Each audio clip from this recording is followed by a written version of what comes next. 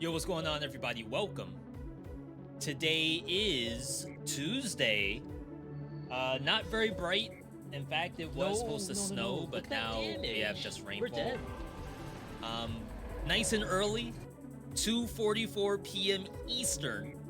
If you're in the US, good afternoon. If you're in the EU or whatever is like in that same general area, good evening.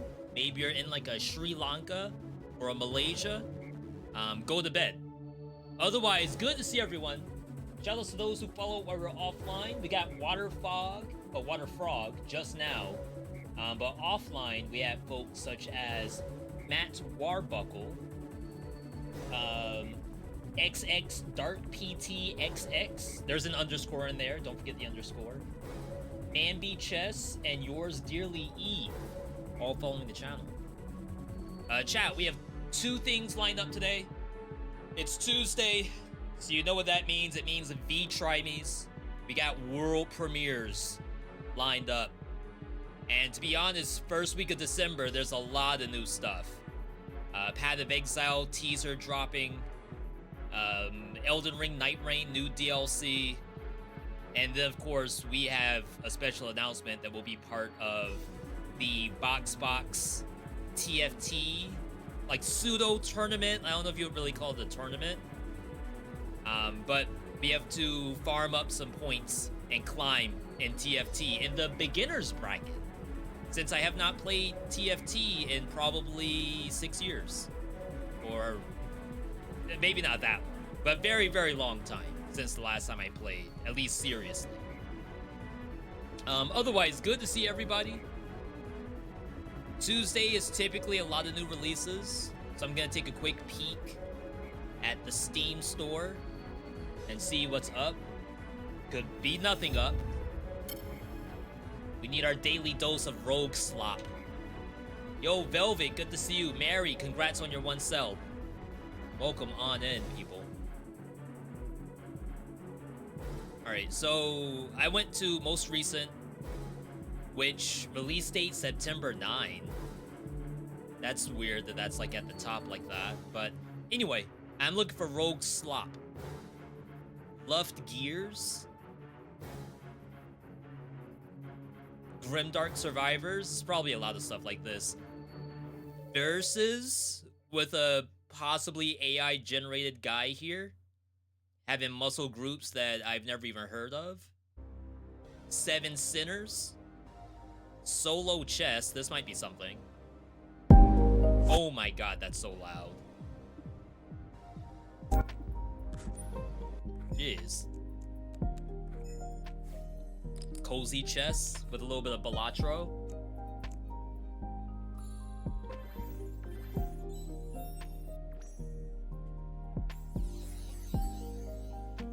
Honestly, I feel like there's barely any chess in here at all. Like, yeah, it has a couple of pieces, but it looks like you're really doing the cards more than anything else. I assume these are basically jokers from Balatro. So it's like, how much chess is there, really? Yo, Water Frog, Balatro UI popping up everywhere. And it's a very, like, punctual... Well, to be honest, this is more cozy, right? So maybe Balatro just fits everything. I just feel like there should be more chess. Yo, Freezelick, I tried the Hades 2 mod. Which Hades 2 mod, if you don't mind me asking? Because they have, apparently, multiple mods going right now.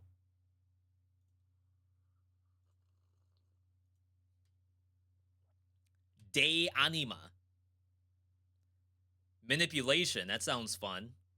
Looks kind of like an RPG Maker game. Sheva.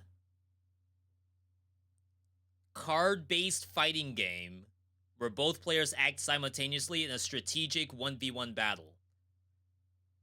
I wonder if it's actually versus other people, because Yomi Hustle is a thing right now. It's gonna be so loud. Alright. And I feel like pseudo turn-based fighting game, Yomi Hustle is the, like, premiere of that.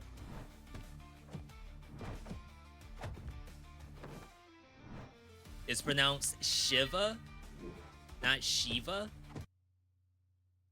Sheva? Sheva from Resident Evil 5? Bring back Sheva.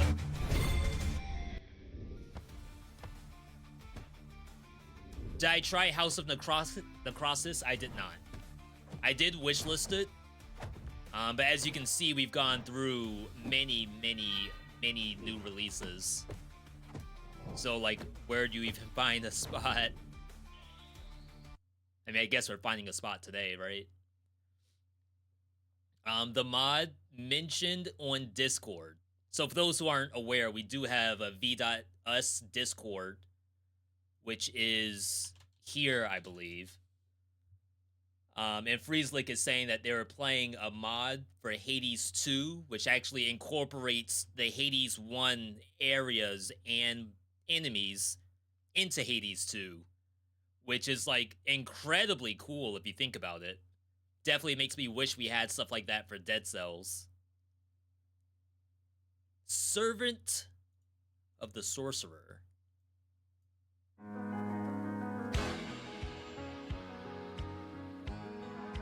Roulette with matching stuff.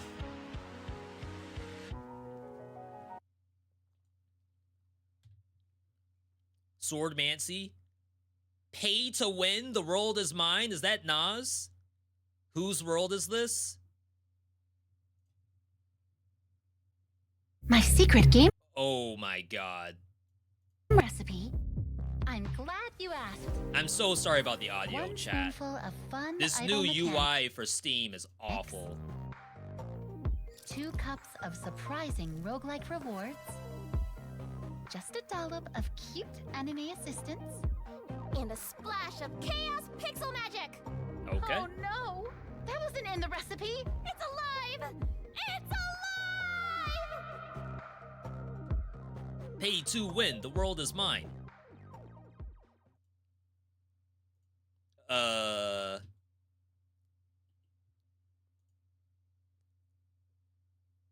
Manage your own game studio and go infinite in a deck building strategy game. Make unique combos for huge results, find secret synergies, item upgrades, and powerful rewards. So it's a game studio simulator, but built off of a deck builder. Let me do that AI check real quick. You already know, we gotta check it. Alright, no disclosures. I mean, there's probably a game here.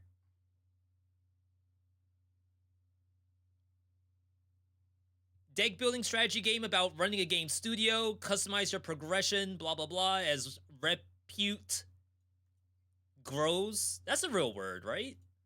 So do your choices. I would like something similar to, not Esports Manager, Esports Godfather.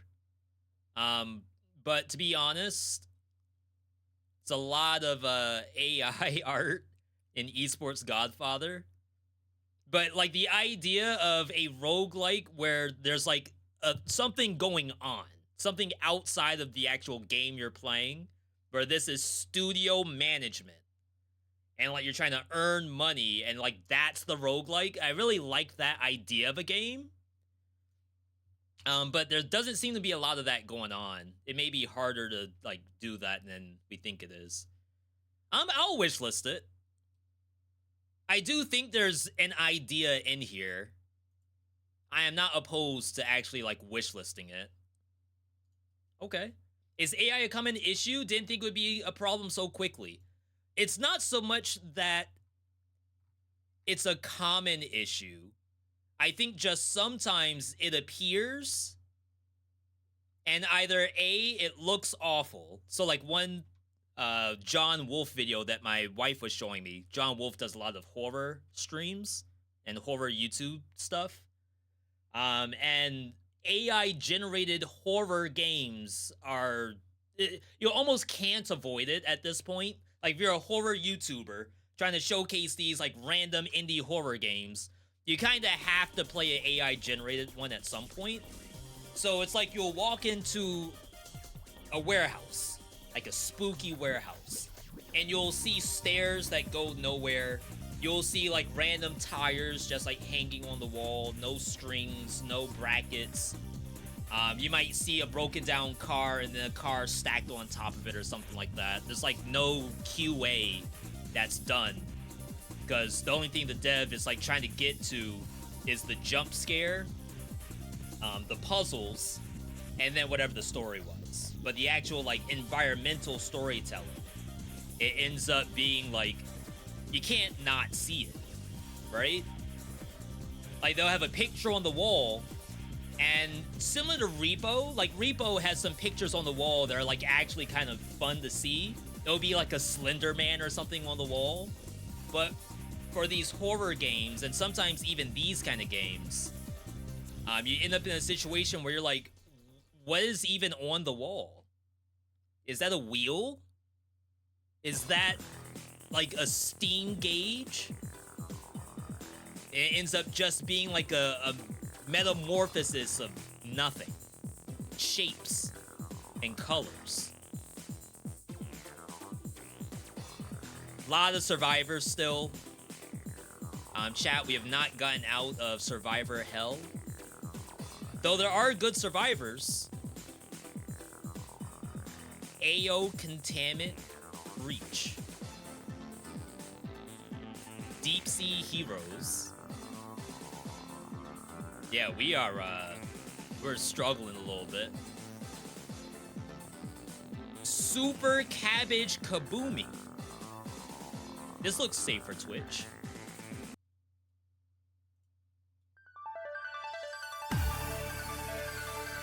Did I like the Deep Rock music? The only music I really remember from Deep Rock is like when you hit the button to go back to the ship, and it's just like kind of going, it's like just epic music, epic chase music. Otherwise, I don't really remember much of the music from Deep Rock. Gardening Peggle. And to be fair, Peglin did do really well. Just saying.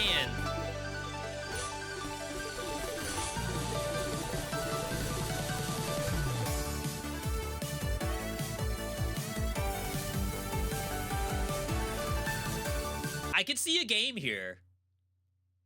It's like, it's not nothing.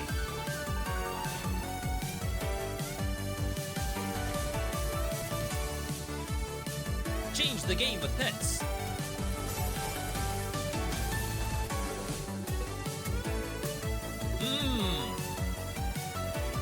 Oh, wow.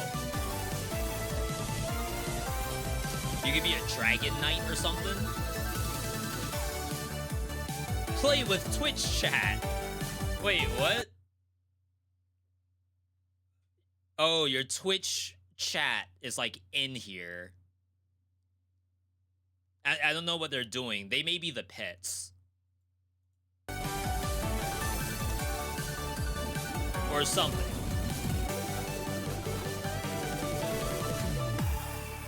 Super Cabbage Kaboomy. Huh. There's a game here. Holy crap. We had to scroll down quite a bit, but we did find something. Because the issue is, if I go over to new and trending, it does give us like one or two brand new things. This one, like, it looks like it could be interesting, but I'm still a little worried about, you know, certain stuff. This was our land. Art related. But outside of that, I mean, there may be a game here too. This is humanity's last frontier. Embody your hero. Awaken your power.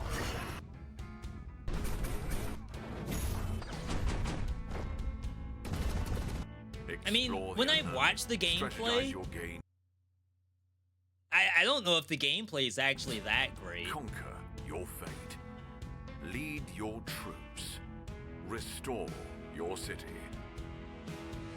Maybe the city building we are part's not pretty fighting cool. Alone. Hegemony. But like this part right here, this to me is like, it's a little bare bones. Like, obviously, I'm not a game dev, so I can't make this myself, but, Aurum. Let's do some hunting. that looked a little bit better. Great battle is a terrible thing. Axiom. The power charges inside of me. I will fight.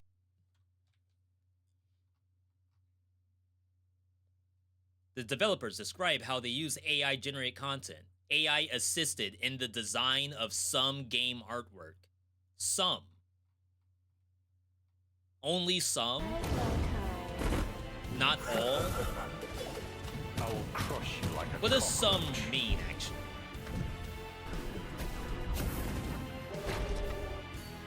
Spirits, guide my power. 16 gigabyte game? There they are. You'll feel my blade. Yes, my lord. That's funny. It would be I've kind of trained interesting my- if, like, you know, your roguelike has, like, really break the game, go infinite kind of stuff in it. So you have to demand, like, 16 gigabytes RAM so your computer can actually process the busted build you Whole made. life for this moment. I guess similar to Hellclock. Our build in Hellclock wouldn't work because I would drop down to 5 FPS. They fixed that eventually, but it's interesting to think, oh, you need a new computer to run our roguelike. Noobs are coming. They're what?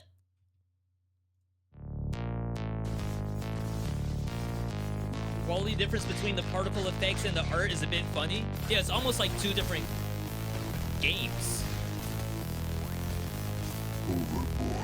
And I guess it's not fair to say, oh, like it has to be all 2D or all 3D. Like there could be a mix, but I think the player shouldn't be able to tell that, oh, this is made by completely different things.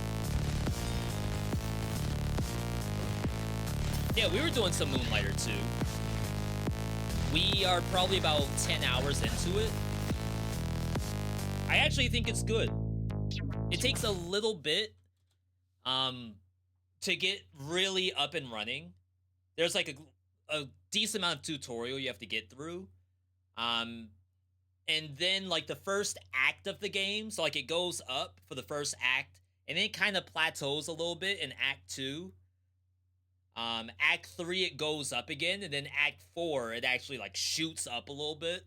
So like where we're at in Act 4 is fantastic. I'm actually dying, funny enough. Earlier I was thinking this game is maybe a little bit too easy. How is Returnal a roguelite? You unlock relics. You're not really making Celine stronger. However, to be fair, there is some Roguevania in there. Oh, how is it as a roguelite? Oh, my bad. I honestly, I prefer to think of Returnal as a campaign game. So if you imagine like a God of War PS5, not really like, I mean, yes, there is some good story in it, but it's more like you're playing a campaign with permadeath. I guess that'd be closer to Hades. If you die, you restart. There's like a bunch of different things you would have collected before you die. So it's like a Roguevania in that case. Similar to how like in Dead Cells, you get the Vine Rune. With Vine Rune, you can access like this new stuff. The same thing happens in Returnal. You find a thing, get that permanently, and now you have access to this other stuff that's going to help you do like the entire campaign. If you die, you do go back to the beginning and then you try again. So I think as a roguelite, if someone is like trying to do busted build maker, technically they added that in a separate game mode called Tower of Sisyphus. where you essentially just try to climb up a tower as far as you can, with some lore in it, to be honest. You climb the tower and you can make a busted build in that. But for the regular game, it's not really that you're making a busted build. It's closer to like, once you reach the end, you would have gotten like this much HP, this many like augments on your gun, these kind of, what were they called? Not leeches. Parasites. These different kinds of parasites, which are like curses. And then you would like formulate your best version of Selene to get through whatever part of the campaign you're in. It's not like this, right? That we're watching right now. Uh-oh, did it freeze? Oh, wow. I didn't know I clicked out. Oh, it was a 30-second trailer. Is it more like a one-story playthrough and done? That depends on what level of immersion you get. I've talked to people who said they played it co-op, skipped all the story, beat it in like a couple of sittings and never played it again. And then there's people like me, I think Coco, I think even Halion did some offline. I was playing Returnal offline almost every night after my live streams. That I was so invested in the game. I loved it. It's one of my favorite games of all time, I think. It's because there's a lot of lore that you can find. There's lore in the items themselves, like in Dark Souls. Like, you click the description and it tells you this kind of stuff. So, like, that was the game to me. It's like, oh, I found this new augment. I read the augment's lore. And there's, like, a alien language you have to translate. So I found new translations and I went backward to the catalog and read through the new translations I had. Like, that's the game to me. If people are going in just as a co-op action game, I don't think it goes for longer than, like, maybe 10 hours. But outside of that, like, I freaking loved it. Change your name. No more freeze lit.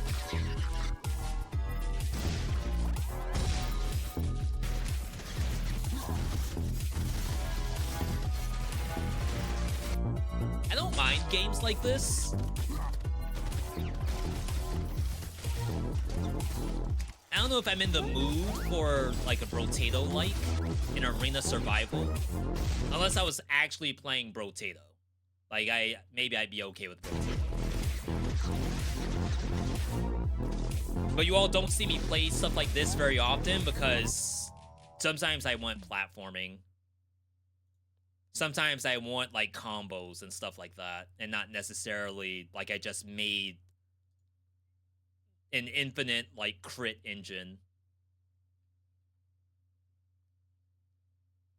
Roguelike auto-battler, holder of place. Chat, we're gonna be doing TFT this week. I think Thursday is gonna be the start of TFT boot camp. I think it starts tomorrow, but tomorrow we're doing Fellowship.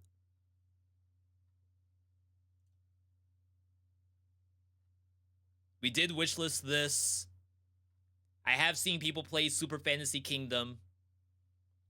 But unfortunately, new and trending is going to show us stuff from months ago. I want to see, like, actually new games that people are playing. Unless you're going to tell me everyone's still playing Hades 2 and Mega Bonk.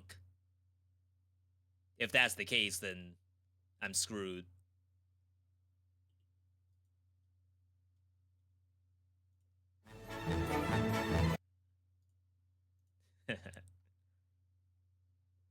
Oh, snap. I actually want to play this. Chat, we have 2 more trailers to look at. This and one more. Morsels actually does look good. I don't see why anyone would play this over Brotato, except if you prefer that kind of graphic. Maybe you're maxed out in Brotato. Where are you gonna play next?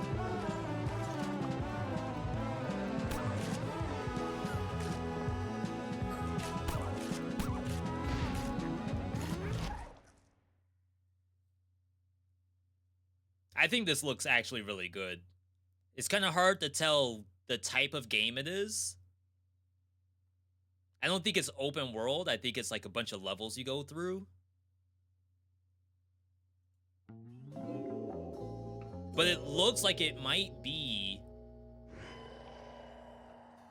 pretty well done. Brotato has mod support, so you don't ever have to stop playing Brotato. It's funny, Retromation was at the point where he was like making his own mods. So he asked us in the Discord what kind of things we want to see like custom in Brotato. I don't remember what mine was because it was 2 years ago at this point, but you can like make your own stuff. It's, according to him, it's very easy to do it.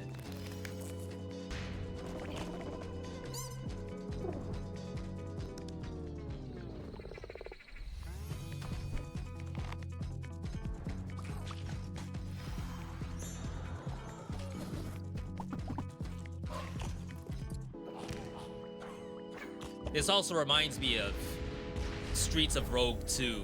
We don't have a date yet. Guess I'm late here, late to changing your name here on Twitch. You've changed it everywhere else. I have to re-download Helldivers 2.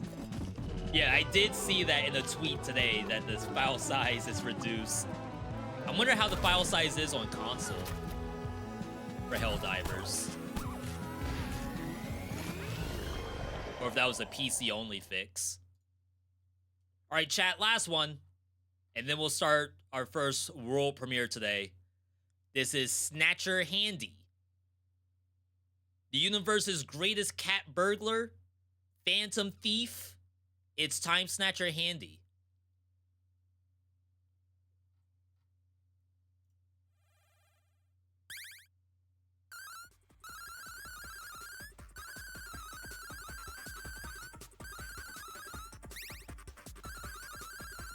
A little bit of Tiny Rogue vibes. Did I try Doomsday Hunters? No, that one doesn't sound familiar.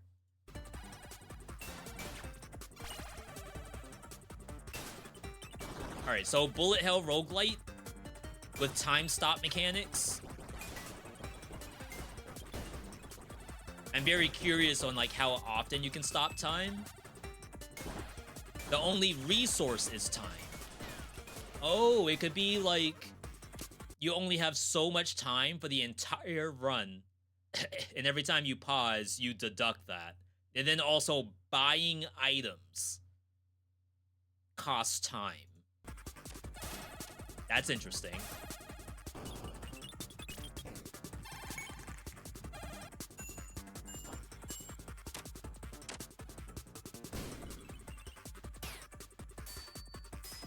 Definitely would like to know how you get your time back.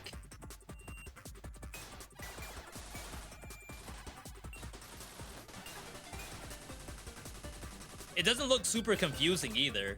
Sometimes I worry, like, if I do a world premiere roguelite, can the viewer tell what's going on? Wait, this looks kind of poggy, actually.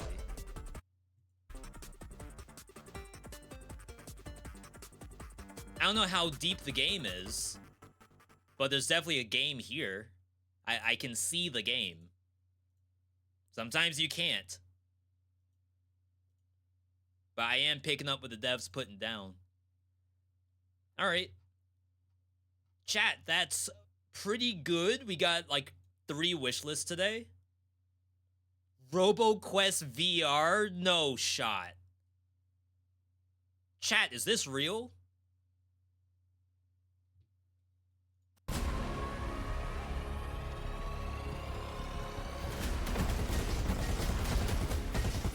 There's no way this functions. Like, at all. There's too much movement. How do you do anything?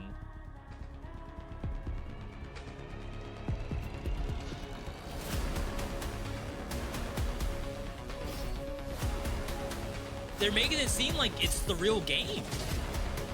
Like, okay, if you just grapple hook everywhere, right? that would make a little bit of sense.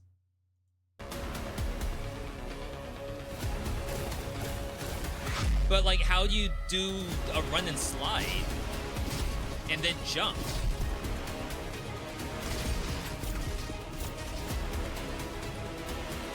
I don't know.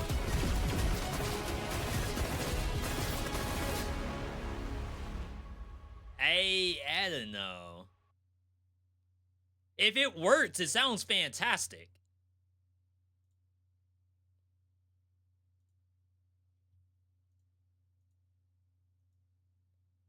But there's no way. Motion sickness final boss? I'm gonna have to line this place with pillows in every direction. I'm gonna look so dumb doing this. $30!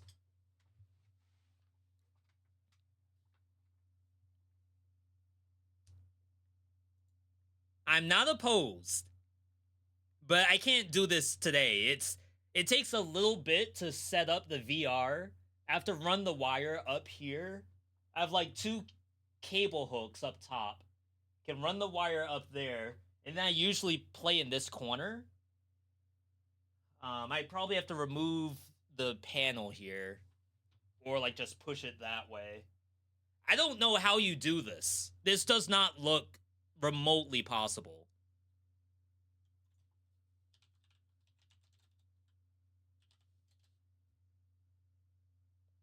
Review. Launch trailers. The best feeling guns in VR. Yo, Beardo, I trust Beardo. I don't know this guy, but I trust him. He looks like he knows what he's talking about. I'm not gonna beat around the bush with this one. I'm just going to come out and say it straight away. If you like VR, you should buy this game. RoboQuest VR is going to become my new addiction. All right. All the bullets flying out as well. Right, I'll empty the clip. Now you can spawn in a clip in your left hand and slam it in, or just trying to get to the combat. Bring your gun down to your hip to do a reload. So there's a couple of different Paid options. actor? All the no, guns I trust them. feel chunky, impactful, and fun to use. Let's He's shoot even some got an bloody accent. robots. Now, this game is designed to be played like quickly. I think if you're into like quick, fast, frantic roguelike games or shooters in general, then you are going to have a whale of a time. Okay, to be completely honest, I get motion sick playing Phasmophobia VR. If it's just move the joystick, I don't know if I can do this. The first few rooms are kind of like a little bit slower, kind of ease you into the action, but the further you get in, the crazier things get. Hello, robots. Now, honestly, like you've got the box on your head. It's not always the most. Not doing any comfortable run thing in and the world. slide. Look at this big slug man. Oh, don't shoot me, you stupid slug man. Reload. Right, get rid of you, get rid of you, get rid of you. Okay, we're in a sticky. Okay, so now immediately things start to ramp up. It As works. soon as you start to throw in some of the bigger enemies, things get a little bit messier. Right, you need to die, brother. You need to die right now. Come on, come on, come on, come on. There we go, he's dead. He's spinning around. Has no idea how to play the game. I don't think you can do normal RoboQuest in RoboQuest VR. That sounds like just a way to throw up. Oh, how's my health doing? Like, that's... Imagine playing Sonic the Hedgehog in VR. Sonic Unleashed VR. There's no way. How's my health? Okay, I'm alright, I'm alright, I'm alright. Yep, get those. Your brain would break. Clear out these freaks. What is this? Dual sawn-offs. Oh, I don't know if I like that. That's going to be kind of slow, isn't it? Oh, the Well, dual we're gonna do hand it is now. going to be worse, right? Bosh, bosh. Okay, that's cool. Stunned? Don't stun me. Who's doing that? Right, someone's stunning me and I don't like it. Oh, stun. Like, wave if or one something. joystick is for Is it you? movement, Oh, you have to, okay, like, pissed. Oh, shoot I am getting and move destroyed. the joystick at the same Run away. time with the same okay, I hand. need some health right now. Uh-oh. Uh-oh, uh-oh, uh-oh. Reload him, reload him. Reload him, reload him. See what? Huh. Maybe you have to sit down while playing this. Maybe that's the secret. Because notice, he's not, like, physically turning either to shoot, like, on the other side. He's turning the camera in the game. I like the idea. I wishlisted it. I'm not gonna say it's never gonna happen. But remind me the day I do this to take some extra Pepto-Bismol or something. Or an Alka-Seltzer. There's no way you can play that game straight up.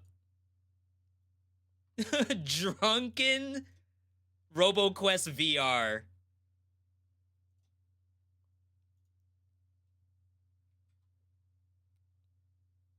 This game is super fun, non-VR. Yeah, it's probably one of the best roguelikes, especially in the FPS genre. People love it. But to put the VR goggles on and try to do the same thing, that sounds physically painful.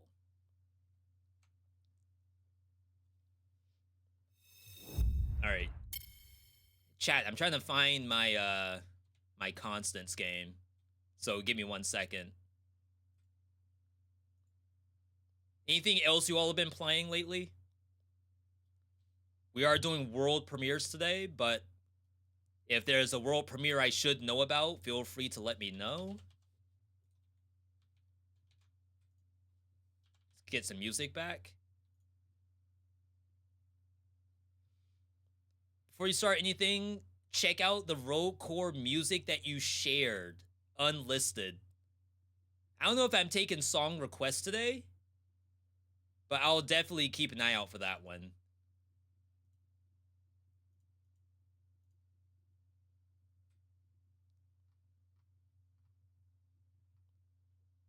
Here we are.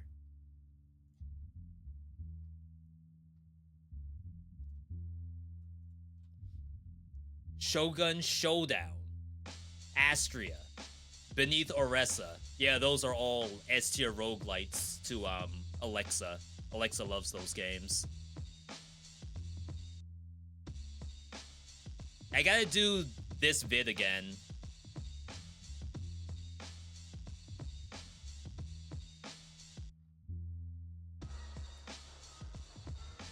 Ranking action roguelike games based on your reviews. This is like basically a tier list with only 12 games on it. So I could put hidden gems plus like super popular stuff on it. Oh, you all can't see it. My bad. Like, I would love to do another one of these with like your Astrias and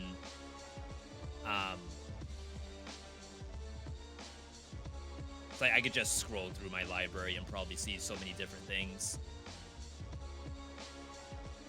I was thinking about Neon Echo today, which is a failed game.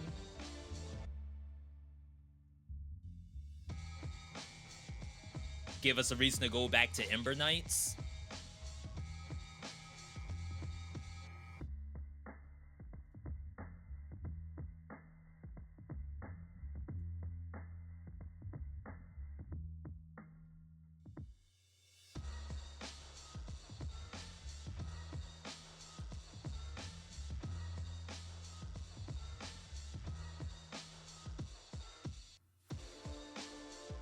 Yeah, sorry, this is taking me a little while. I lost the email.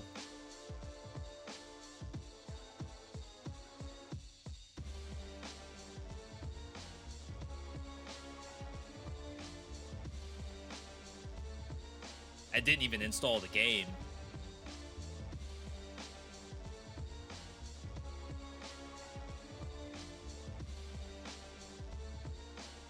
$1.56 gigabytes. That's how you know it's a good game.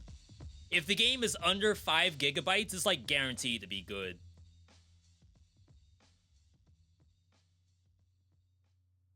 Anything above that, questionable if it's just a Bitcoin miner.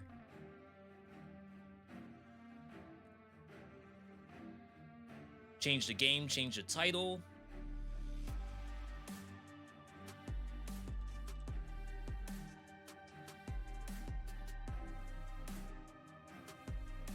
Been playing hectic desktop idle games. I actually just saw another tweet of a co-working game.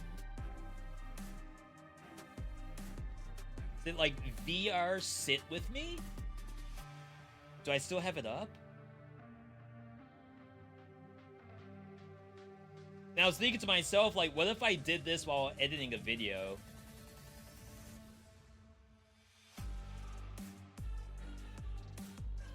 It can't be that far up.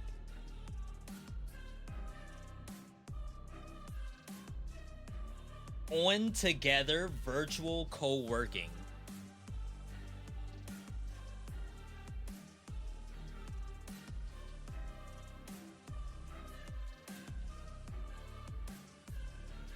Free version.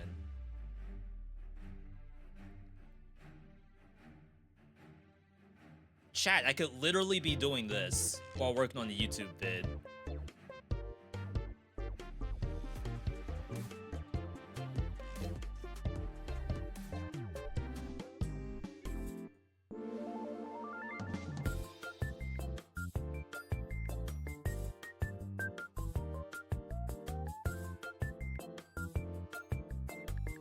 Controller.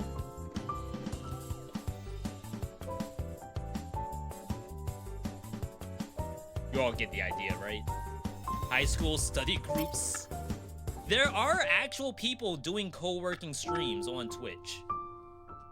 I've clicked into them because I thought maybe it would keep me from clicking into someone playing Marvel Rivals or something. I want to be productive. You know what I did today? I played Marvel Rivals Zombies today. That's how productive I was. To be fair, I did send I sent one invoice. I got the mail. Okay, hang on. I brought the garbage can in from the side of the road.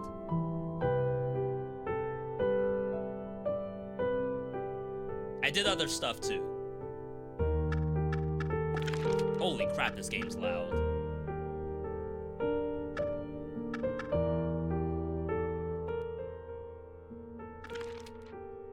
They're really big now. Zoom calls as well with 100 people all just doing random stuff. Where do you even find the 100 people to do that if you're not a live streamer? Silk Song who? I should put that in the title. Anything but Silk Song. That's the game that we're playing today. That's today's V Try Me. He'll do anything but play Silk Song.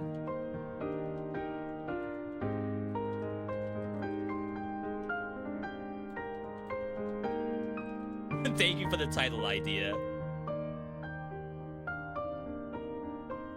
Alright.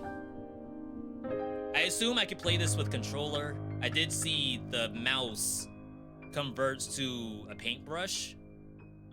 But I don't know if I'd really want to play this keyboard and mouse. I wouldn't play Hollow Knight keyboard and mouse, I think. Yo, co-working streamer right here. We just talked about that. Look at that inbox. I turned the volume down, by the way. Seems to have not helped.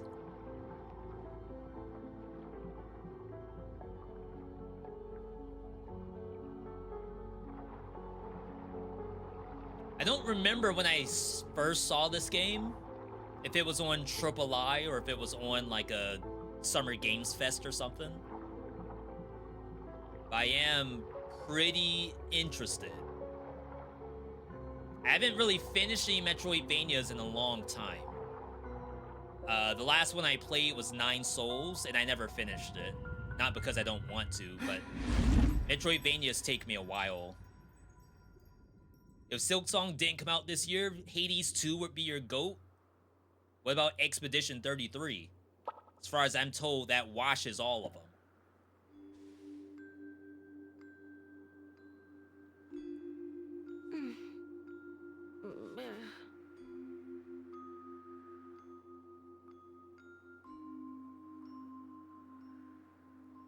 Anything but work at my job. I'll live here.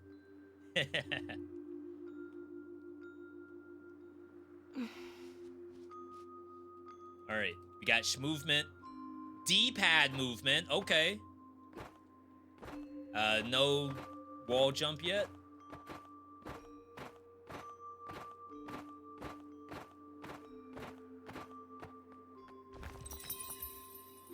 As she reached the edge, she dared to leap. Alright, we have no double jump.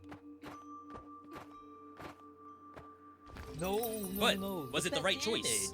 We're dead. Think games released in October, November, December have an unfair advantage for any award. So seeing Expedition 33 was released in April still gets so much hype since. It's a good idea for sure. But does that mean October, November, December, those games should be allowed in the next summer, not Summer Games Fest, the next Game Awards for 2026?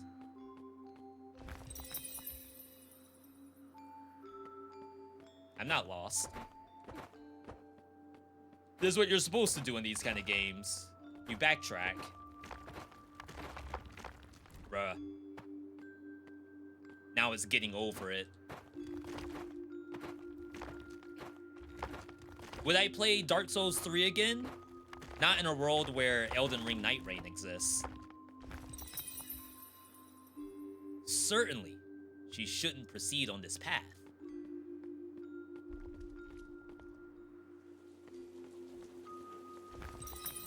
But she wouldn't listen to reason. The date they release shouldn't have an effect on the quality of overall game, but they may overshadow other good games. Sometimes, let's say for example, I'm making a Western RPG, you know? Expedition 33 comes out in April. My dev team, we were gonna release our game in July, and I say stop everything. All production. We're gonna push the game out 4 months. Release in October. Why? Expedition 33 did so well.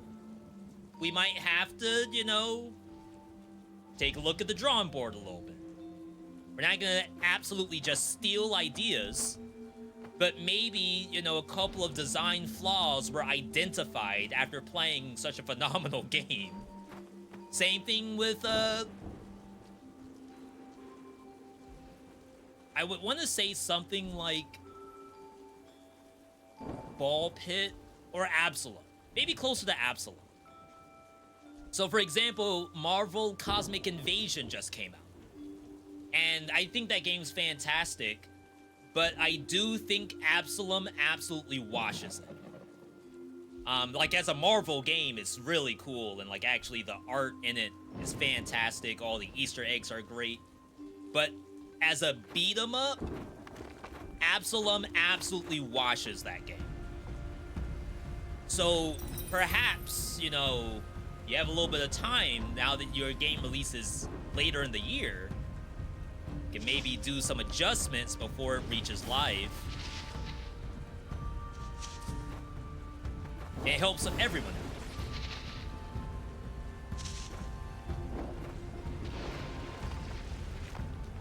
For some reason, I thought the lightning strike would cancel that. Bruh.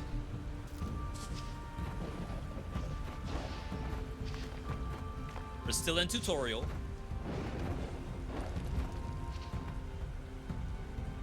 You all may not know this, but I am an expert at Metroidvanias.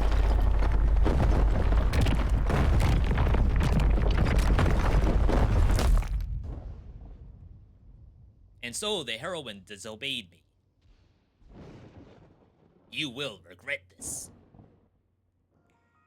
Kingu, welcome on in.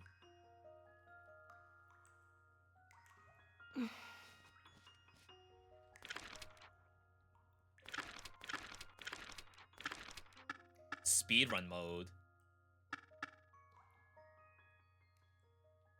Maybe it's just the cutscenes that are loud.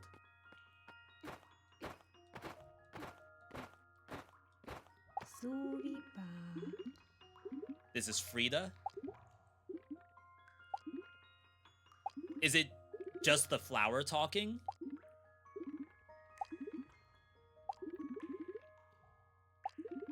Or is there someone in there?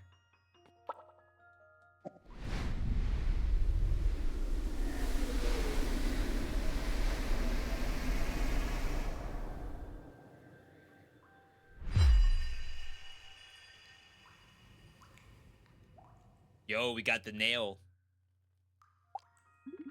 good.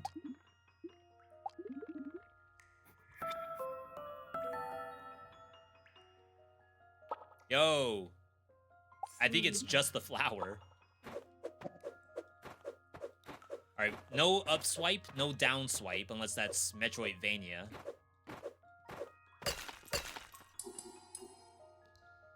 Hearts is our HP. And there's money. There's air stall.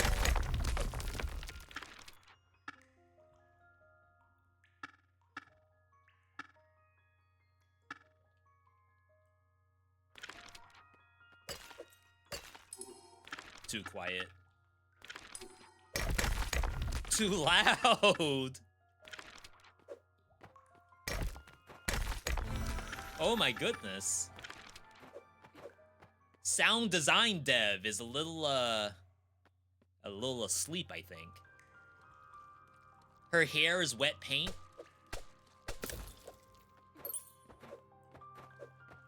Yeah, I gotta say, if I were to make a game, 90% of my budget would go towards the art. 10% goes towards the gameplay.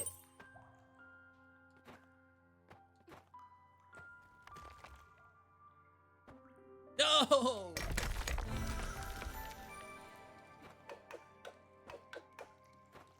Huh. Seems like something should be there.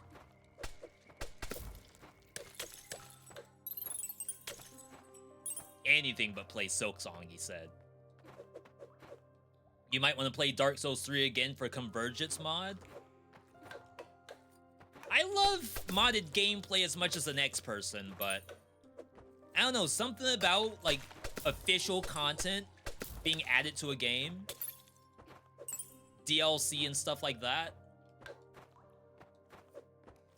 And plus, there's like a bajillion games to play.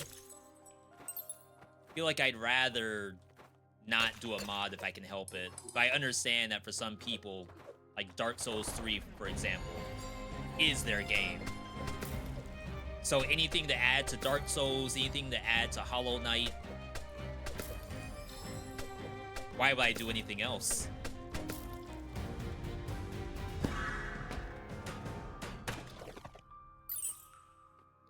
Alright, we're still in tutorial, I assume. Just classic bugs here and there. Not a big deal.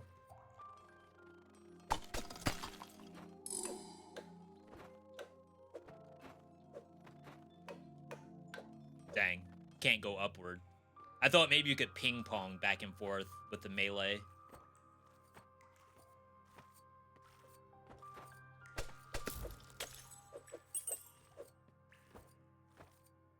I know the game gets like really crazy with platforming. Haven't even looked at the map yet. How in the world are you playing a Metroidvania and have not looked at the map? It's because there is no map.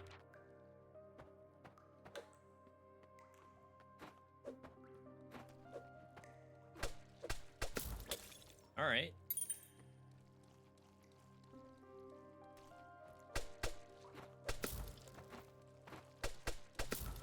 The air stall is really satisfying.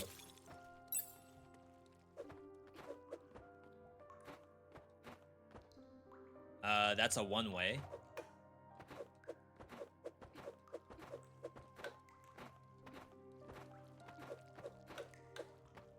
Boss placement, rebalancing, all kind of stuff that you can find in the mod. I thought Miyazaki's games were perfect.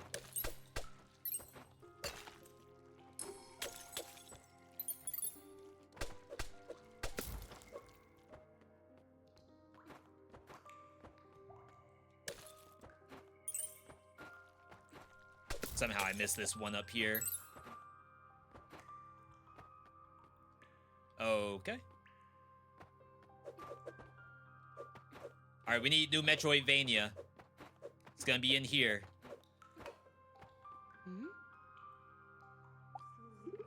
Oh, wow. Wait! You're doing so well, but sometimes we gotta rest. Here's a save point. There you go. Breathe in. Chat, unlock that jaw.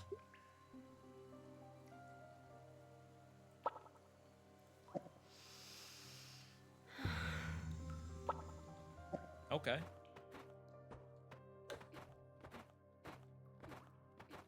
Can't do that yet until we get Slide. Miyazaki's games aren't perfect. All of them have bad cameras except Armored Core. I'm sure, like, Armored Core 6 has its issues, too. I wouldn't say there was an issue, but I'm biased.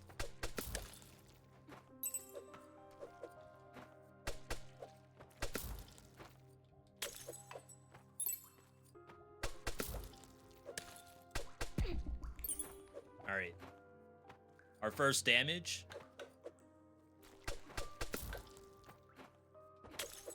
The character's hitbox is a little bit... It's a lot smaller than I thought it was. Like, there are some instances where the bug is, like, right on me. But I'm not gonna get hit just yet. This must be the crouch, because it's a one-way.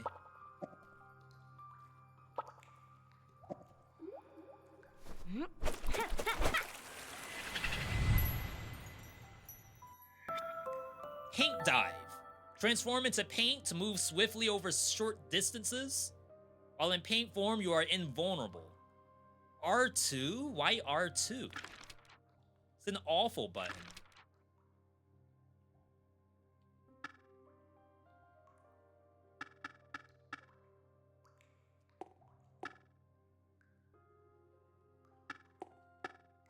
Okay. Splatoon looking at? Okay.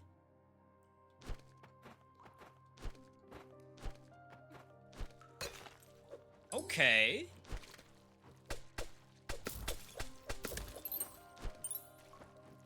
That's fun. I know it's about as simple as a dodge roll, but the placement of these, it's like really exciting. Oh god.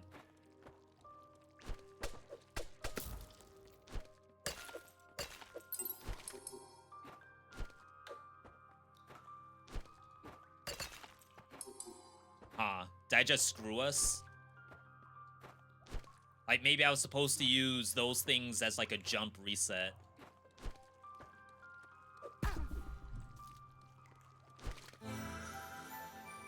Never mind. It was... So I thought I would do something like that, hit those, and then dash again. Definitely was not as complicated as I thought. Oh, there's a paint meter. Wow, you can actually only dash so long as you have stamina. Yo, Malgus, have a good night. Thanks for stopping by. Interesting.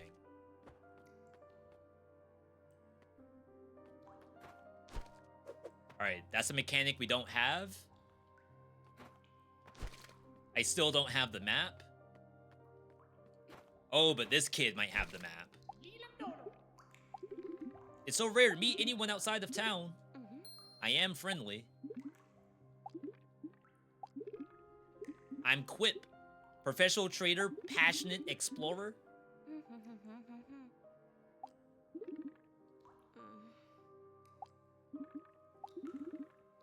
Tell you what, come by Junction Town. I'll prepare a selection of my finest treasures just for you. The mayor might be able to help you get back home.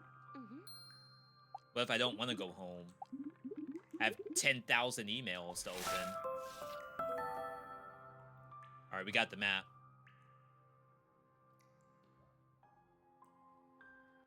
Oh. Okay. So, classic Metroidvania looking map. Does not reveal the details of the area you're currently in, except for major landmarks.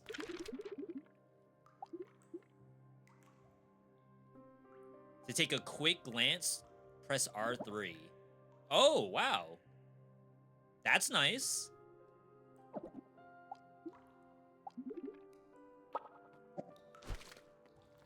Because, like, typically, you would just be sitting there, like, waiting for the loading screen of the map.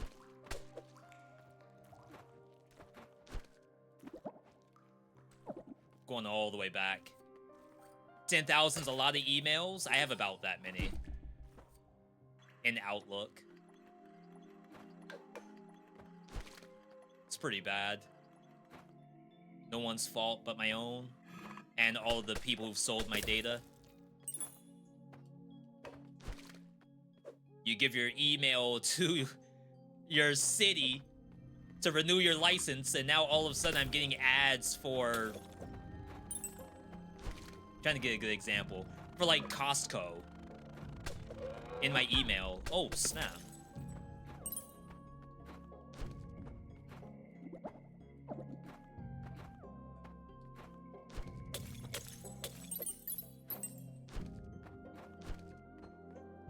Why does my supermarket ad include fan service? That's the future. That's how they keep you actually engaged in the ad. It's like the TikToks you see that have Subway Surfers on the side of it.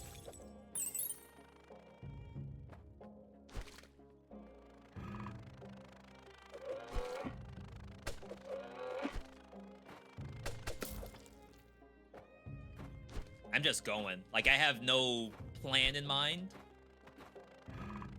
Usually for a Metroidvania, I'm backtracking a lot to make sure I don't miss anything. Dang. I thought maybe I could attack cancel out of the dash.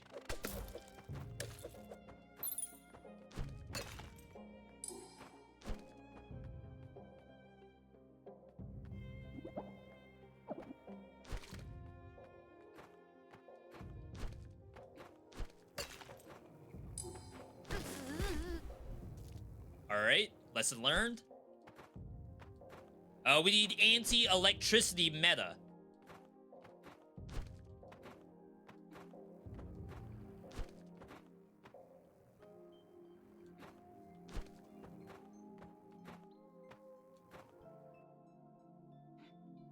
Oh, snap. First boss fight? Am I still using Outlook for my email? Technically I'm not. And that's why it's got like 10 million unopened emails.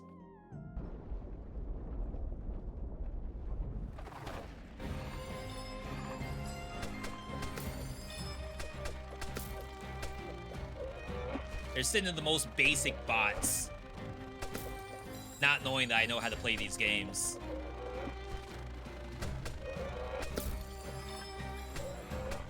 Especially when they add the dodge roll. Chat, does Silksong have a dodge roll? For the people who actually played that?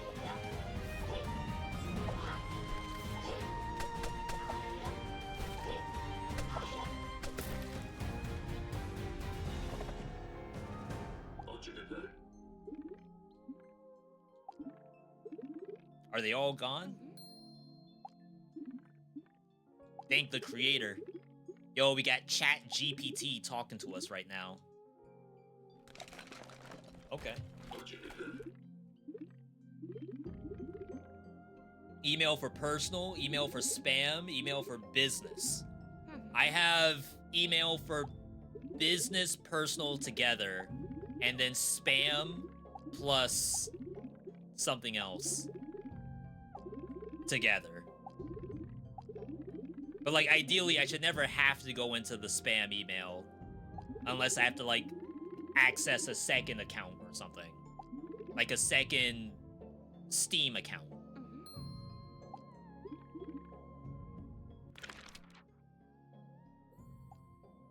Wow. Big map. Like, if this is essentially the world map as we know it, it could be more than this, of course, but that's, like, 2 biomes away.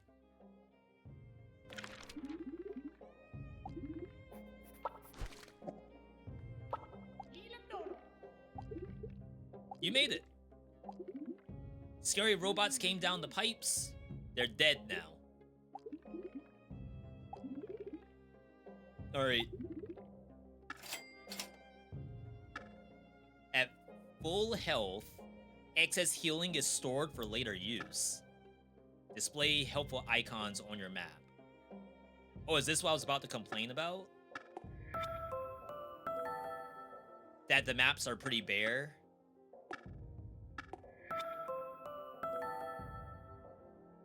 Silksong does have dodge roll, but only if you're like super good at the game, otherwise not really.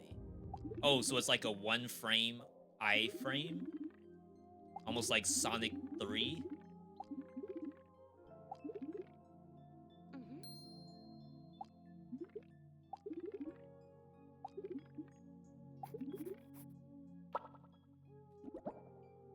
Okay, so yeah, this now shows there's NPCs and shops.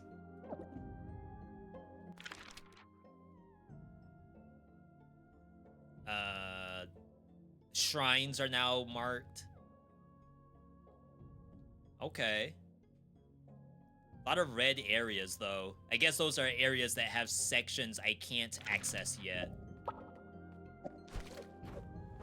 It's a charm you can equip, but it's a little gimmicky. Interesting. So they did the same thing as Hollow Knight, where you can equip different charms to augment the character.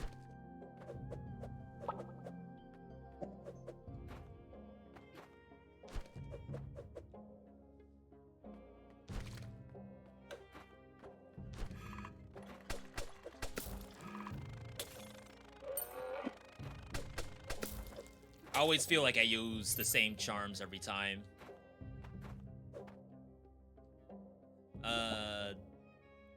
I assume down just automatically hurts you.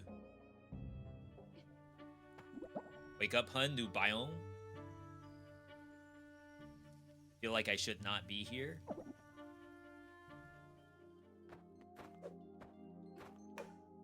So yeah, this is red. Red to me is a symbol that this area's not done. So it must be that I have to go down there to finish it, but I don't have the tech yet.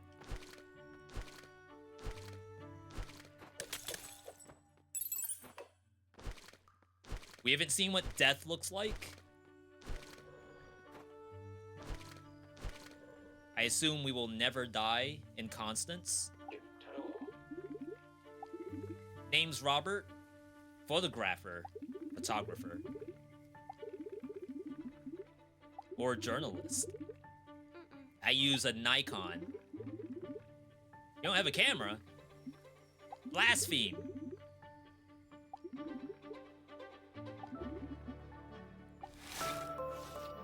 Yo, we got photo mode. Give this bad boy a try and capture us in this room. Oh, snap.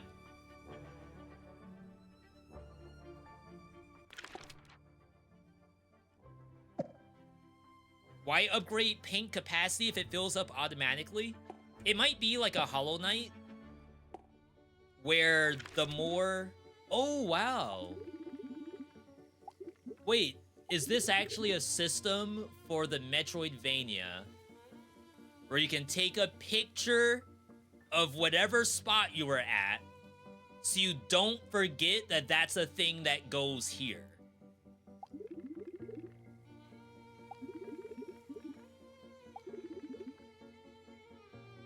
What a cool way to go about it. Because typically, the best they give you is a map marker. I think Prince of Persia Lost Crown does that, where you get map markers you can place down. But Metroid Dread, I don't think has that. So now it's like, oh, this was a thing that I remember from 3 days ago. I took the screenshot. Where in the world was that? So, like, crystals. Like, where in the world are the crystals? Oh, they're here. I cannot touch that. Okay. Anyway, what I was saying about the ink. It could be that it's either Hollow Knight where the ink becomes a skill system. Right now I use ink whenever I dodge roll. So you can see like I'm running out. But maybe like we'll get skills that spend ink as well.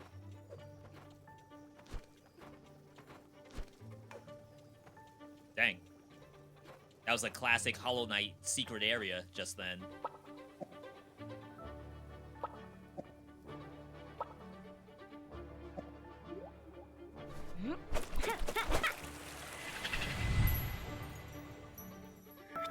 Paint stab. Thrust your paintbrush to damage enemies and temporarily remove corruption. Can be used horizontally and vertically. It even changed my button layout, because I did change it from circle to R2. Good job, devs.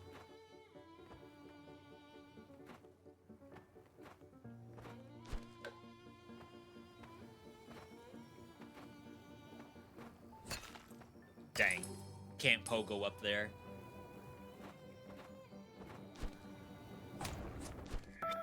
Corruption.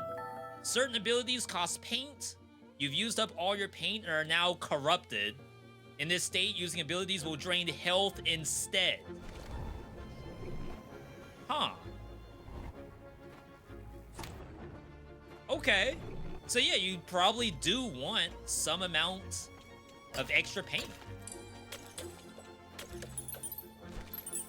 It's the 5 things I wish I knew.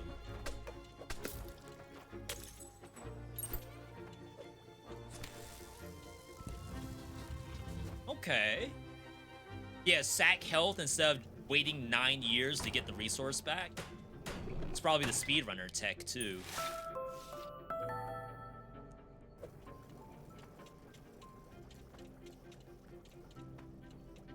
They were thinking when they made this.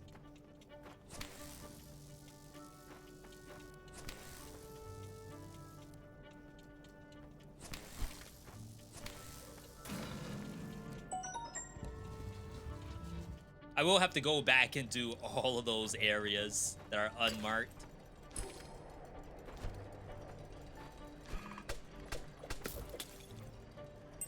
Elevator?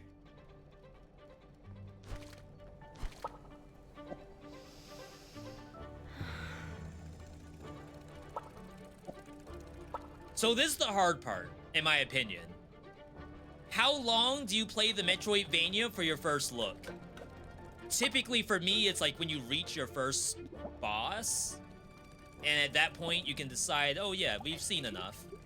We can go ahead and next game it.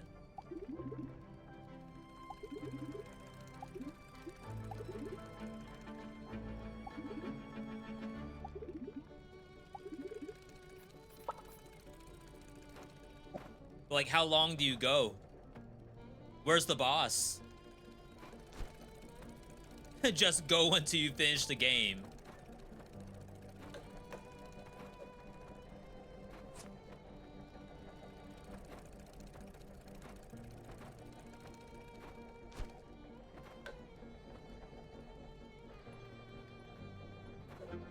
Yeah, it couldn't be the tutorial boss either. It's gotta be a real looking boss.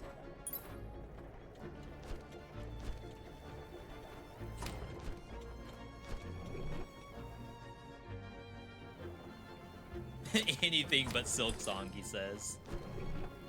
Why is that so funny to me?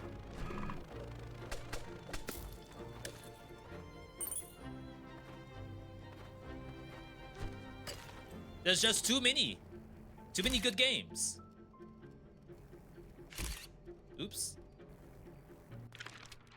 Oh yeah, we can do R3. I don't have to press start all the time. You can even walk with this up. Holy crap. How has no one ever done this? Why is this a world first quality of life? Are you kidding me? Bruh.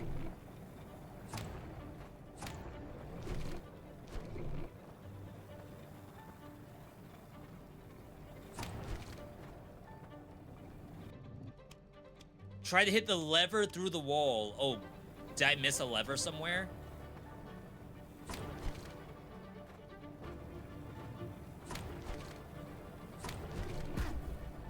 Unlucky. Ooh, the timing's a little tight now.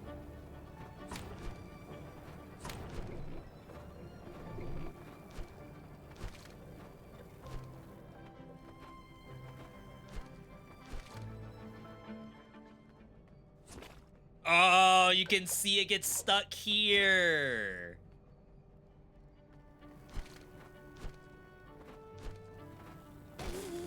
My bad. Yo, the visceral explosion of my life force. My paint just goes everywhere.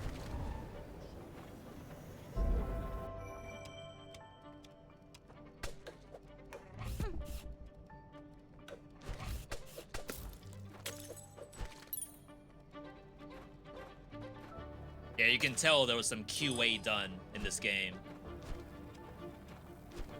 QA isn't always, are there bugs? Sometimes it's a matter of, will the game have the player exploit stuff? Is the player a little bit too smart?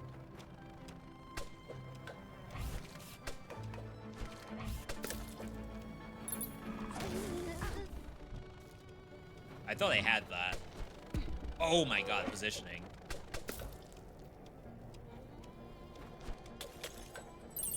Looks like you only get one dash.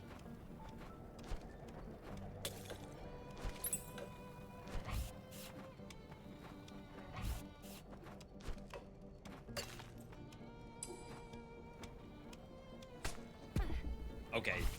No pogo, from what I can tell. Maybe that's something that shows up later.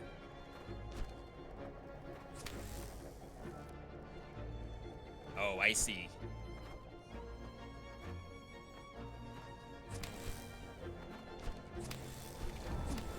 That costs life. I don't know if there was any other way. I'm about to freaking die.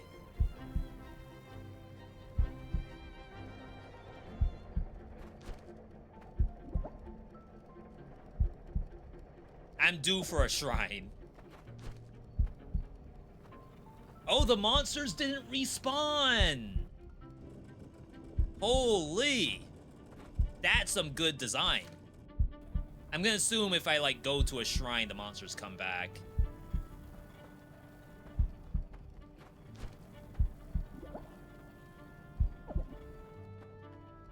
Ah, I can't do this yet.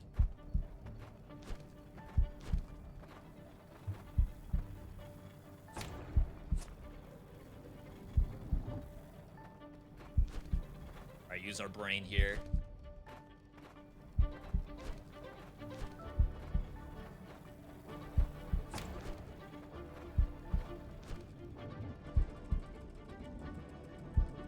I do wish I could duck. It's like when I'm... Ooh, I didn't lose life. That's nice.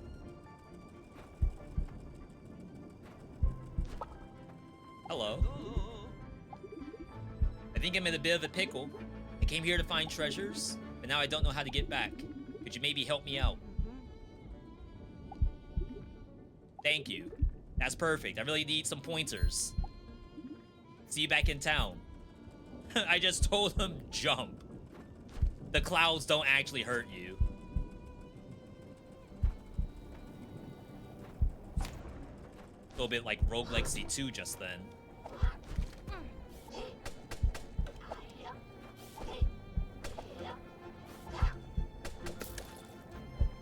A little bit unfortunate. That's contact damage.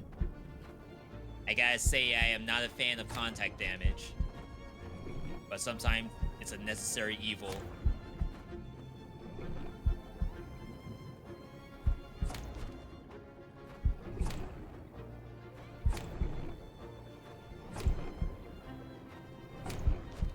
Oh my god, that's so bad.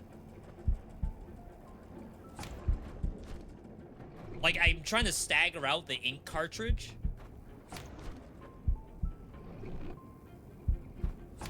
So I don't know how much HP I lose.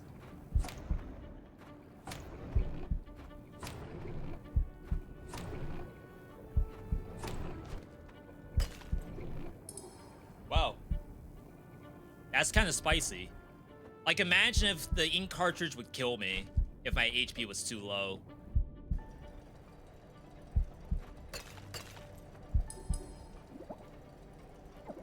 How is there no shrine, for real?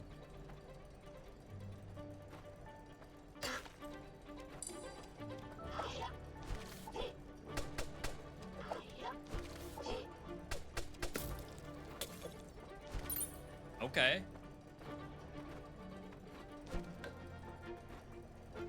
Or I guess it would be interesting if, like, rather than just kill you and put you back at spawn, it puts you back on the platform, similar to if you fell. So you know that, oh, okay, if I spend life here, it's essentially the same as falling. Oh my god, I'm boosted.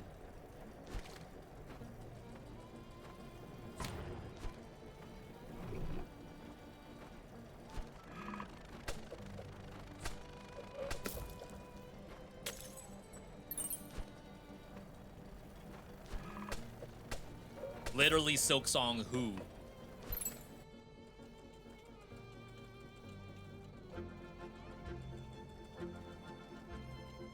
There's the issue of being able to spam ink skills if you're 1 HP. The other speedrun strat. Spam R2 until you have none left. Alright, we can't go up. We need wall run.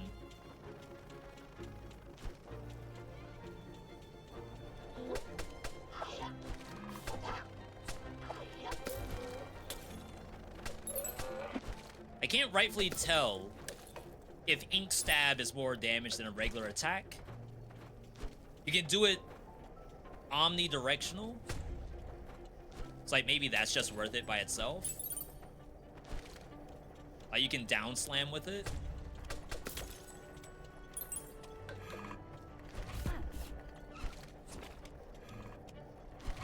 Oh my god. That's so bad. Like, how dare I get hit by stuff like that?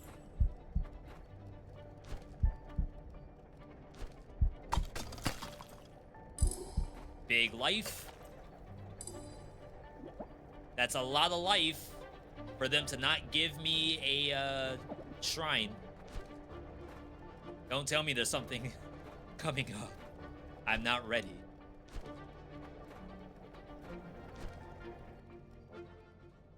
Oh, we got the shortcut.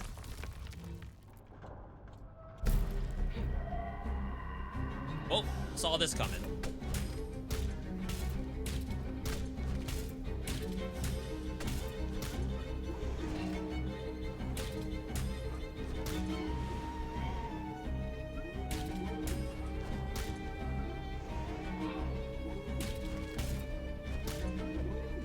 I don't know if I can stand on the thing.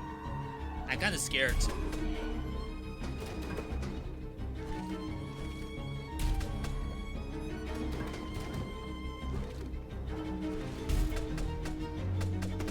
Oh my god, I got baited.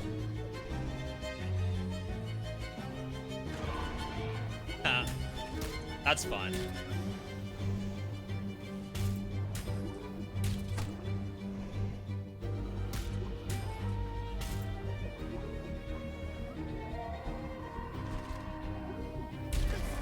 Oh, yeah, I can't melee it, period.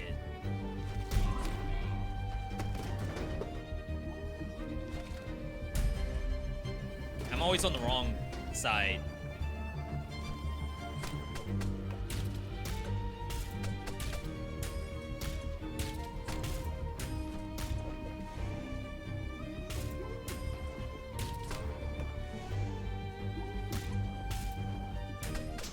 Nice. Okay. I'm picking up what the game's putting down. That was pretty, I was about to say, not a round two. That was pretty entertaining. Collect your first Lightstone. Okay. I'm feeling it.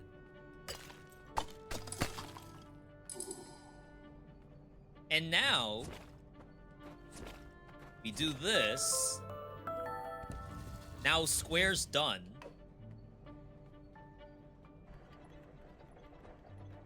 And we're back to elevator. Yo, this was sick. And like I said, I don't play a lot of Metroidvanias, nor do I finish them when I do play them. But I thought that was, like, kind of legit. And then we played Crowsworn. I didn't think Crowsworn would actually ever see the light of day. I thought we would actually, not that I am a Kickstarter, but I was a little bit afraid that the Kickstarter would, go kaput.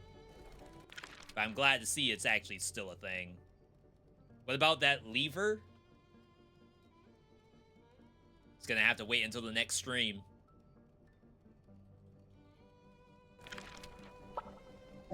I think we're good the next game. It got a trailer for IGN. I did hear about that. And that's good. Like, I would hate for another Kickstarter to, go kaput after people put a bunch of money into it. But I do feel like I heard nothing for Crowsworn for a long time. Technically, we heard nothing for Silksong for a long time. So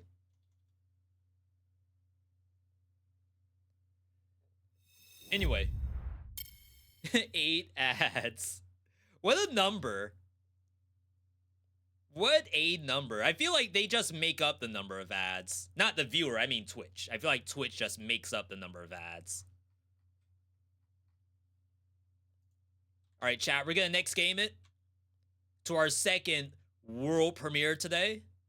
I would say Constance gets a seal of approval from me. A good round of applause for Constance. That was actually very fun. Let's hope the next game is as good. I would be a little worried. I have not checked the store page for the reviews yet. But coming off of what we just did, I don't know. We'll see. Crowsworn looking like a top 5 easy. There's another game. So obviously there's...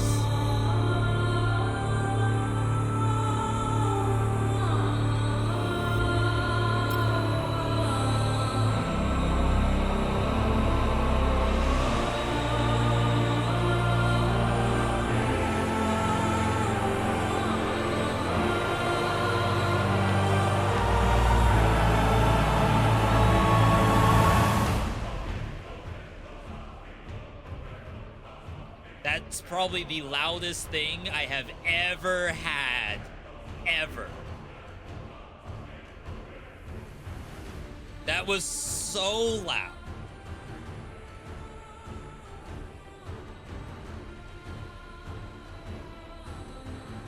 Windowed full screen. For some reason, it's not capturing.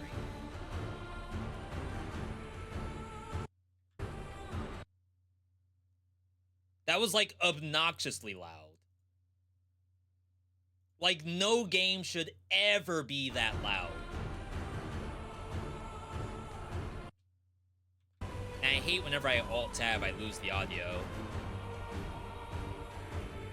Good job, devs. 3D headphones off? My headphones are 3D, I can touch them. They, like, kind of pop out a little bit. I got 3D headset.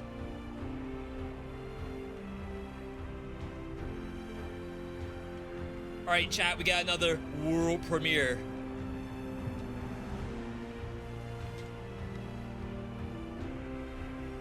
After Blast. Hang on to your wallets, people.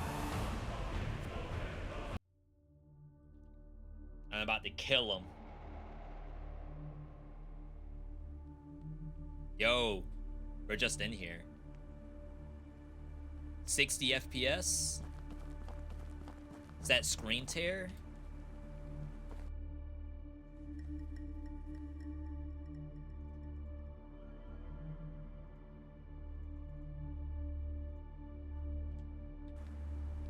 Okay, that's better.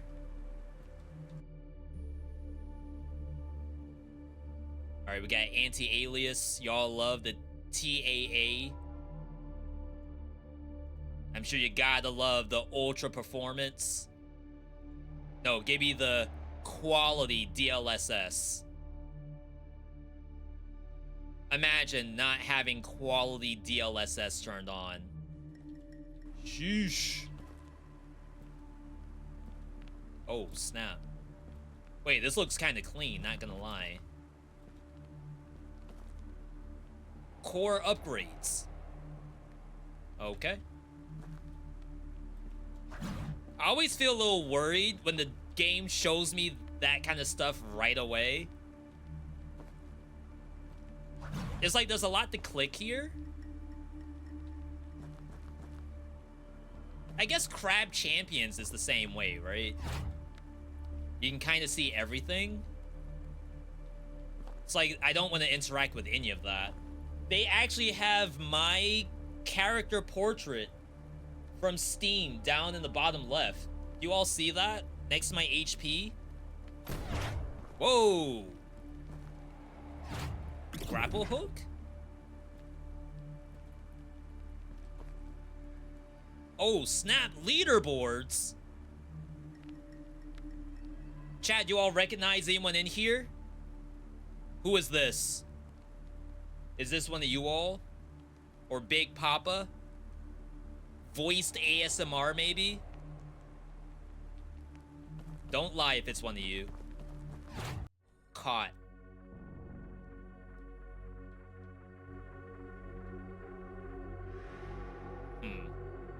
Reloading. Forgotten Ruins. Find an active portal. There's like no tutorial. We're just going. This assault rifle has 3 stars. Crit, move speed, primary ability, special ability. Has a cooldown.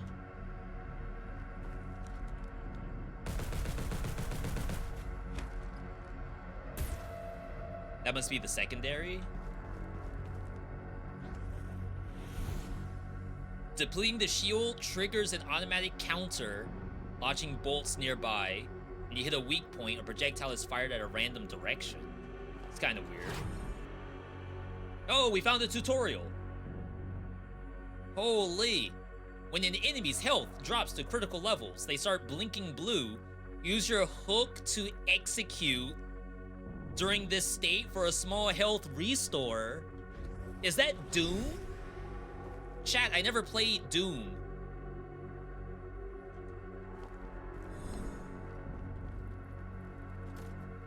Like Doom 2016, Doom Eternal. I never played those.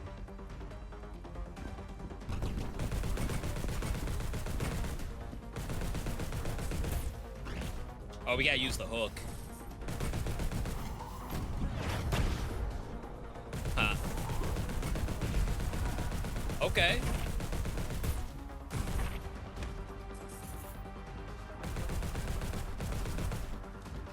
So does that mean there's not a basic melee? Which is fine.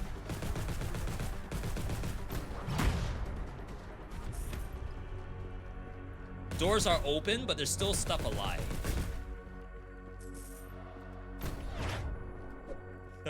Oh wow, there's mounting. Really?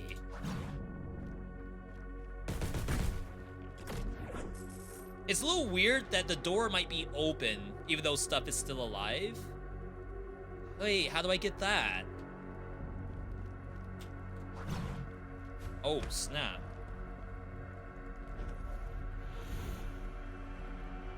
Get 100% of shield.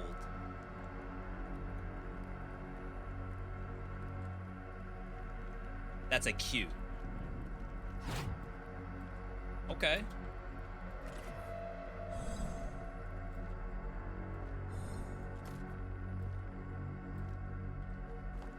This portal is inactive. Find an active portal. Huh?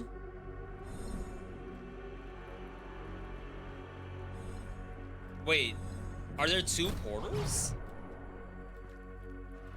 Yo, momentum is real.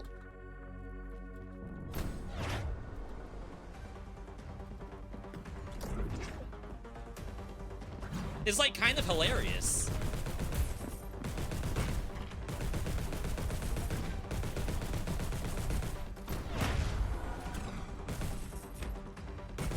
Takes you a long time to get your shield back. I know I put some points into don't refill.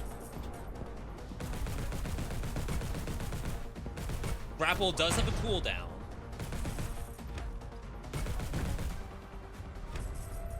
Chat, how does this look on stream? I feel like it's probably bitrate hell. There's a lot of colors, plus foliage. Am I a pixelated mess?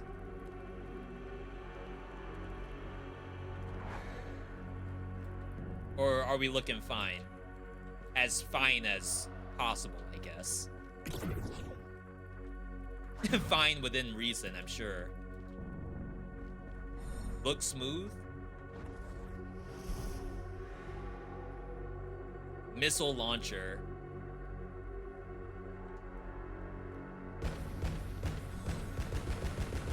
Huh. Well, they certainly know how to pog me up. I can say that.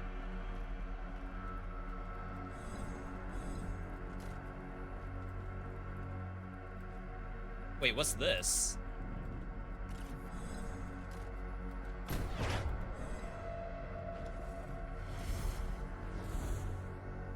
Weapon skill cooldown, crit chance 21. That's a big number, isn't it? Stick with what we have. No recycle from the look of it. Smoother than a Buffalo Trace on a Friday night? Huh? Like Buffalo Bills? Like football? You lost me.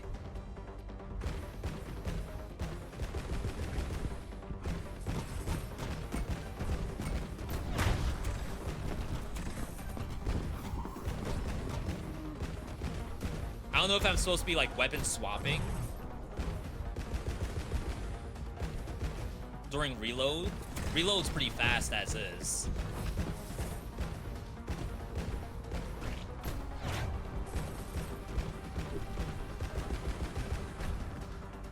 Definitely hitting stuff in the air with this weapon's awful.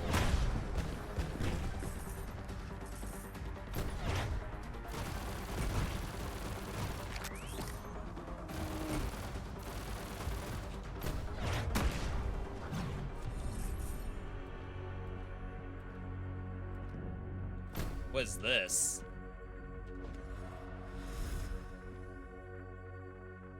After standing still, create a zone that restores shield.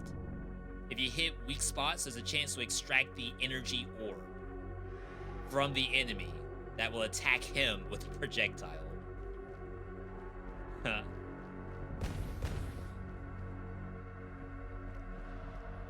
Oh, crap!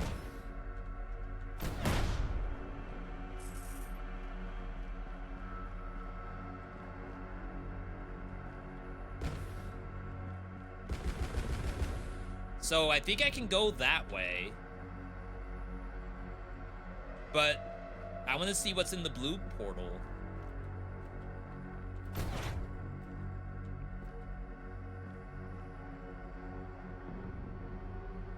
Teleport. Wait, what? Oh, was I in like a challenge area?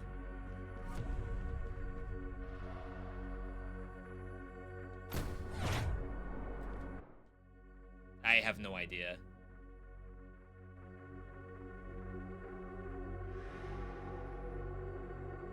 Okay, we're in Forgotten Ruins Stage 2.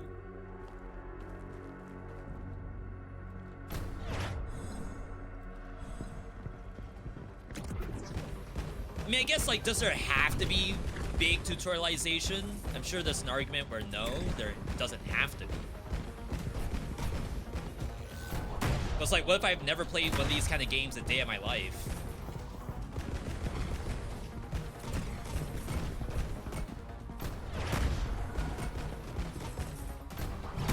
Maybe I'm privileged to know how to do this.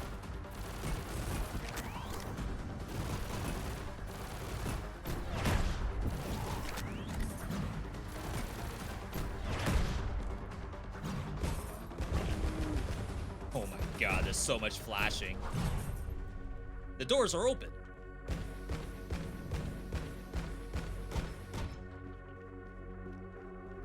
Does not automatically pick up the stuff. Is that the entire map I can see? Huh.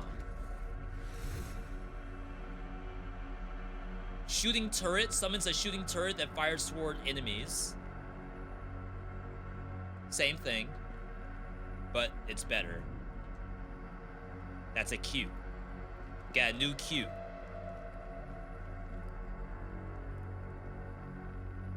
I think that's it. This is not a way you can go.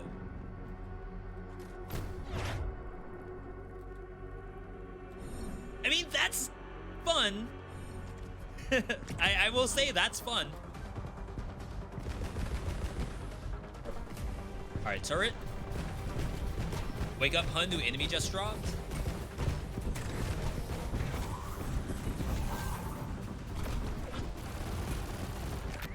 They got Returnal in here.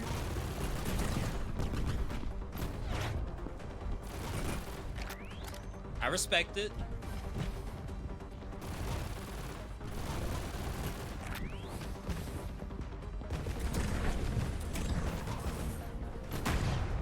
I have no shield.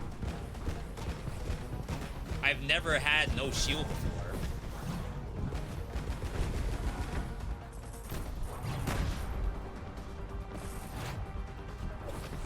There's double jump? Why am I only just now finding out there's a double jump?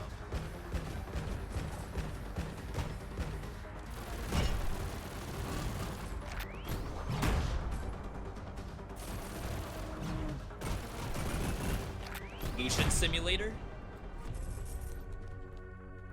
Chat, as a reminder, we're gonna be doing Box TFT Bootcamp. Probably starting on Thursday as a bonus stream.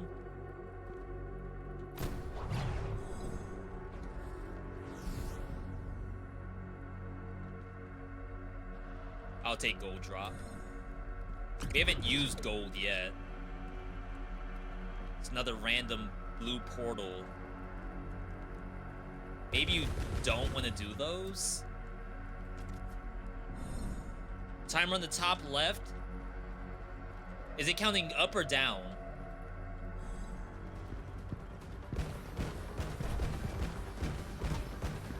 God.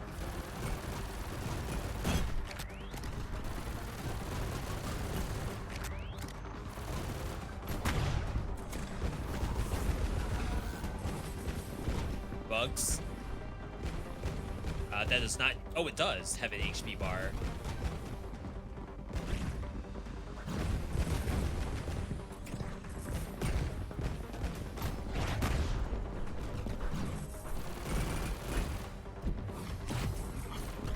Somehow I missed the jump pad.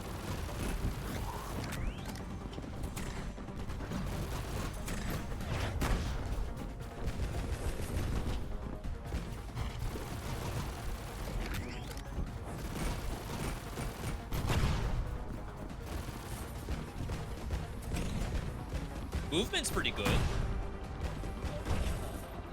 I don't know how much, like, that matters.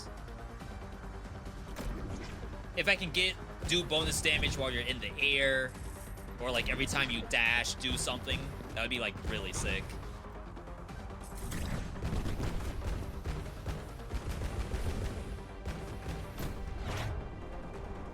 Okay. All right. Timer's going up.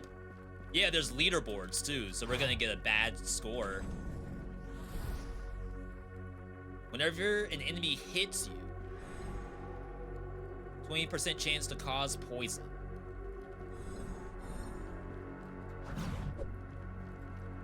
I assume that's kind of a worthless stat, but we'll see.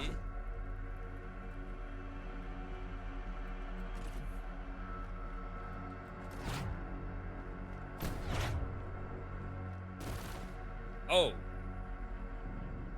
Okay. Yes. Indeed. Tower of Guns. Tower of Guns was so fun.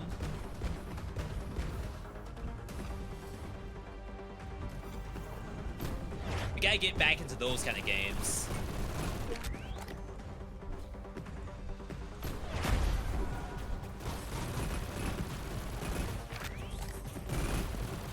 Like infinite scaling FPS roguelite. Or roguelike, I think.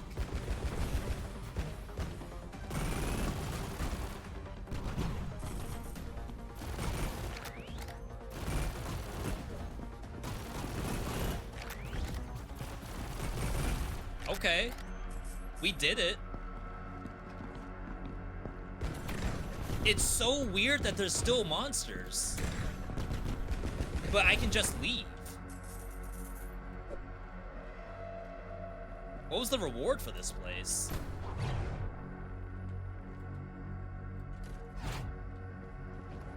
A new gun? Big assault rifle. Okay. Chat, are you all picking up what the game's putting down yet? What's our overall feeling in the first... Wait, choose new perk.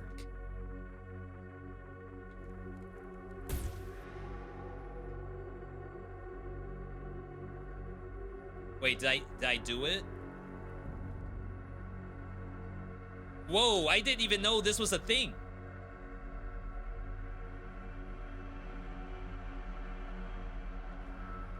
It didn't even...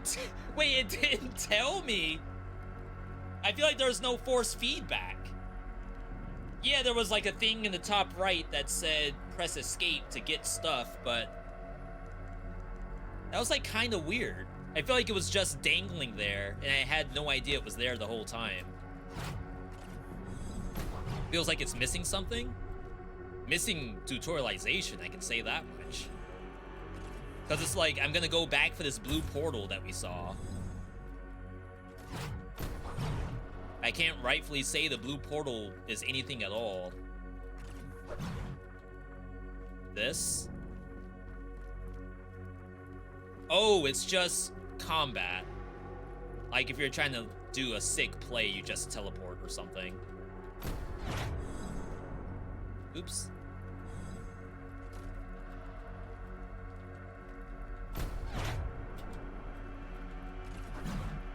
Alright. What in the Halo is that? That plus Doom plus whatever else. Oh, snap, a boss. We're just kind of in here. I am a big fan of the Returnal bullet hell, though. Like, that gets me every time.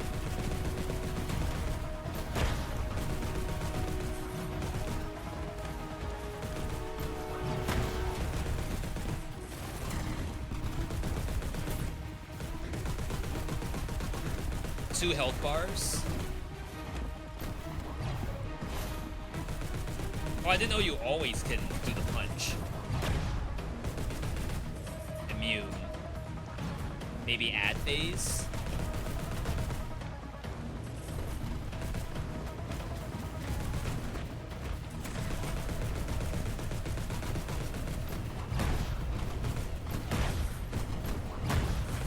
That's fun.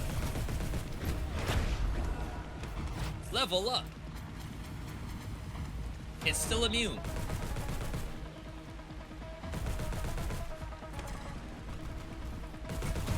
I mean, there are more ads.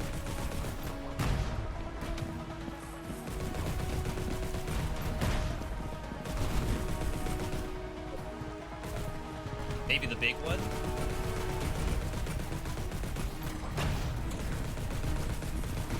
Oh, this is a full ad phase. What in the world?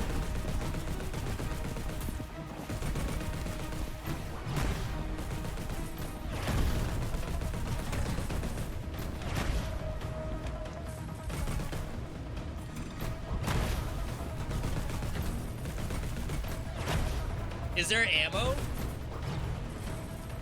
27 out of 45. I think I'm picking up ammo though, maybe. No, it looks like I go back to 45.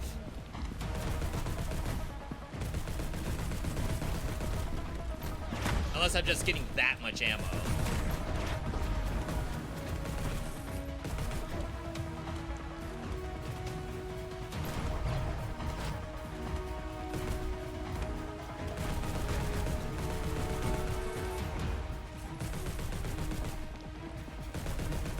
Oh wow, it went way back there.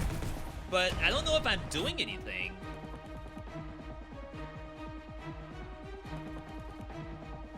That's a weird system.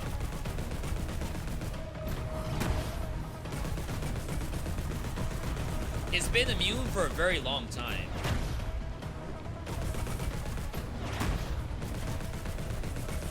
At least in my opinion.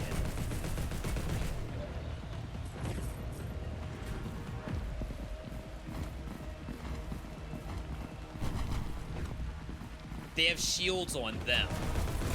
Oh, break the shields. Not him. Oh, okay, okay. I figured, like, I'm immune just means do something else. Don't attack me.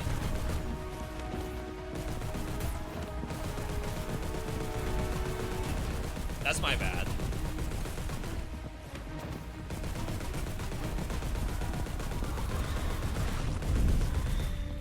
Yo! We ended the bloodline.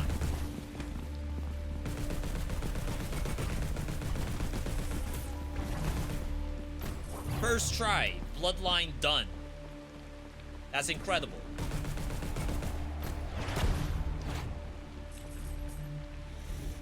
Okay. After standing still, do stuff. I feel like you never stand still in this game. So those ones are kind of weird. But I guess it's like for a different play style.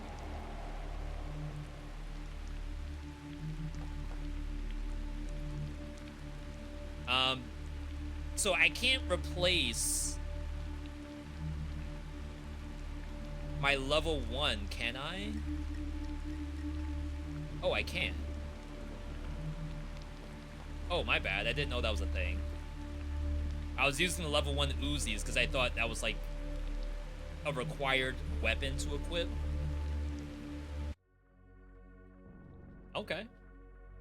Yeah, bustling fungus in Doom Eternal. I feel like that's a little bit of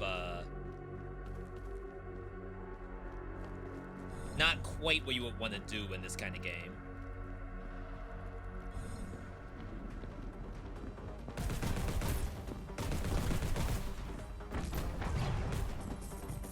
I keep pressing control to crouch. Control's the grapple hook button.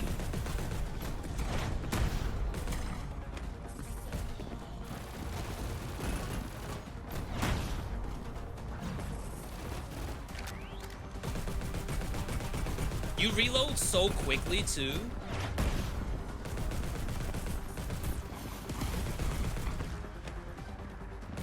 I mean, maybe you swap based on cooldowns? But like my right click cooldown is pretty short. I feel like I may as well just keep the assault rifle out.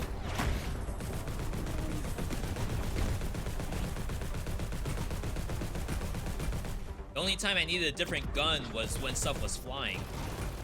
We would swap to the Uzis, the little Uzi birds.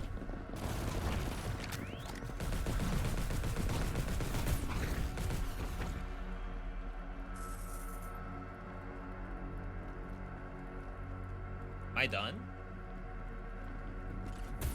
I see, I see.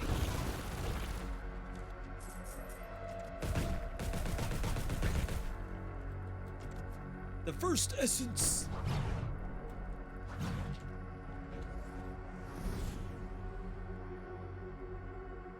Worse, I assume? I'm not really reading the guns, to be honest.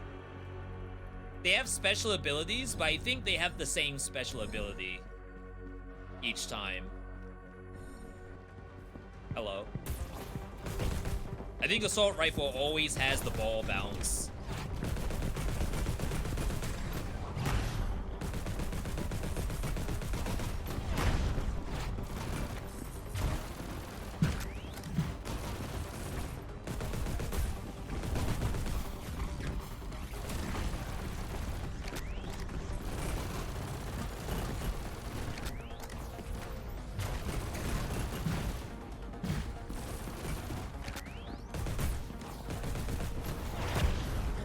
Okay.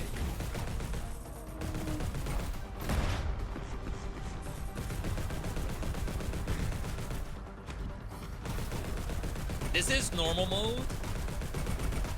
I cannot play higher difficulty yet. New passive. Press escape. Summon a meteor strike. Sure. I mean, this sounds fun too.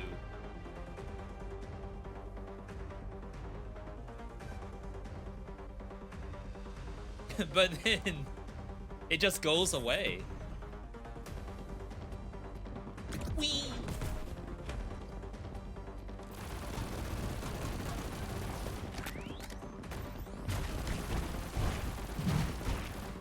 Where's my meteor? I can see the lightning strike.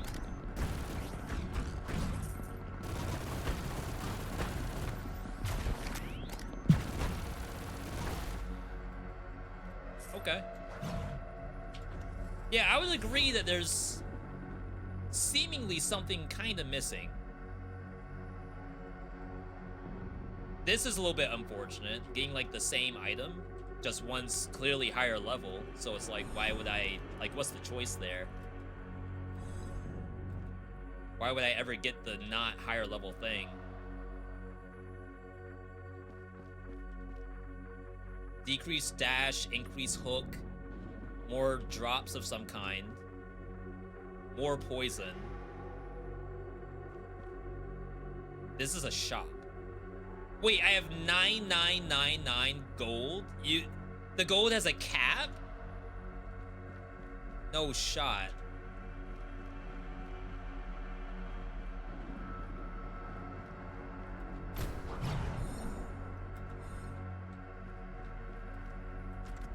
Okay. That's my first time seeing something that takes money.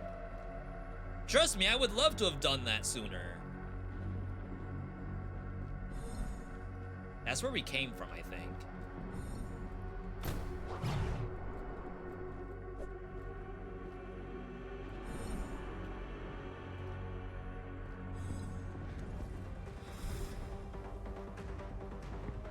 The restore shield potions are kind of whatever.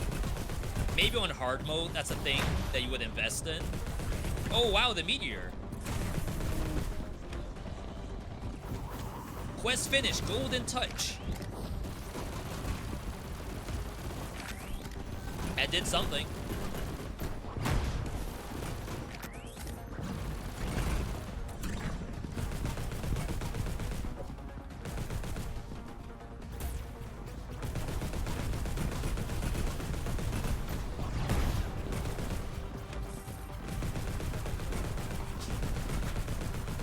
Yeah, right now, I don't know why I would never not just use the assault rifle.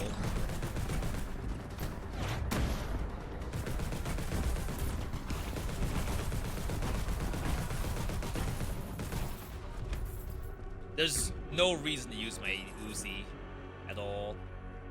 Unless the dev knows something I don't know. I thought maybe it's so you can cycle through cooldowns, like right-click, swap, right-click, and then just swap back, but it's a lot of work.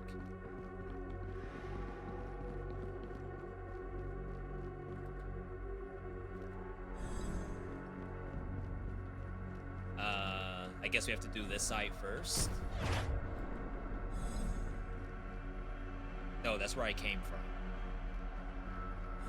I think that's just an empty door. And you'd be doing this door instead. Okay. Are there damage types, resistances, weaknesses? So you need different weapons? We have poison. So I thought to myself, oh, maybe we'll like see more poison weapons. And like giga stack poison or something. That might happen. I have no idea. Definitely remains to be seen.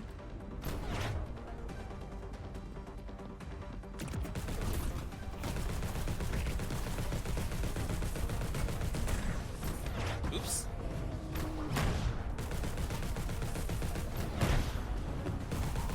I don't think you have to kill the basic zombies.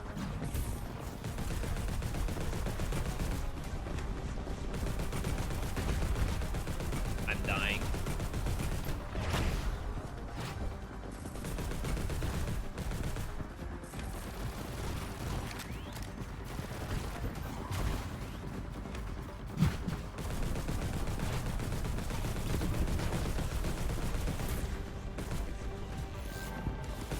Crap!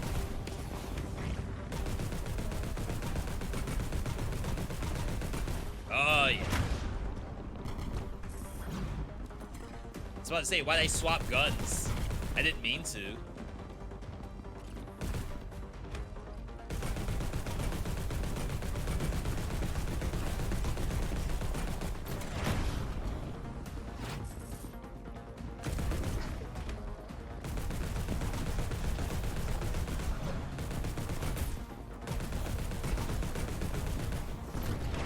The little bugs jumping up here.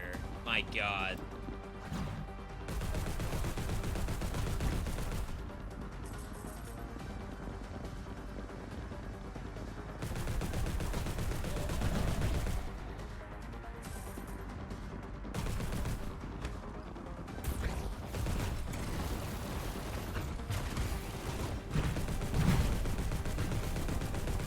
I think it's gonna end.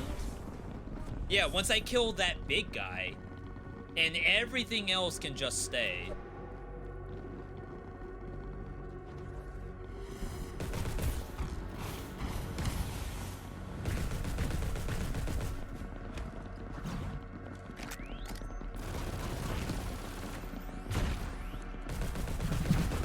Killing them because they're stopping me from interacting with this. Permanently summon Orbiter. Every 10 seconds, summon a sphere companion. Okay. Let's keep it going.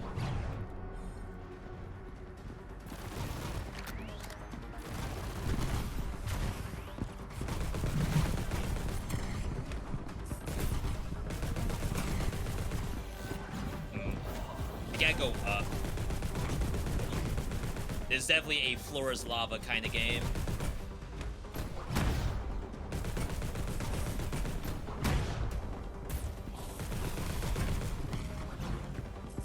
Oh, that's mine.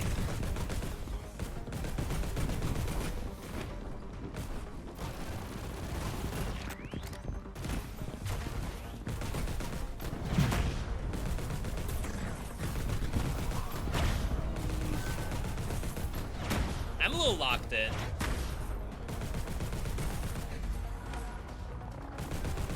New perk. I feel like this is the same stuff we've been seeing. Maybe it's like Risk of Rain 2 where you're trying to giga stack one perk. I'm sure there's unlocks for new perks that we haven't seen.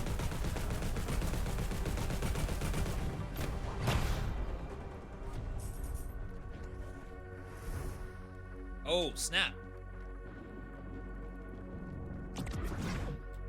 All right. I mean, like I said, I see a game. I would be a little worried about my next run, depending on what I unlock. Like, will I be doing another run after this? It's wholly dependent on what kind of stuff I see when I unlock things.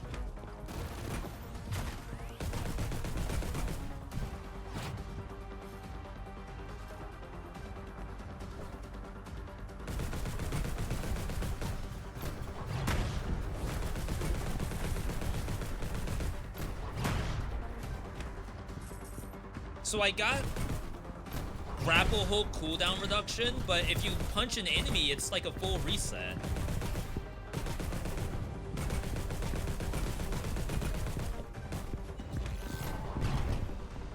Like, the only time it's not reset is if you hit the environment.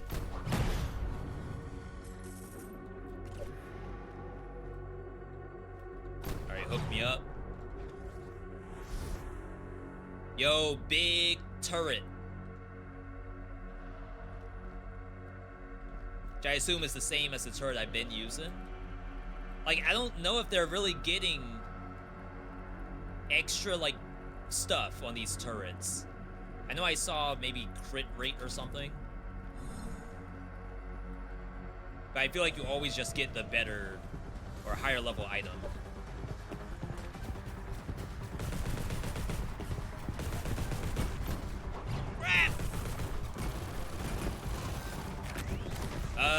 Am I getting outscaled here?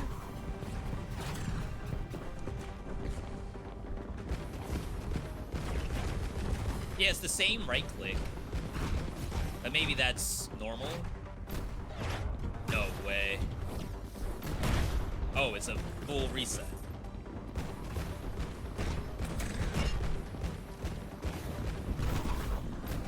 Not me about to die.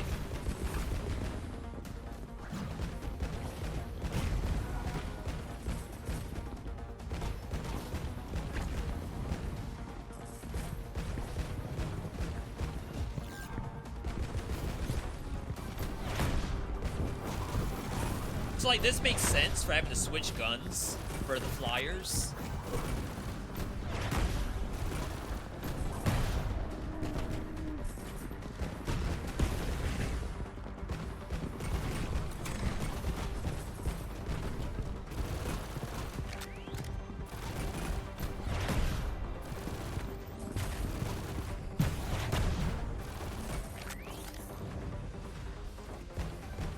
I mean, the game's got me working.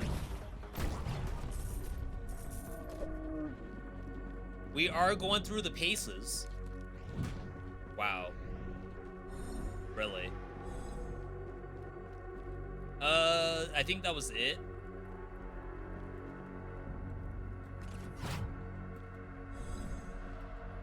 Probably could use a new gun. A new Uzi. Alright, I assume this is the final boss. Oh, yes! Chat, final boss! I hope you were ready. We're just kind of in here.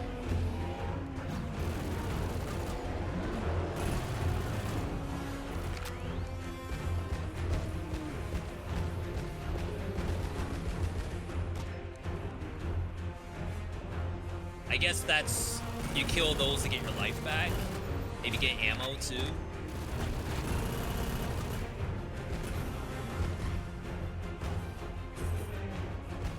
Like I said, I'm actually a fan of the bullet hell system they came up with. Very similar to Returnal. And I did like Returnals.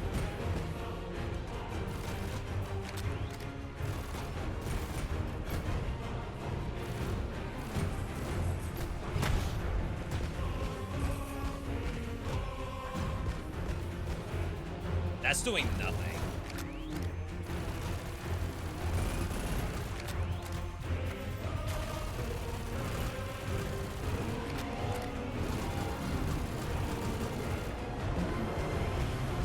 Like, this has to be the best spot, just right up and close.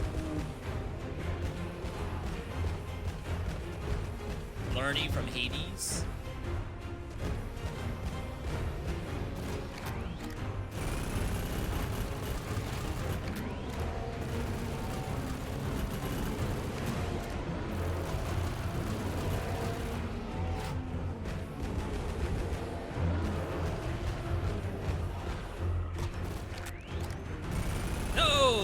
Two. That one can die.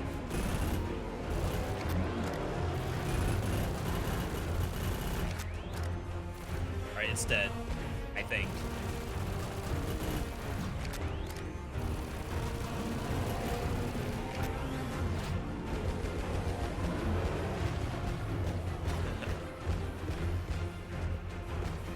I feel like it's like, look at the environment. It looks so good. I feel like it's a little how do I say? It's not quite that it's janky.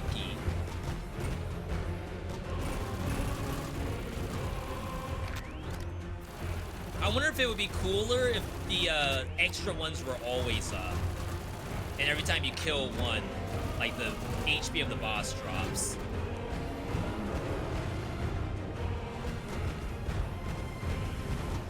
Am I dead?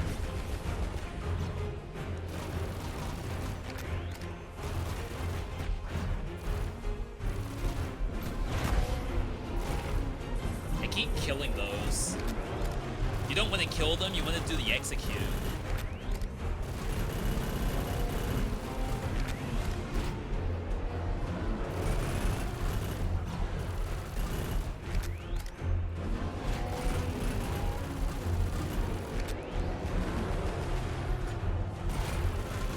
Alright.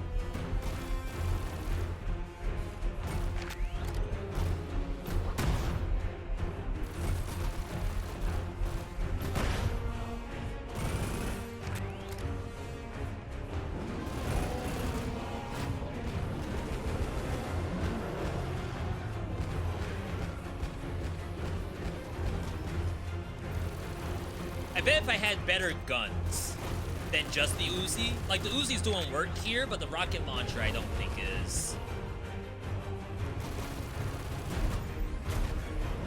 We might be dead here. Chat, it's looking like a GG situation. Bruh. Alright.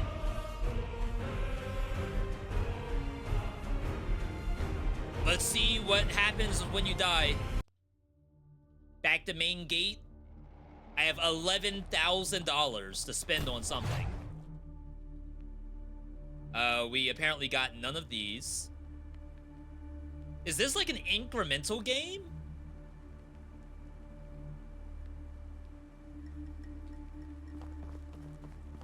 I got no new difficulty, which is fine. We don't know what these are yet. Increased shield regeneration on punch, maybe? Move speed, shield regen.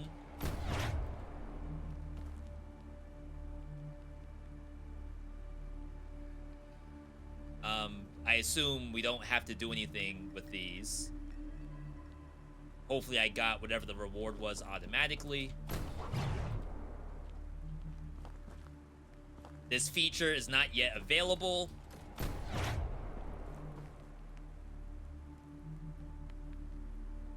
Definitely looks like an incremental game. Can definitely pump up stats.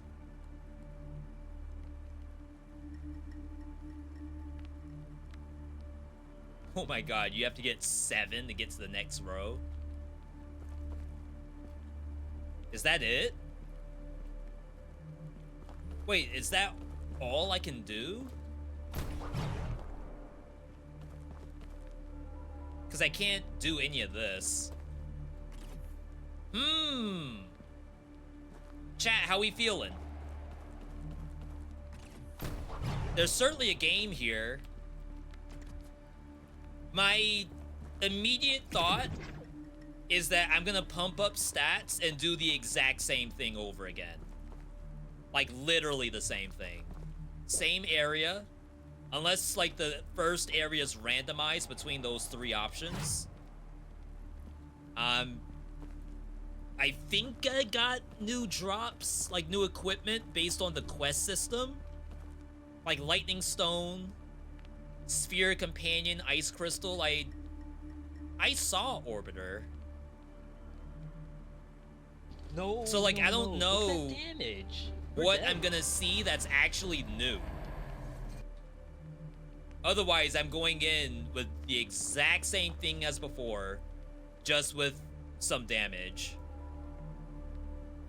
Which I feel like is the only thing you need is damage. It's like really expensive.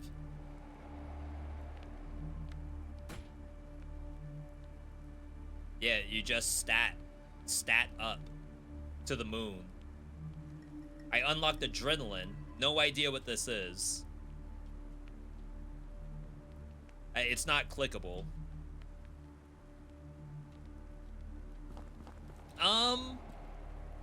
Let's check out Steam store page.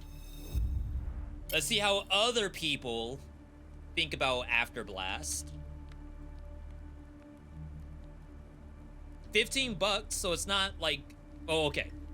Again, I should say that this is a key provided by situation. We got the dev in the chat, Charles. Welcome on in. So it's a key provided by situation, so I can't comment on if $15 is a lot or a little bit. Obviously, we want devs getting paid, but I can't say, oh, it's like too much, or oh, it's too cheap. They need more. Currently 70%, so it's like right above mixed. I really think, like, if I were to go back in, I would want it to definitely be different than what I just did. And my initial worry is that I will do the exact same thing. Let's just go in and see. Forgotten Ruins is the start. If it was randomized between these three, I would definitely feel like I'd be doing something different. This is only my second run. This stone plaque is new, I think.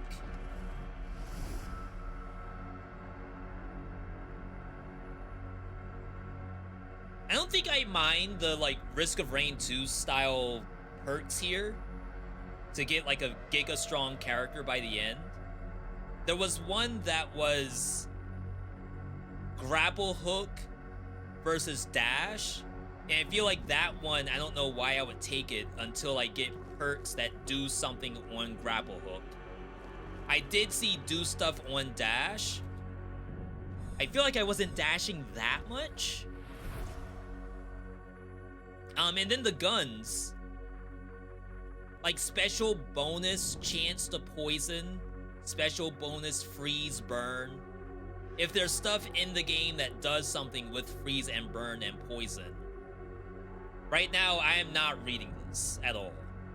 I'm seeing, is it either missile launcher, is the assault rifle, and is it higher level?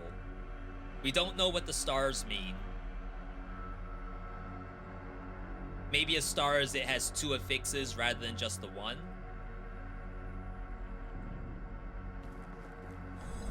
But typically, I think I would just take whatever's the higher level thing. Do I want to spec into poison or fire or anything like that? I don't think it matters. That's fun.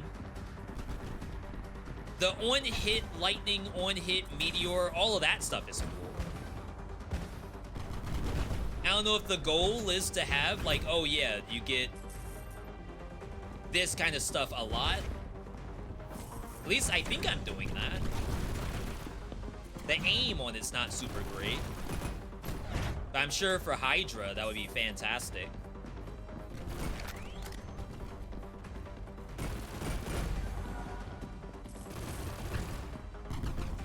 I'm probably not going to do a full run. I'm just trying to get my thoughts together.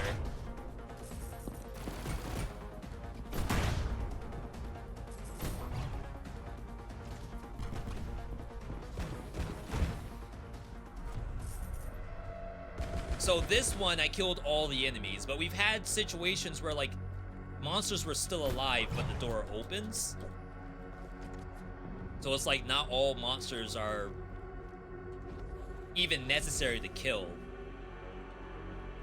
I guess in some ways, you could say, oh, well, in Risk of Rain 2, you could just giga stack, what? The lances that do bleed on hit. You're not necessarily... Well, there are bleed builds. Like, there are items that do stuff on bleed. Like, if a monster with bleed dies, it explodes. Or if you crit a monster with bleeding, something happens.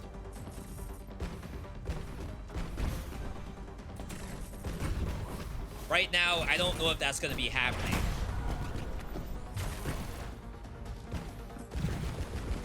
I do wish there was more than one special ability per weapon. Right now, I think Uzi only has this, and then this thing only has this. And of course, that could be a early access thing. I do believe it's an early access title. It is not an early access title. It is. So, like, as development goes on, maybe you could add more things to think about when you look at a weapon.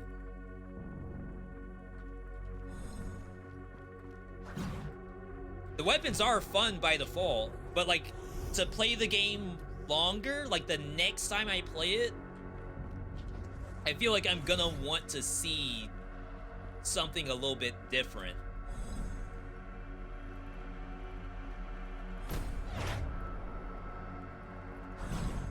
The movement's fine. I did see some stuff before on, like, on dash do, like, lightning blades or something. So I like that.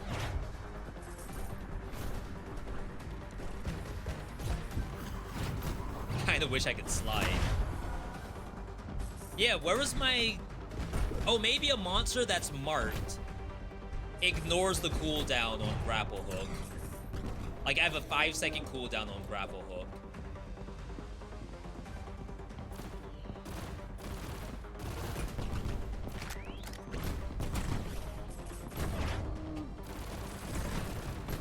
But you can always do that if you want. If a monster's marked for charge.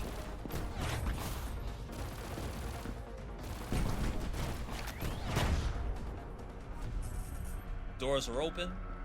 Someone's still alive.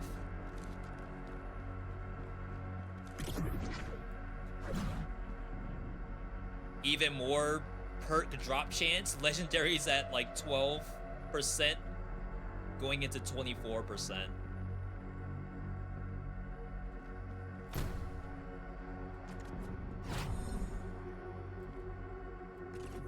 I don't know what these are at all. Forest portal.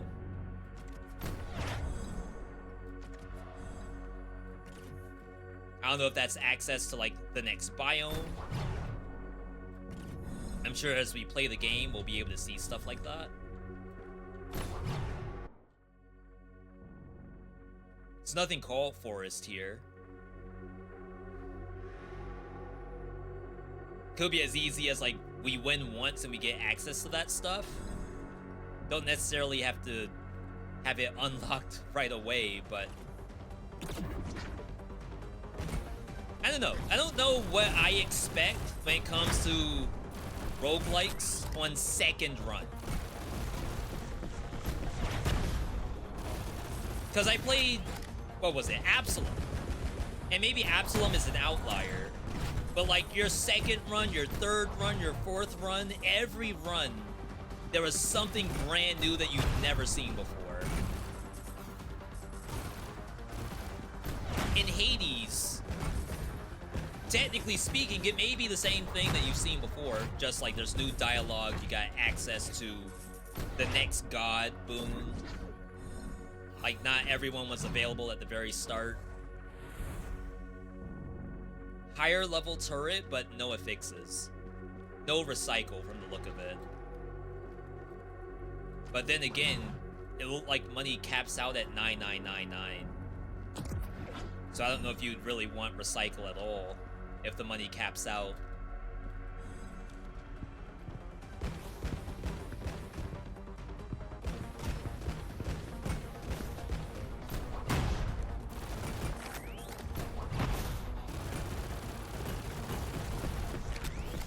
I guess to be fair, you can grapple into the rockets.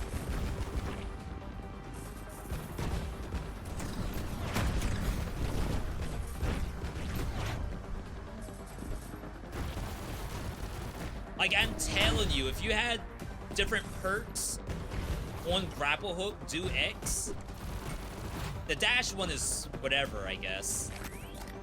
Because, like, I don't think I'm dashing that much. I don't think it's even necessary until you get to a boss. Whoa.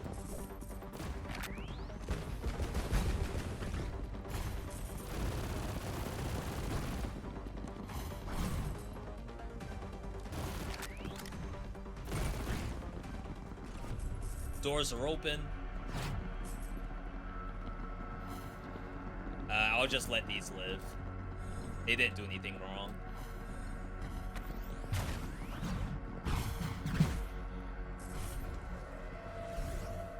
Bullet. I love Bullet. In fact, if I don't have Bullet, I can't win.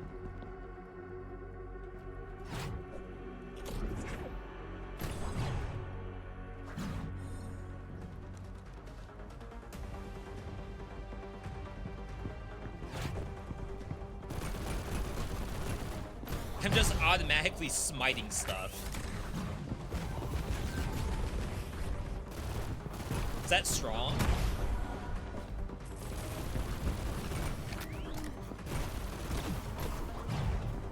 Uh-oh. We're fine.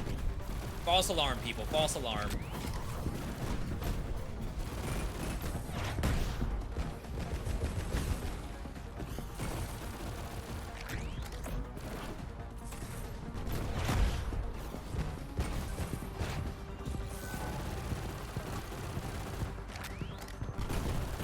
He ran out of my smite.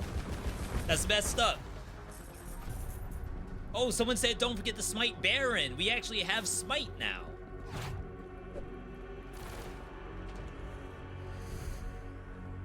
See, I don't know the point of hook cooldown.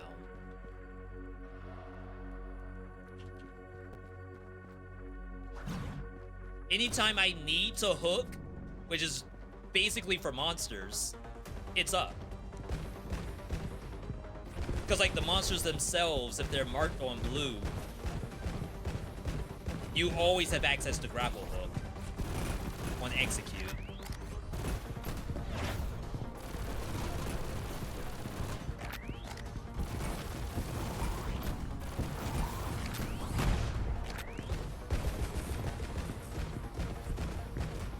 Those can't be grappled as far as I know.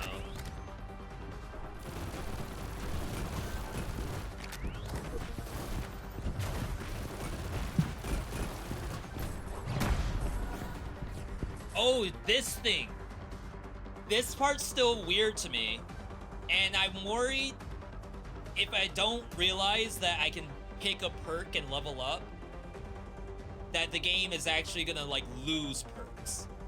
Like, if I were to get 2 perks at a time, does the game know to, like, keep them stocked up?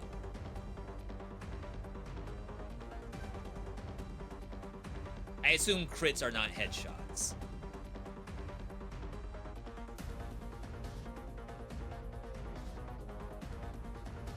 I don't think you need max HP. Killing 3 enemies in 6 seconds charges the magic saw. Won the world is the magic saw.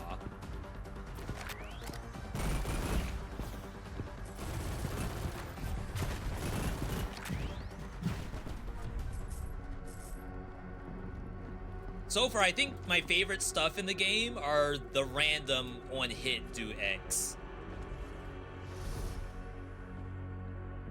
And this kind of stuff. Those are like super noticeable when they actually activate. Oops.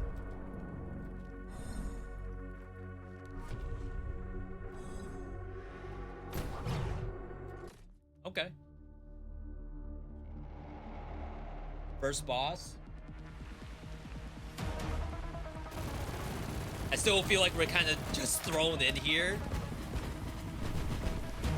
But, I mean, you could just make intros later. Unless people don't like intros to bosses. Chat, this is why I'm not a game dev. I would have every wrong decision. And then I'd be the streamer saying all this stuff.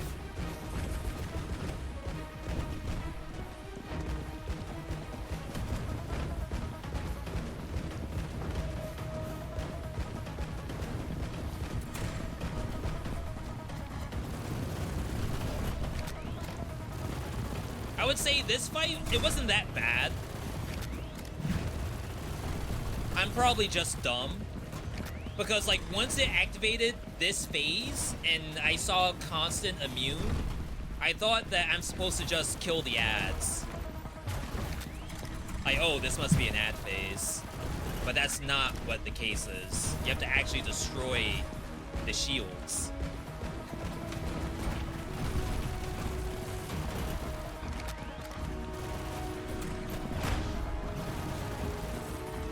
Wish my smite would attack the boss. Not me about to die.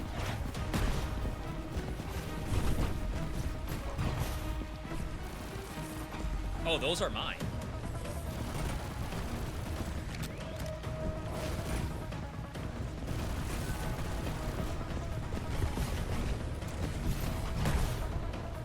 I saw the saw blade. Holy!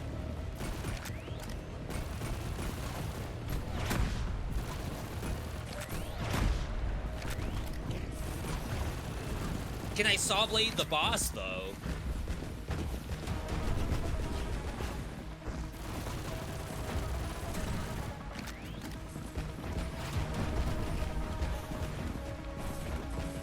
It's like all my perks focus on the ads. I don't need that. Hi, Buster. Chat, if I die, it's not my fault.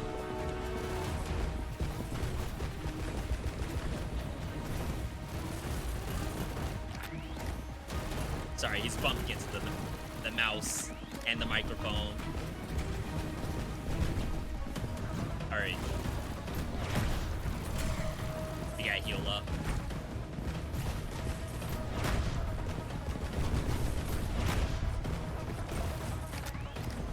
Alright, that should be enough. Oh, he's just gone anyway.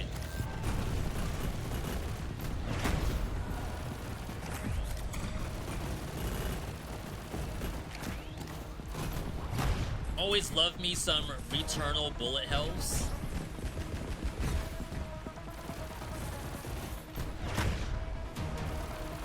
I'm a simple man. If you put that like cross slash in a bullet hell, gets me every time.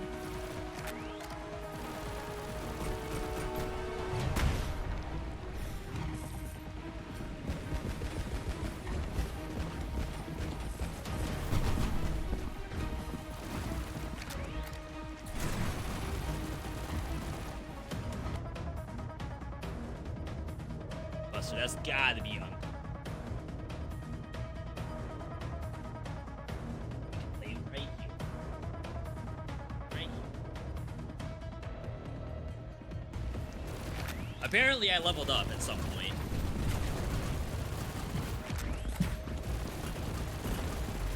No, Okay. no. With that damage, we're dead.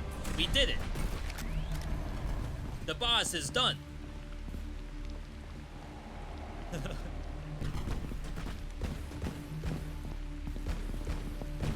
Like, I wish you all could see this.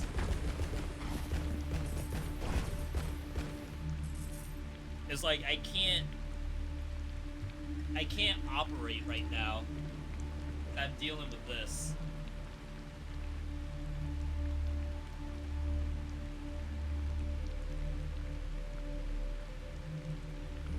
Alright, I'm gonna see what these perks are. And I think we're gonna call it. Weapon skill cooldown. First time I've seen that. I don't know if blue is better than green. Because I feel like we get a whole chest that's just all blue. Which makes me think it's not based on a rarity. Like, blue isn't a rarity. Instead, it's just a type.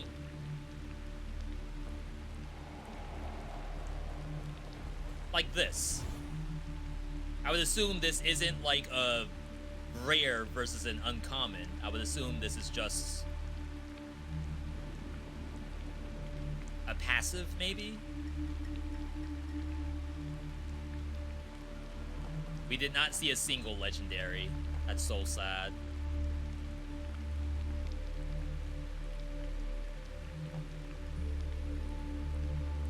Level 8. I kind of wish they showed damage numbers on the turret.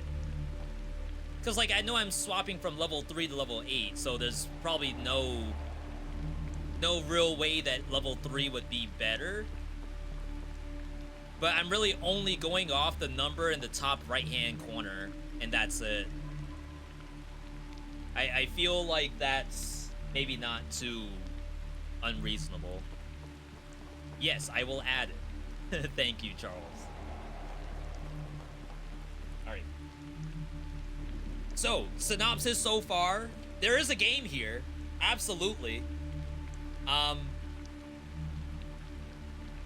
pointed out stuff all throughout the process.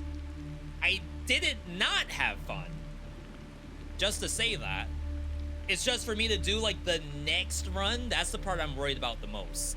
Is going in again and possibly doing the same thing.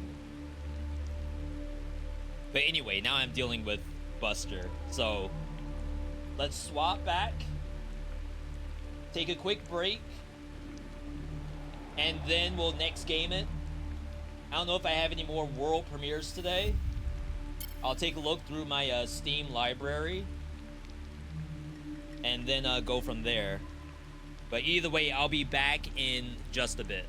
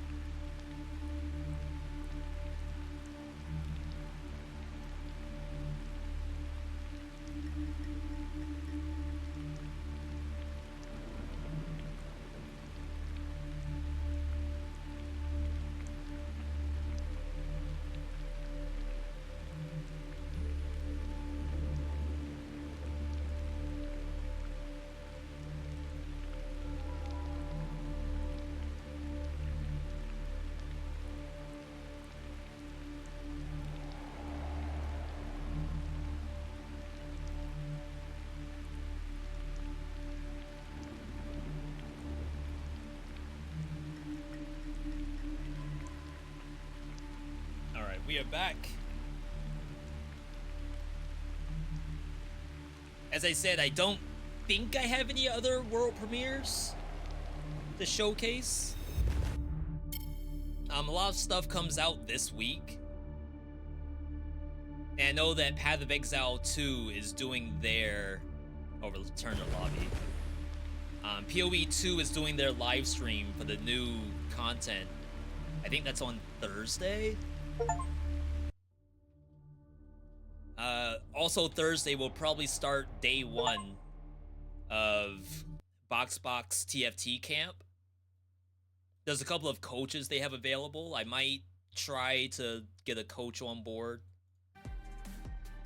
I think I'm allowed like 2 sessions or something. 2 one-hour sessions with a TFT coach. Incredible. What was that game that we were just playing? That was this, Afterblast.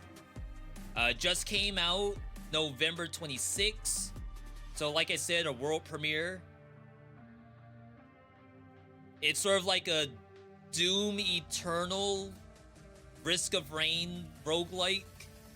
I say Doom Eternal because like clearly the combat is Doom Eternal with a little bit of Returnal for the bosses. And then I say Risk of Rain where you can find like a bunch of crit relics, a bunch of like poison on hit relics, and kind of giga stack a character. Apparently it's co-op as well. 2 games in 1. First portal leads you to a deeper planet. And the other one, you fight across large open maps. I guess that happens later because I didn't get to that part. We played on normal.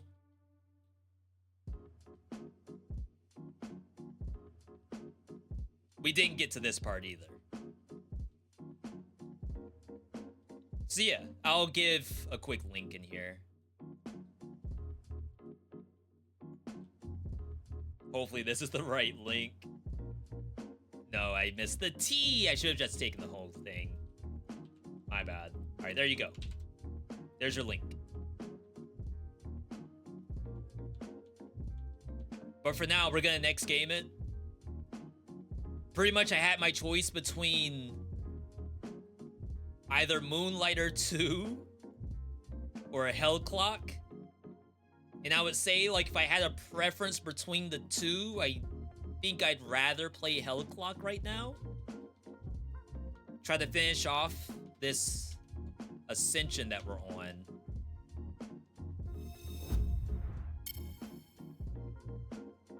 I still feel like I'm the only person on the planet playing Hell Clock. Which is fine. Not even stressed. Eventually. I feel like the only thing this game needs, Hell Clock that is more areas. If it had like other zones during Ascension, which is basically the mapping system, which they do plan to do in the next update, it will be a 10 out of 10 game for me. Quality of life, you know, that's always a thing. Can always add it in. But I think the only thing I'm like historically waiting on is, you know, as I'm going through the Ascensions, I'd like to see some other areas.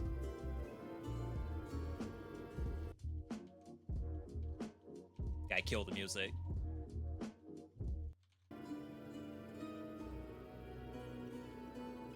For those of you who did see us on the first act, we're now in Act 2.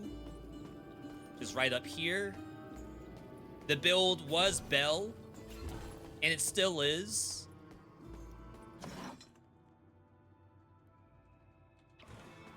Uh-oh, did it reset? Or not save? No, it's saved. However, we're splashing in a lot of different things. We have plague bombardment going on at the same time. All my physical stuff is converted to plague damage. So we can do some really interesting stuff with plague. Oh wow, big Fizz res. I have a lot of money. 5,000. I have a lot of bonus to plague, bonus to physical. That physical's converted to plague damage. We have a lot of bell does more damage but cost more. But I need more inventory space, so I can't really mess with a lot of stuff until I literally get more inventory space. I know that's plague, but it's tier 1.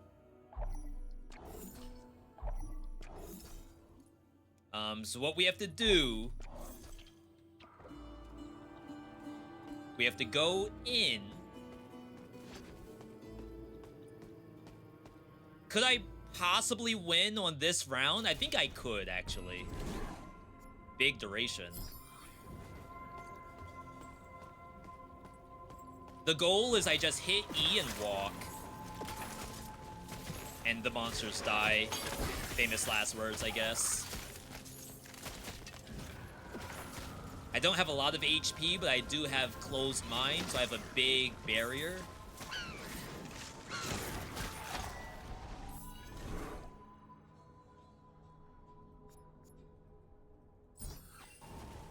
That's my Fizz Shred.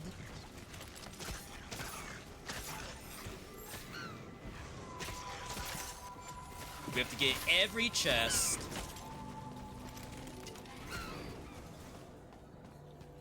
The birds I don't care about because they take too long to land. But stuff like this, one bell can kill it for the most part.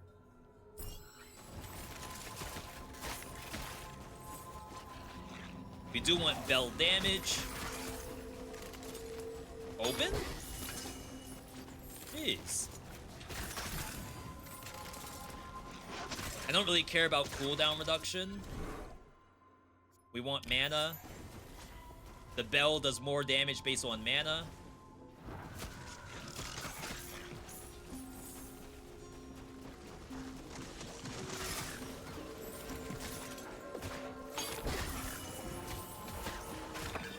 Surprised the bell didn't just one-shot that. But I guess we're not, like, fully online yet. The bell doesn't need much. It has, like, a bunch of base damage because it has a delay to it, a cooldown. But typically, whatever gets the bell, it should be dead. I don't want to keep getting mana.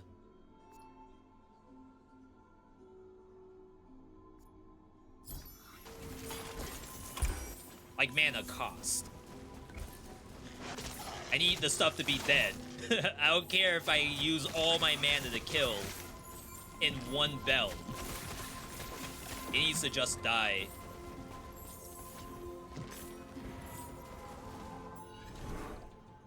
Mana regen is important.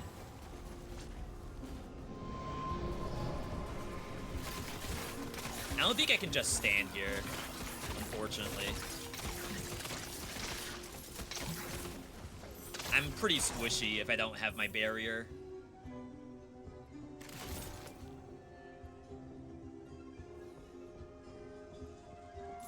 Hello?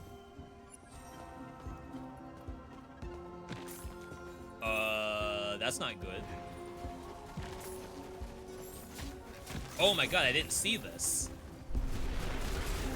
What a waste of time. Chat, I'm on a timer. It's literally called Hell Clock. I can't be standing around doing nothing.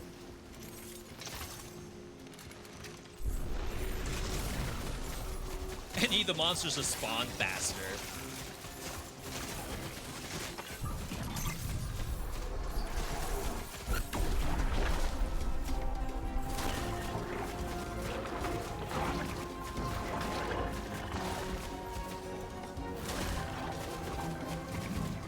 Huh. I expect to be stronger than that. Kills give mana regen. I am using one of these, but actually I think mine's really good. More duration. I don't know if this can get overlapping duration. That would be quite impressive if it can. My crit rate's not very good. 22. I guess I could stack crit if the crit bell shows back up. So for those who've never seen this game before, I make my build before I come to the map, but then on the map I get these roguelike choices. So like the map itself, my build may function a little bit differently than how I planned for it. You have rerolls, you have banish. This screen shake is awful.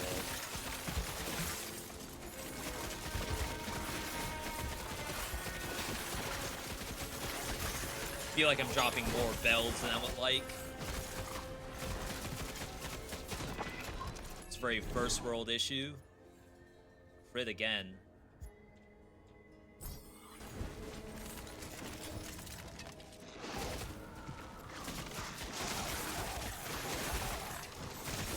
I mean, if I trust the bombardment and only bell the elites, maybe I'll be okay.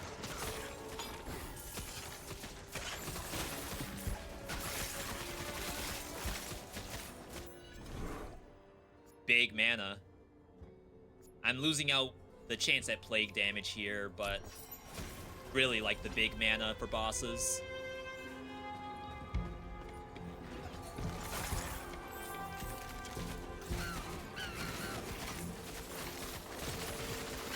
Like, in a perfect world, you're just running.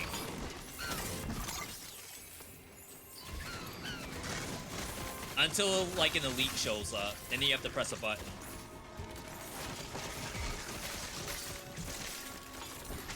Once I get more inventory space, I think I can do exactly that.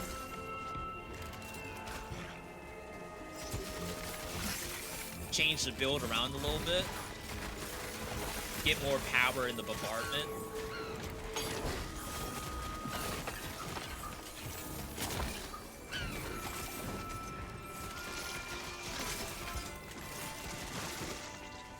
The other, not really issue with this build, but certainly something that I don't normally have to worry about. Huh. I don't know if I care about that. After Blast released on your birthday. Yo, happy belated birthday, Conquer. I don't remember doing a... Oh, we got rid of the hash... Well, the command. Exclamation point birthday. Since we're on the new PC. Feels birthday, man. Either way, happy belated. We'll take the attack speed. Well, skill projectile amount. I don't think bombardment fires a projectile.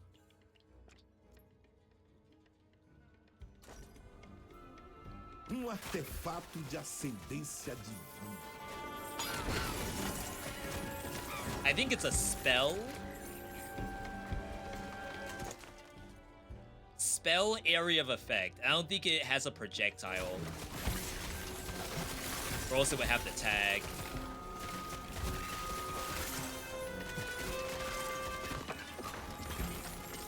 Conquer, I hope you were able to do something for your birthday.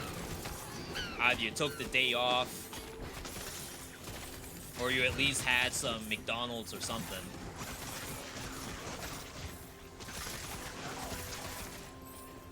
When I was working retail, I was really bad about birthdays. Like, I would just work and it'd be just any other day. And I guess now that I'm older, I kind of still do that, but I at least try to give myself a little bit of something.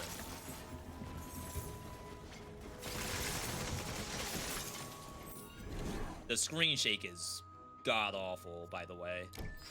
But I don't think there's a way to get rid of it. I would need the dev to come in and tell me I could get rid of screen shake.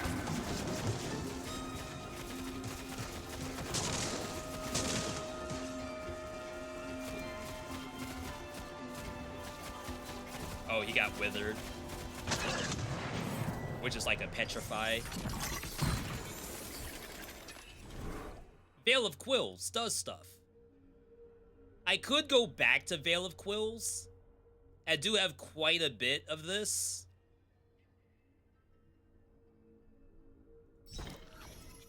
I'm not completely convinced that's what I want to do, but I certainly could try.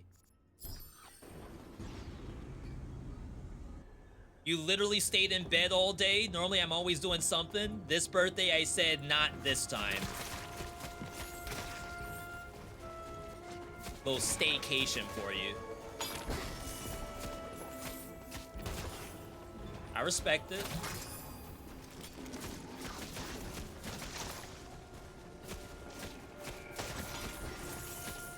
Dang, the bombardment frequency is like really bad. Maybe I am supposed to get cooldown reduction and try to layer the bombardments. I just don't know if they actually layer like that. Like while one is active, another one can be started and do essentially double the amount.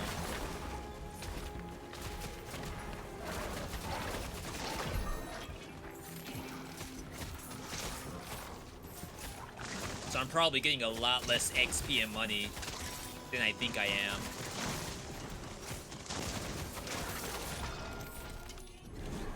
Big damage.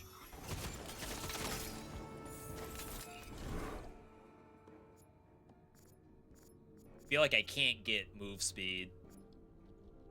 Banish. The fire. Oh wait, I just trolled myself. I think I just banished the entire skill tree. That's very, very bad. So now Plague won't show up. Thoughts on playing I'm Not Human Quarantine Zone, the last check. I'm Not Human. I think I've already been mostly spoiled on. So I don't think I would play it. I know there's like multiple endings and lots of characters to collect. But I think for the most part, it'll be the same sensation for me. Quarantine Zone is not familiar, though.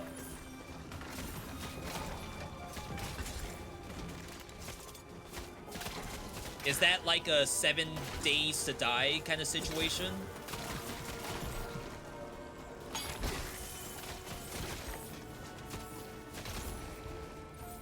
Maybe it's a survivor's game that has zombies.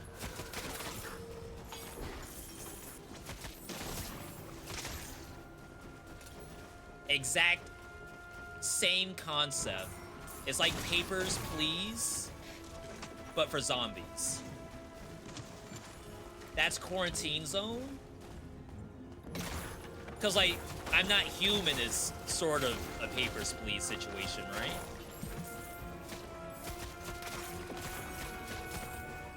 Shoot them if they're a zombie? That sounds like you're describing No, I'm Not Human.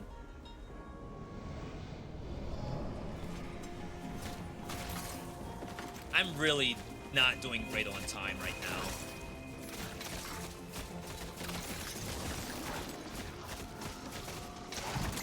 The bombardment is not feeling very good.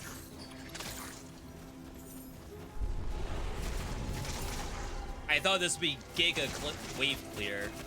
This feels awful so far. Previously, it was, the shooting summons. Call the guard. I took that off just, you know, for something a little different. Plus, bombardment's a spell. So we can continue this, like, scale spell. But for some reason, like, the bombardment does no damage.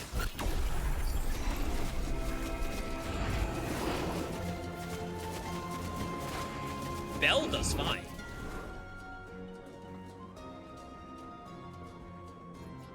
Skip. This changes Old Bell's mana cost to a life cost. We're already doing, like, mana makes it do more damage. Automatically cast Matadera on melee crit once every 1.5. No longer has marksman tag, gains melee tag. I thought Matadera was a spell. Because I have a bunch of these where the idea is maybe I'll spec into Plague Matadera.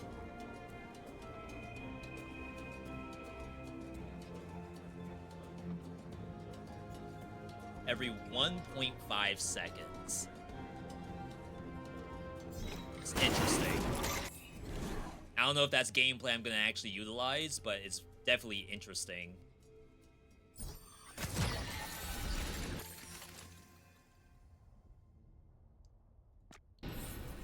Okay.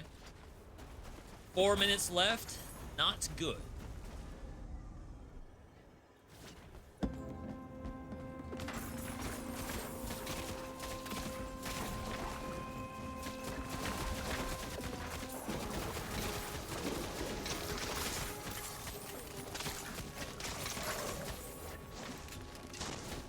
There is something where I can, like, shred their poison res, and then as I'm walking and the monster dies with that debuff, it spreads the debuff. Maybe I need to do that. The way how this game plays out, it's problem solving. So it is a roguelike, but in the same veil, like, I'm gonna take a build back into town and try to, like, rebuild it in a way that's gonna be stronger with the items I've found so far.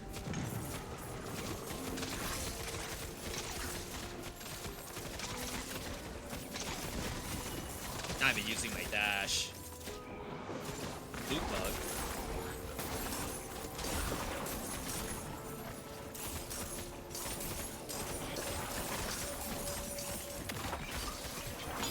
Objeto de grande poder. Sinto que a sorte está do nosso lado.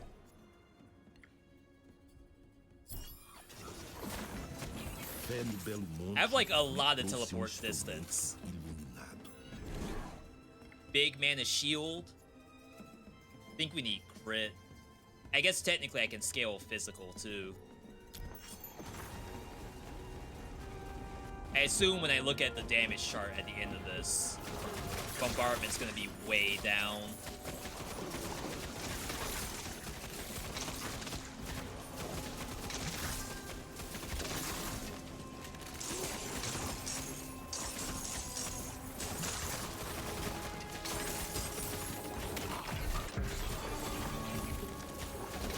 I'm just surprised.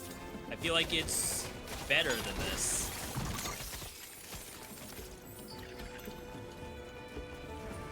Devs, I need something for this screen share. Like, I'm gonna go in here. Oh my god, it's literally at the top? They must have just done that. There's no way I would have missed it for this long.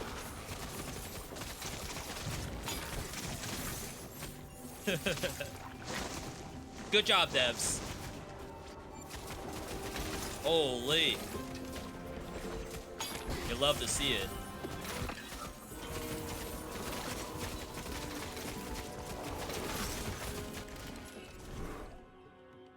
Vertical hits increase crit chance stackable.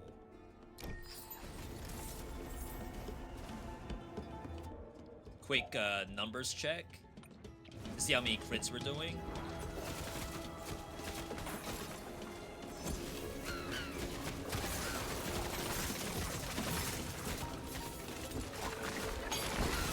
Because, like, one critical bell is so strong.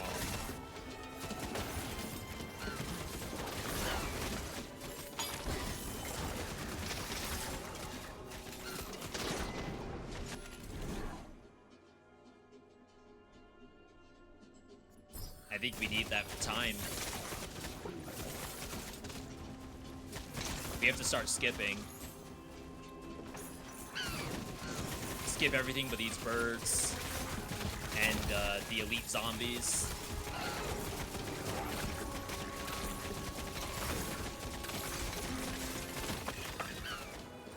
Because they could give us time. If we're lucky.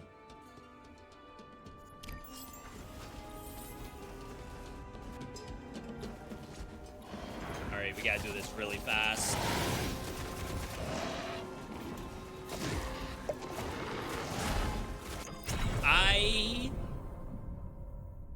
I stepped into the area and died, I think.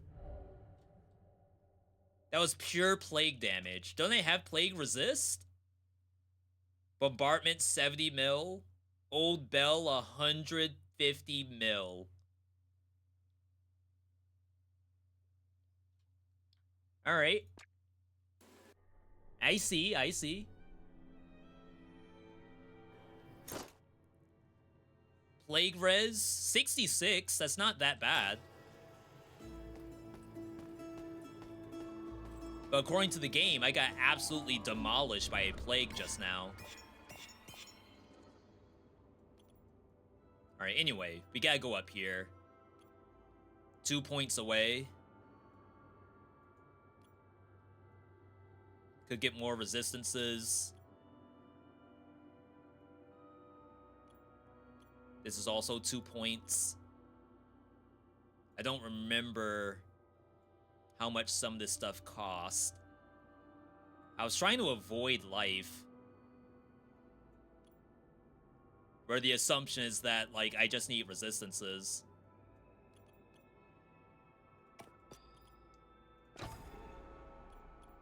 Alright. So that brings us up here. 1, 2. And then I have to get $600 to get this, which should not be that hard.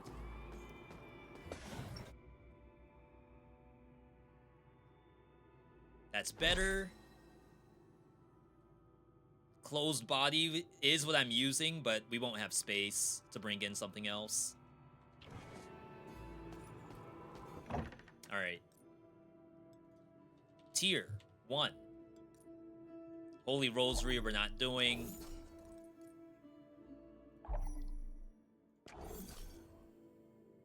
We gotta settle down. I need $600. It's a decent Matadera buff if we end up going with that strat.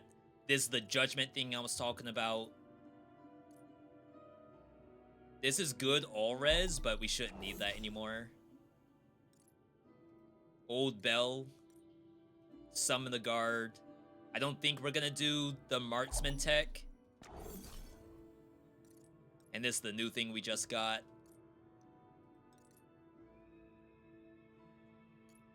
I mean, that's a good spell boost. These things I was considering because it gives you conviction.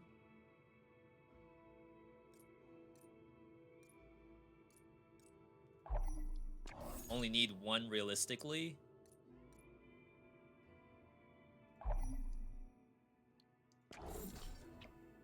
Alright.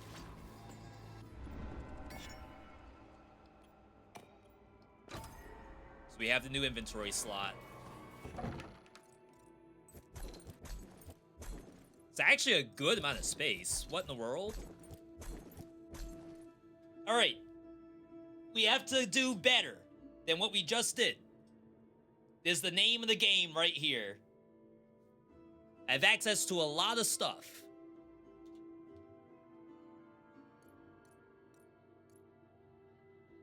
Bell. Veil of Quills. Bombardment. Veil.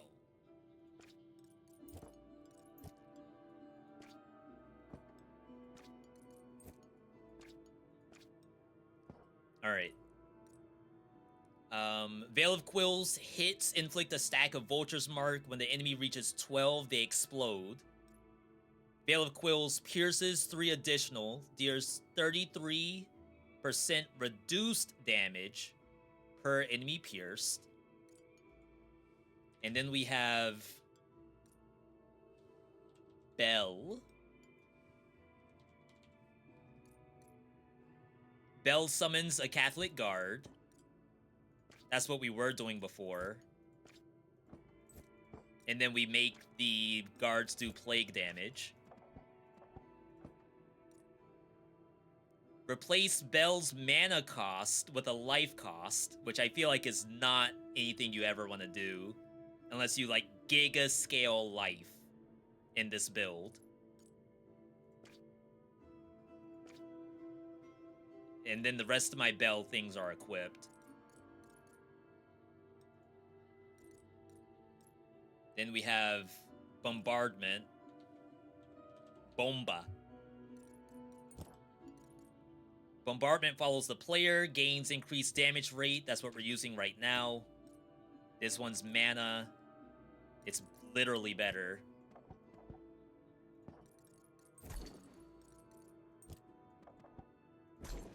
Yo, Navocado, good to see you. Wait, I just messed it up. Bombardment deals plague damage, hits recover your cooldowns. That seems very impressive.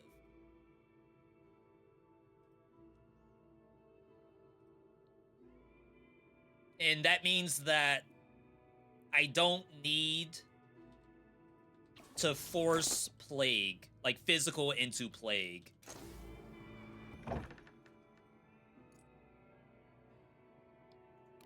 I don't know if we need the mana cost. I would like to keep the life.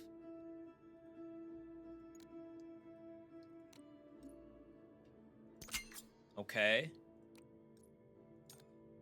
Crit chance. Maybe you do want crit chance.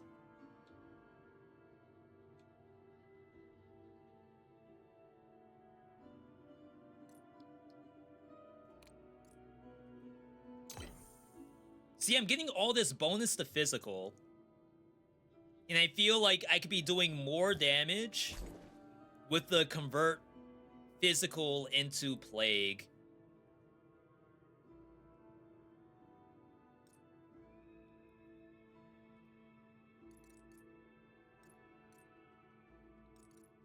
But it's like a little redundant.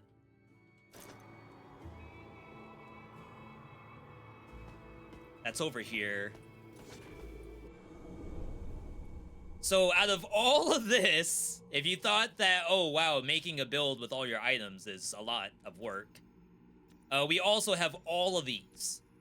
So currently, I'm running physical damage, plague damage, convert all physical damage bonuses into plague damage.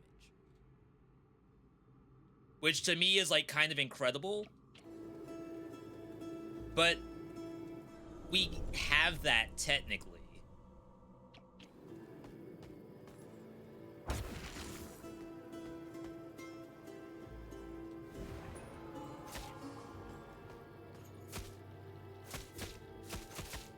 So this does 3.4.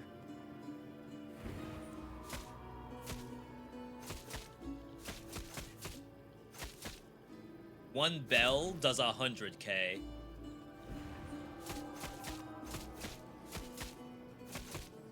Does it not reduce its own cooldown?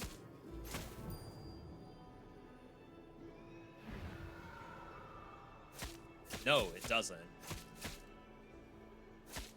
Interesting. So yeah. If we take this off, which means I have to do like a full respec, which is kind of annoying.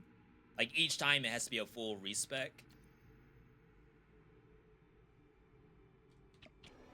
3.4, right? Chat, write down 3.4. Oh, it's 34.7. Write that down.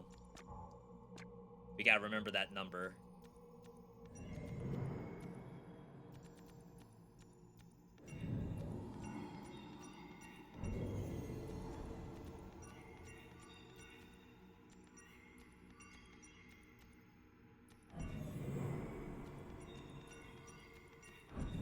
So with just these, and no investment in this tree at all, it's gonna be less damage.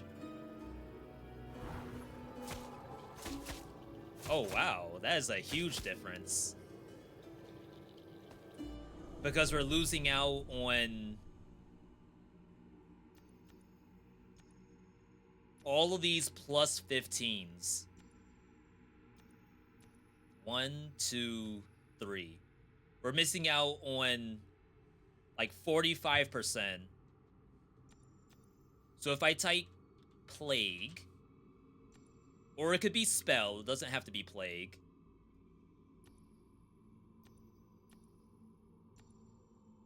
Convert all lightning damage and lightning bonuses into Plague. That's super interesting.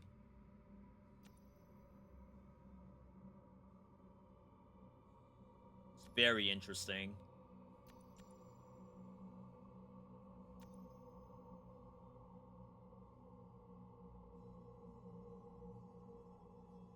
I think in reality, I need all of these.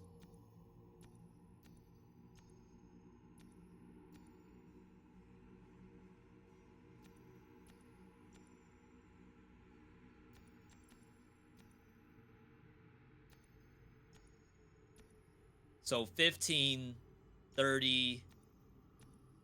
Like, technically, I can just put in the points just for testing purposes.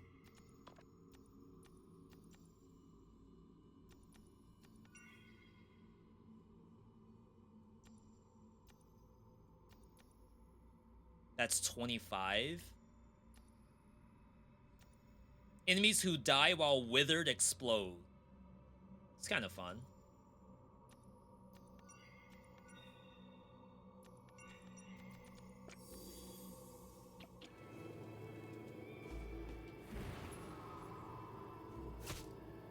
$11? I still can't get to the 34. I must have too much invested in physical.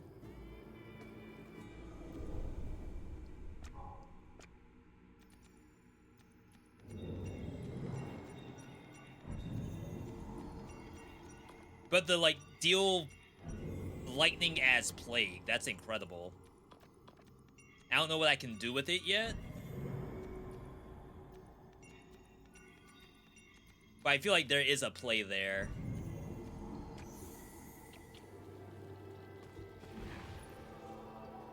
Oh my god, this, like, doesn't hit.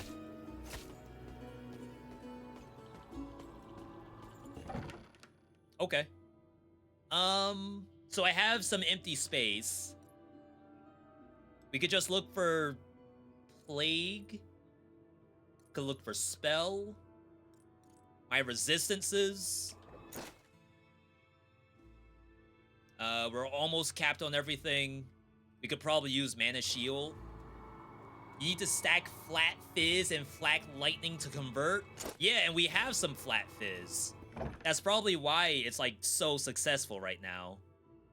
Is the cooldown thing working? It appears to only work on everything but its own ability.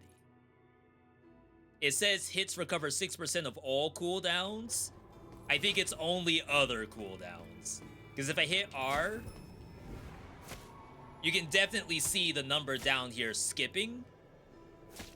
But this is not skipping.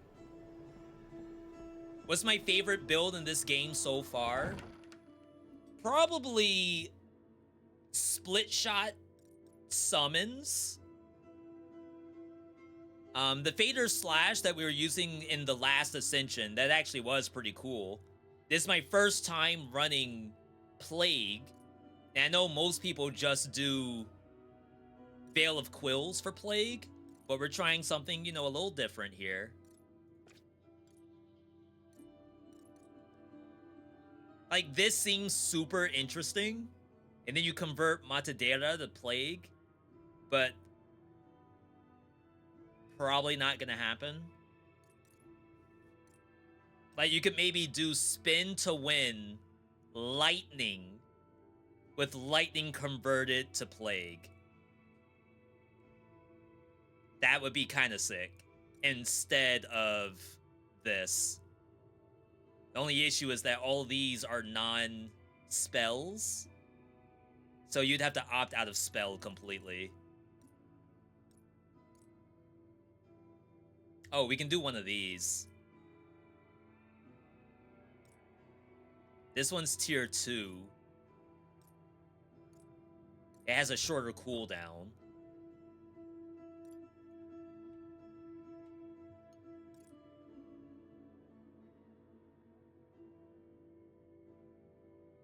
I don't think I care about the mana cost. I don't know if I care about any of the stuff on this. Max Conviction's fine.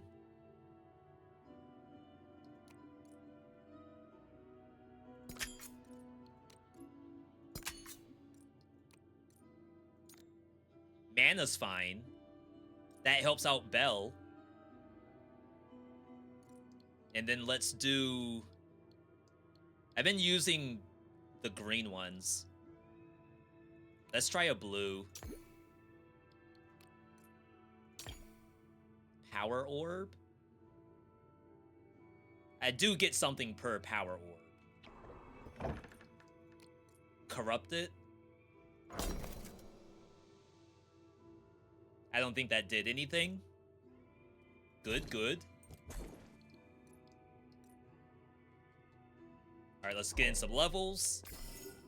Level 2 everything. I still have an empty slot.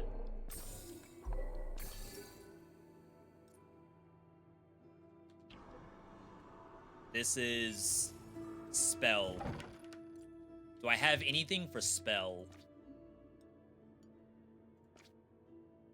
Nothing that's only too tall. So we're gonna have to make something. Yo, Pyro, welcome on in.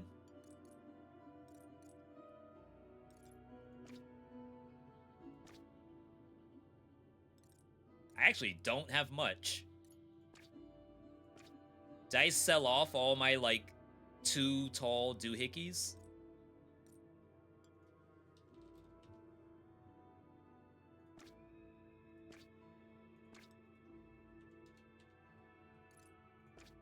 Alright, tier 2 it is.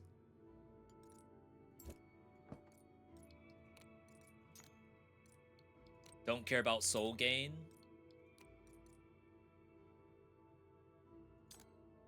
Fire res. We're basically capped.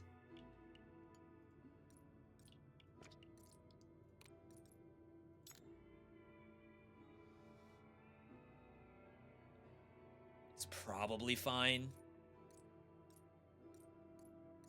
Big mana.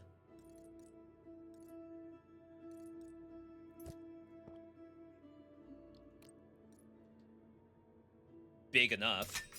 I'm gonna lock it. Level up. Plague res.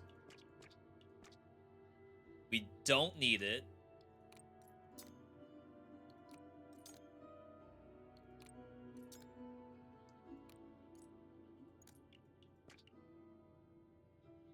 All I need is physical!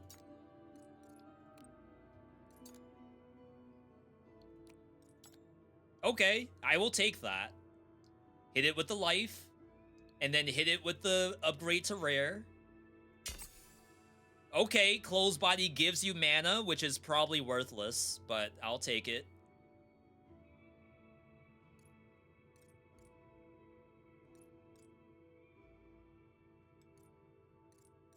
Was this the other one I was building?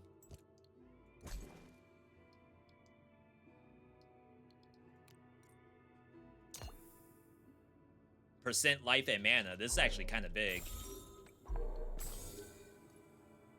Alright, where's the other common I was working on? Big life. Fizz res. I'll take it. Sold. Alright, that was a lot of work. I better do some kind of damage or else we're actually gonna snap. Conviction decay resistance. There's also not to say it's an issue, but a possibility that we're like scaling. This actually doesn't shred them harder. It just does the shred for longer. But maybe it's fine. I wish I had something that had a longer cooldown. I think Matadera has a pretty long cooldown. Bell is not very long at all. So, like, the cooldown reduction on bombardment, I don't know how important that is. But we'll go back in. This has gotta be better than before. Like, literally has to be.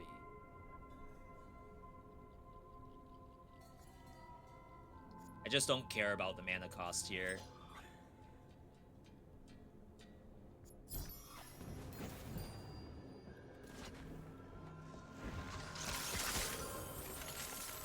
So I think I have to queue every now and then.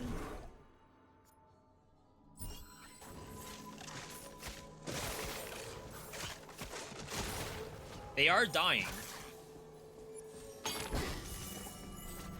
But this is the first area, so it's only so good.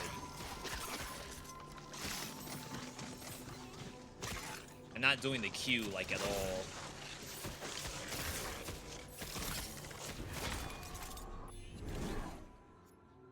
The way it's supposed to work is that enemies afflicted by this thing, it will spread if they die, but I think they have to die with Wither. And I don't know if we can do that. I think they're just dying without a status effect at all. It's kind of hard to tell.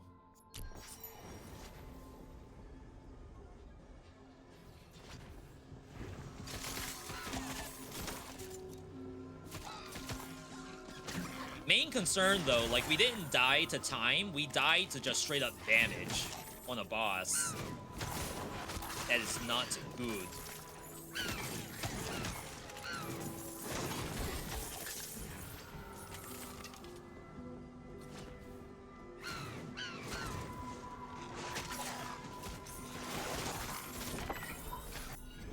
Love dropping the bell on them.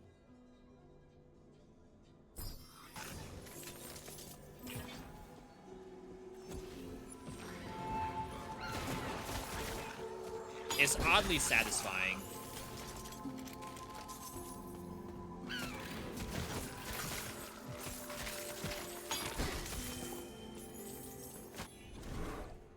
Don't need cooldowns. Like, our E should be taking care of that just fine.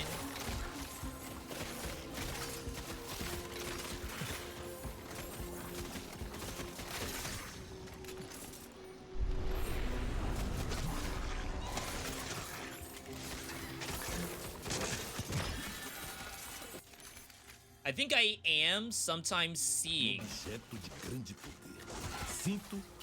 the Q spread. Like, it did it twice there. But, like, all the monsters are gone.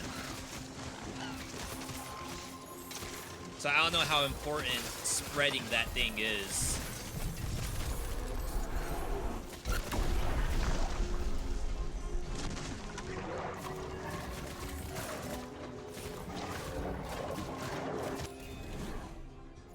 Marksman, Repeater, Double Knives have Leech. I'm like super tempted to full swerve into that physical crit Matadera convert to Plague setup.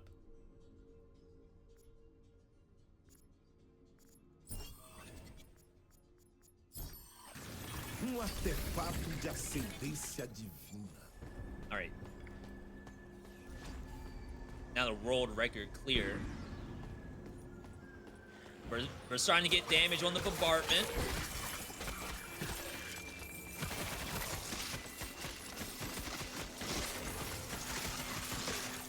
It does clear for right now.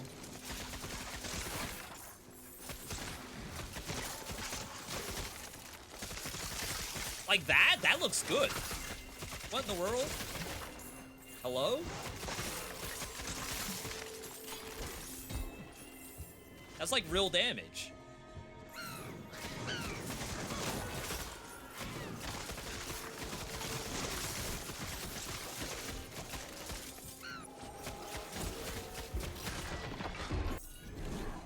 I feel like it itself needs some cooldown reduction.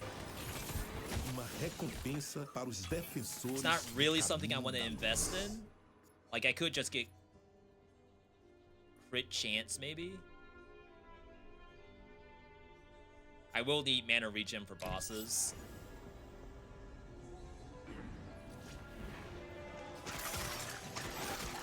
Chat, we're doing it. Walk and kill. That's all I wanted to do this whole time.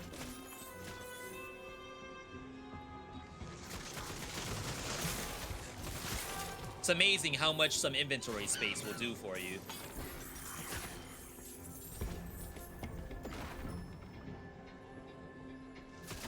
Only thing we have to worry about is the boss one-shotting me again.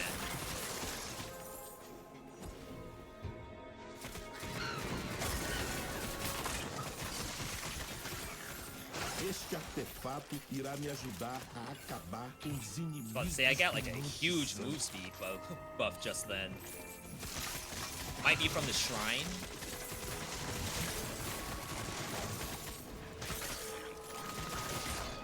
Sheesh.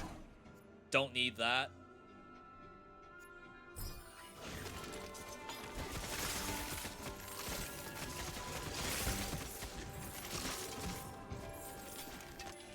I am missing gold sometimes.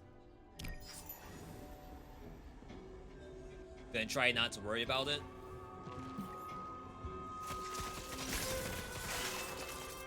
If I don't think about it, it's not an issue.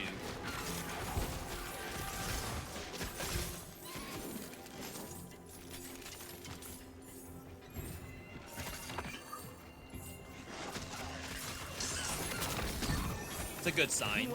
I just one-shotted the loot goblin.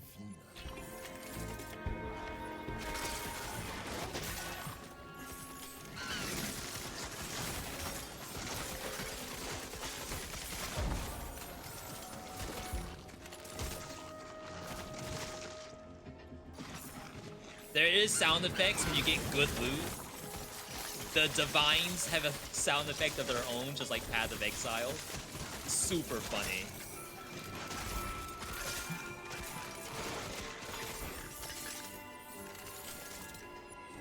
Now, like I said, the meta, I would say, for Plague builds is Veil of Quills. So I really just want to do something a little bit different than, you know, the same old tried and true.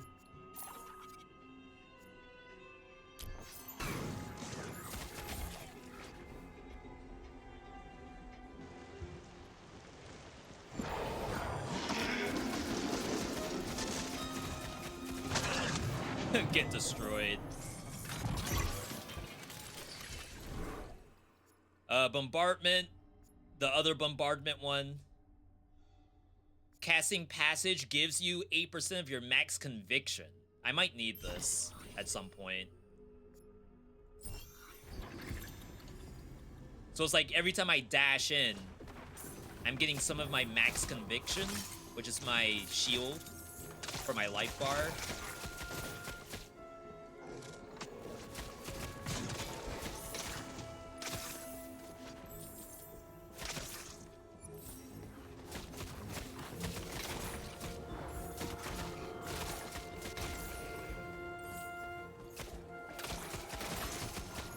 Nice and cozy.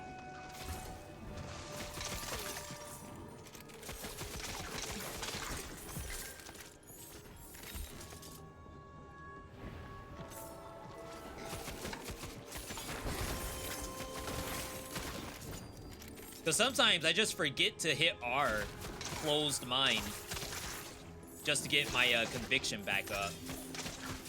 It's a blue, this like little meter above my life. That's how close I am to my maximum conviction.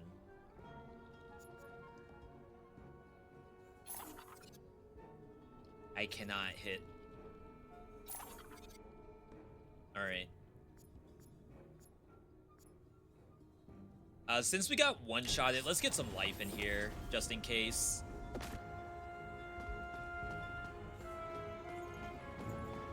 I assume attacks don't go through conviction. I must have just had, like, no base life to work with.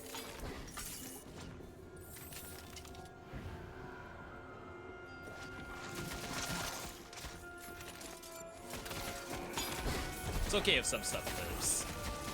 They live to tell the tale.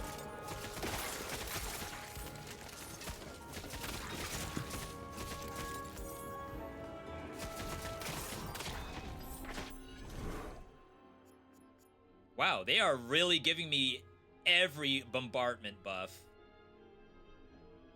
And like no bell.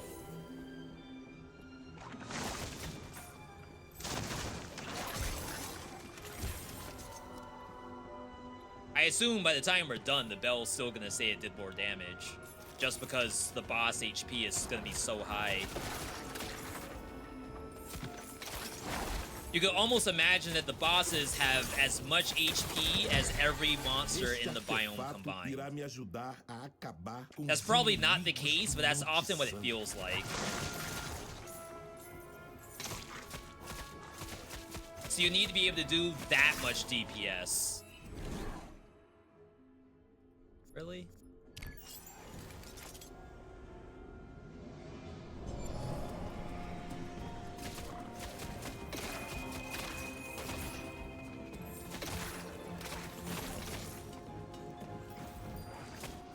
I feel like this part took me a while. Not because the monsters lived for too long, but I wasn't hitting enough the screen. That's one of the nice parts about marksman builds, like builds that fire arrows and bullets, is you could just aim in one direction and then wipe the board.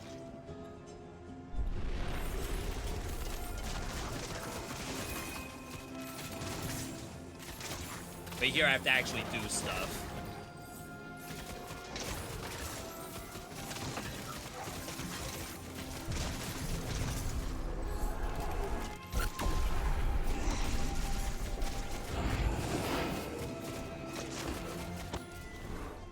Alright. Old Bell summon spirits. Could go for another one of these. Maybe have a better one. Cooldown reduction. Nothing for Bell. You would think this was a bombardment build.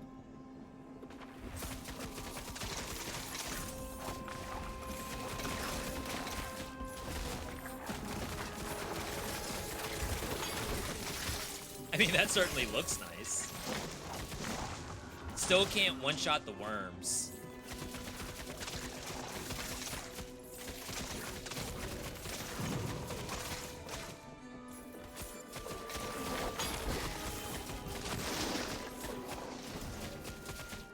Bell does it.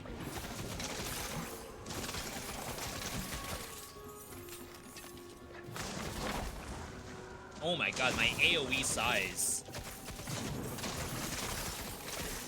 That's so good.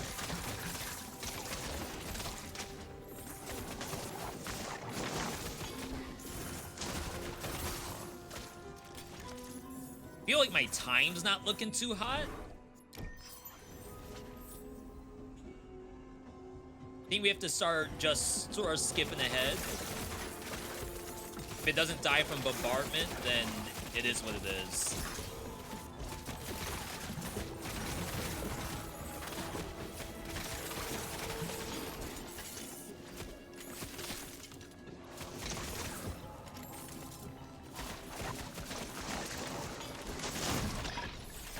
As long as we kill the elites. Plague Shred. That's helpful.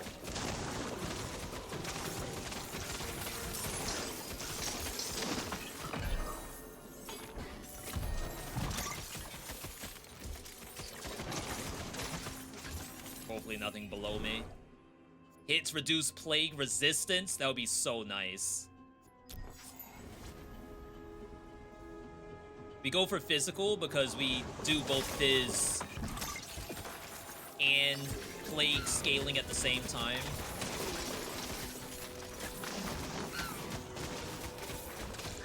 Everything physical is converted to plague. So scaling physical actually scales plague. It's quite nice. I mean, not gonna lie, this looks good. I know I was complaining a little bit about time, but this looks good.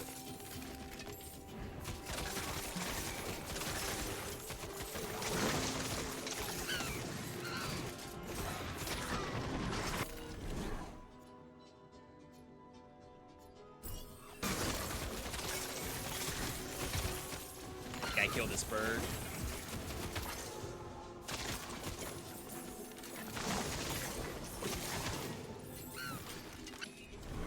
Ignite damage.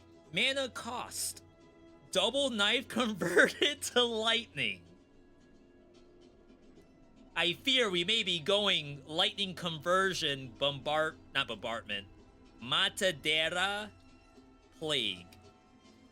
Objeto de grande poder.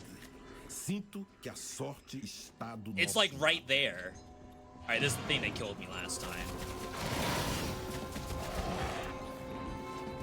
We have to actually try.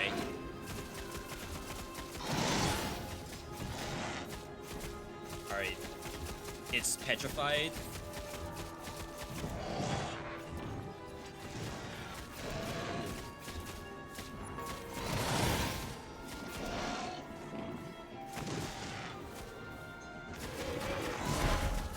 So that move is what killed me last time. I think it did half my HP just now. I can't see.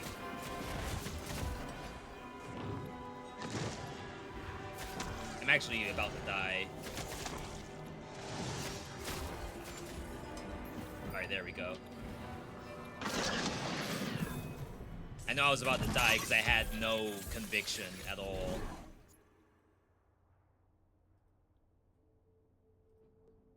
Veil of Quills again. I don't think we reroll here. We save in case we can reach the boss.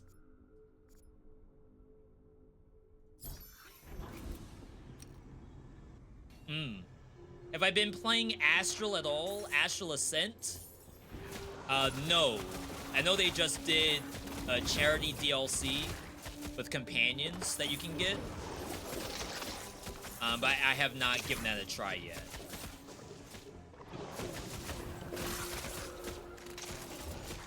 Have you? Like, are you able to sign off? Is it good? I mean, not that the dev ever misses, right? Open?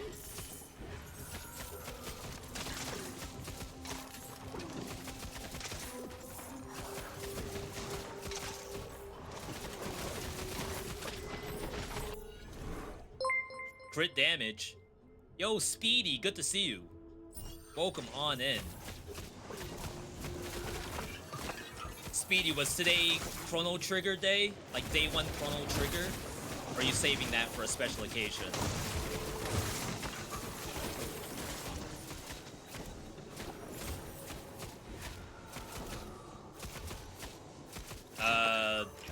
Why was that thing not dying?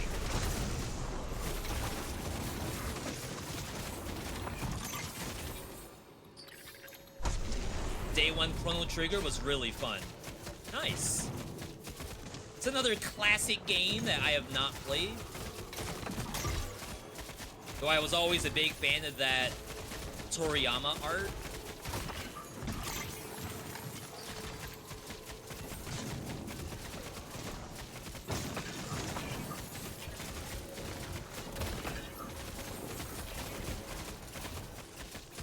I have to pay attention here. Alright. Crit damage.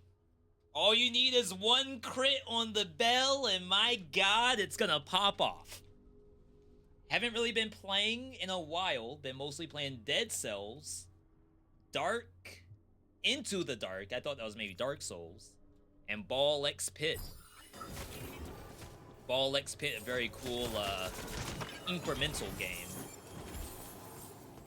Plus roguelite at the same time. Roguelites with a T.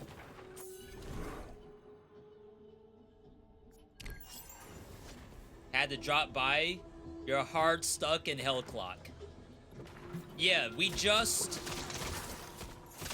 Well, it kind of depends on where you are in the game. I know you had just gotten to Act 2. I don't know if you now have access to the constellation or not. That's certainly like a next stage in character progression, like making a strong character. For example, I went from 11,000 per hit on my bombardment to 34,000. Essentially tripling my DPS with one constellation. Like fully completed constellation. I don't know if we can win this, by the way. I think I have to skip content here. Well, I'm here. I'll get some time back.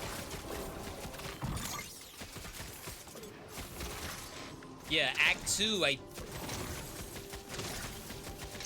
I think you'll be getting some upgrades soon. But it's definitely a matter of, like, you have to PB. And that's kind of like what the game entails, is like you have to PB. Whenever you come back, whatever upgrade you do back in base has to get you a PB from a damage standpoint. Like, surviving is one thing. I died earlier today, so I had to go back and, like, get my HP up.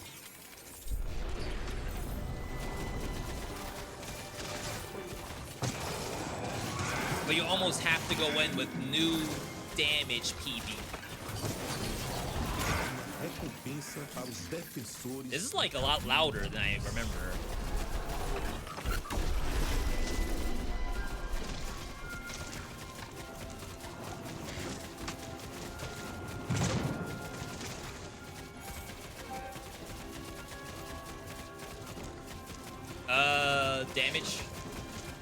Damage mod check. I saw a 900k crit just now. I might have to bring this in at some point.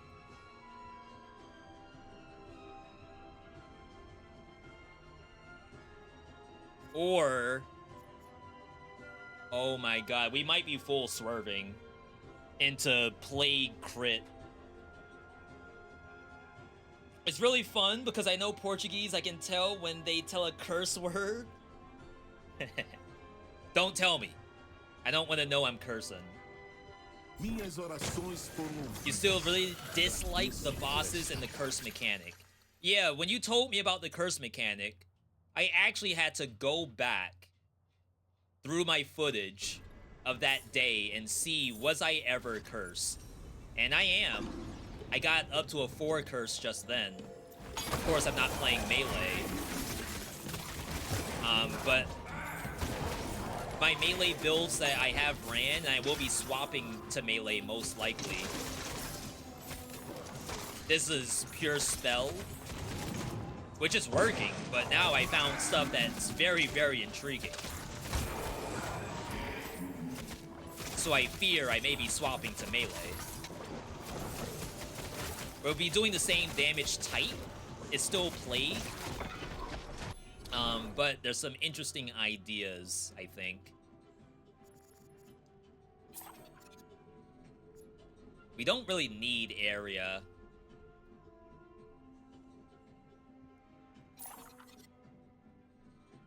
We're losing out on the chance at Plague Shred. Maybe just take this just in case.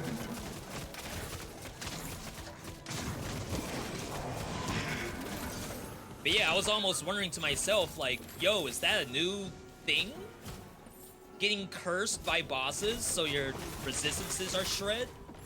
I had never heard of that until you mentioned it. But no, apparently that's a mechanic that's been there the whole time. Melee does more to stun. Do more to close range. Fé no belo monte me trouxe instrumento iluminado. Lightning double knife convert to Plague. I think is what's about to happen.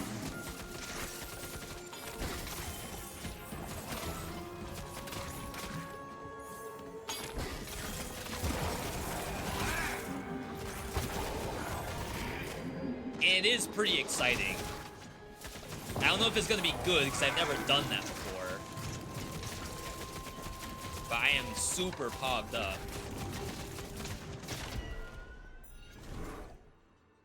Crit damage. It really sucks for early game because I can have mechanical skill to beat a boss and still lose because the boss eventually one-shot you. Yeah, when the game first came out, the reviews for the game were all over the place, but the dev did have to respond to everyone who had struggles. Either like they were getting one-shot or every enemy was a damage sponge. That kind of stuff. It's a little late. Oh, I should have taken cooldown. I guess distance is fine.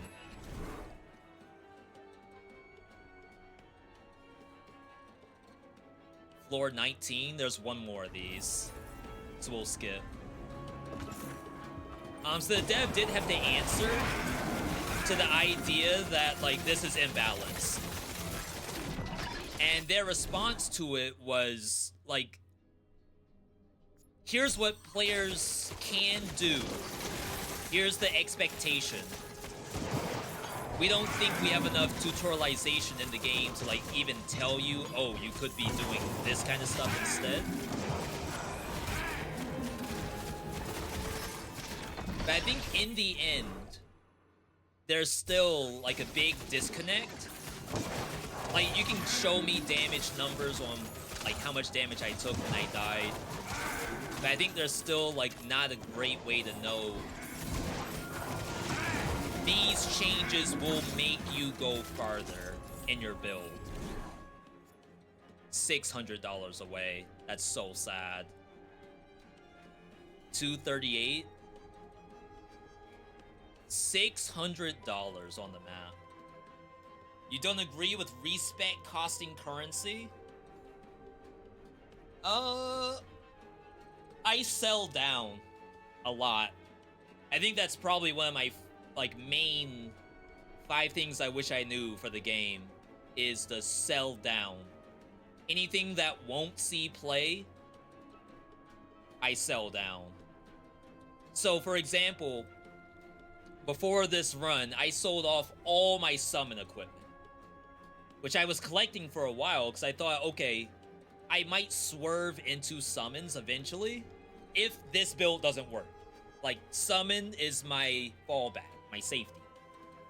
The build works, so I sold everything that wasn't this build or, like, a potential next build.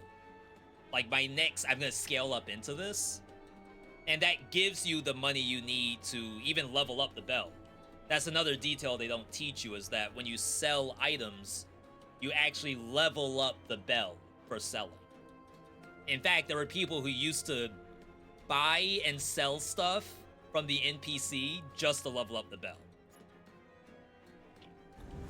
I'm gonna see if I can get a quick 600. It's a little greedy, especially because we're low on time. No, there's no way.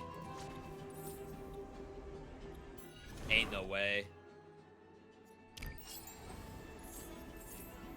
Alright. Boss time. This boss one-shots me sometimes.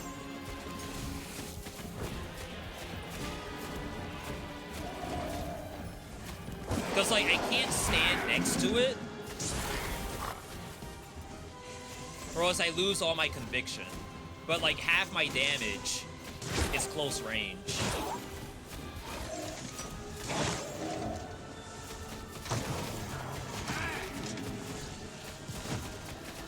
$1.6 mil crits. Oh my god, my entire life bar just disappeared. There it is. Oh my god, I just stood in the AoE and got decimated. That's lightning damage. And I do have max lightning res.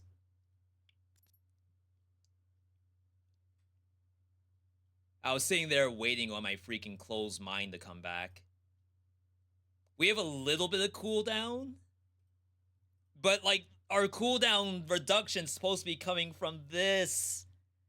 I couldn't layer it. I was maybe too scared. Because like I need to go in. Like this has a terrible cooldown, but if I have the E going, it does reduce. But if I'm too scared to walk in, then like it's GG. We still have 6 runs left, so I'm still ahead of the curve. I think right now I'd be at 3 runs left. We did get some Prog U here. Why do you have Closed Mind at level 4? Because even though the cooldown is really high at level 4, we have cooldown reduction on every hit of the bombardment. Some stuff I don't take to max, like Prayer of Health, I don't usually need at max. I just get enough damage reduction out of it. But this thing, it gives you barrier based on max mana. And I'm scaling max mana, actually. Oh, wow, we go up to 5. We're scaling max mana because Old Bell has max mana damage. So I have not maxed out mana on the tree, but I have a lot of points in tree for mana.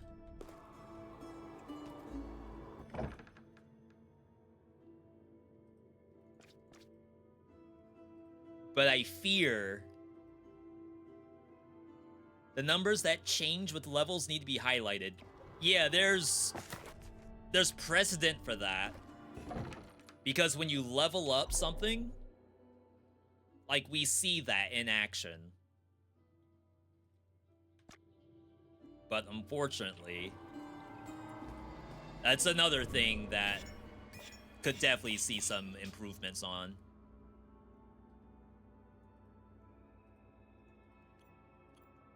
Bad UI, bad tutorialization. Yeah, and tutorialization was one of the first ones that they had to work on. And there's more to do, like they have another patch that's planned. What are we doing here? I gotta check this out. I don't know if I have enough to convert. I only got 1 point.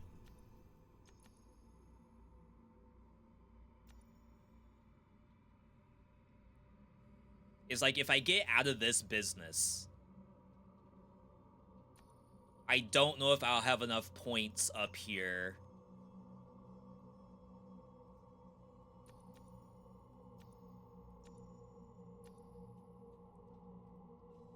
I would need this.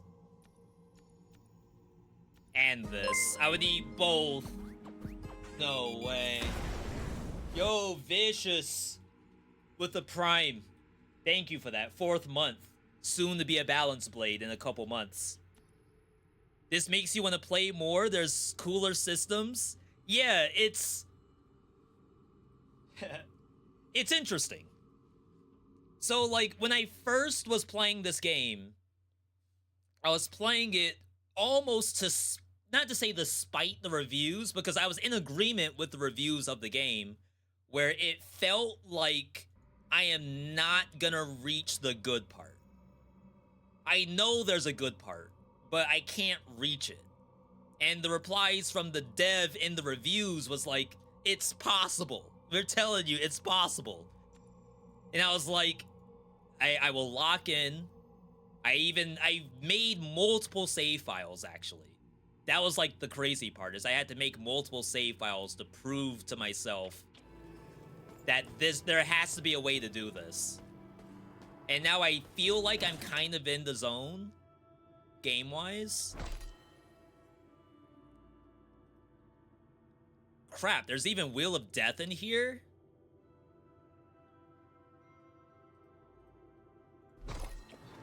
I just don't know if I have the points to do this. But yeah, point goes is that there's a certain point in the game where it starts to really click. Where like you know for a fact that something specific isn't working build-wise. And you can identify what that thing is. And I think that's probably my favorite part of the game, is that like kind of like puzzle piecing.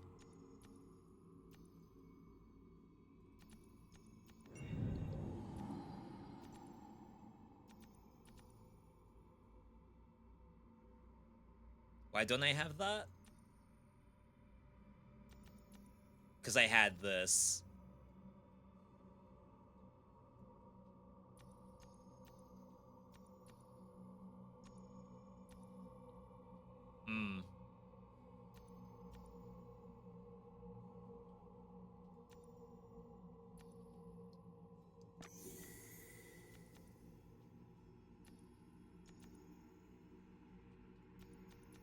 I need 1 point of green.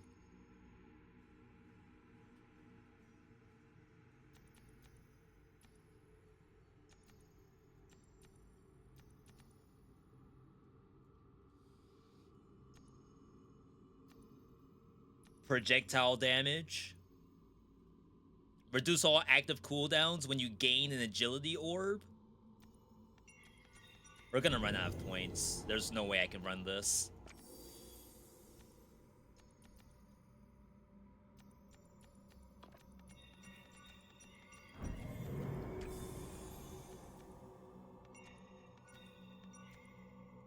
I got it.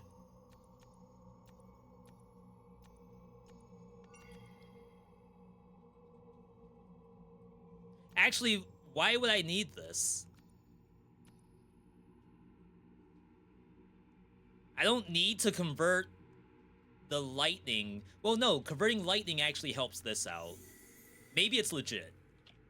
I remember what the build is. If this ends up being trash, we can always go back. Frustrating to increase your res only to get hit by the boss to be cursed. I hear you. Like I said, I never even knew that there was a curse mechanic until you mentioned it. And that's to say that I have played melee builds. And I feel like I haven't... Oh wow, that's Giga right here. I feel like I haven't... Like, even in the death I took just now, like, I understand that I got shredded for 30, but I think I lost because I didn't get my cooldown back. I have stuff to circumvent that by being able to spam closed mind. And because the way I played, I wasn't able to access it.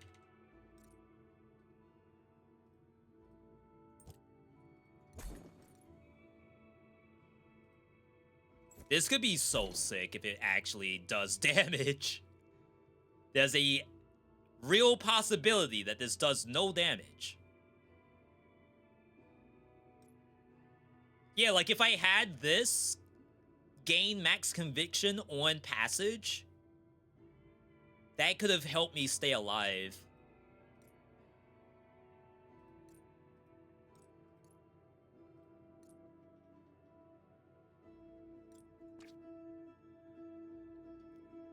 This is melee.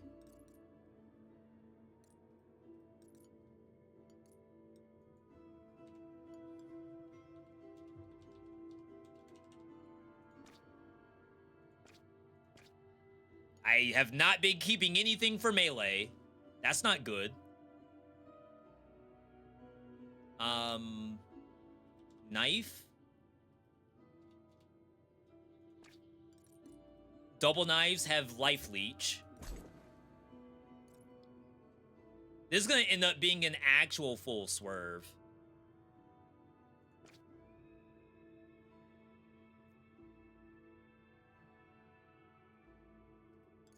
What do I do for mana?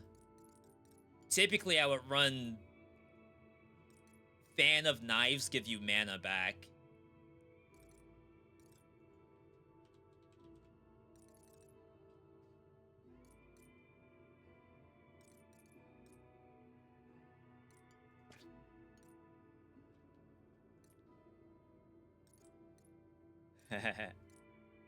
I may have made a mistake. I mean, not that I'm losing anything. I'm making a separate build here. I probably don't need to run Conviction in this setup. I'm spending mana, but this could probably be pure life. Oh, we got Shadow Dash stuff. Drain life, Shadow Dash. Little ambitious. Resistances. We're a little bit down. This is the best thing in our kit right here. Fizz XP. Nice. Let's keep the life.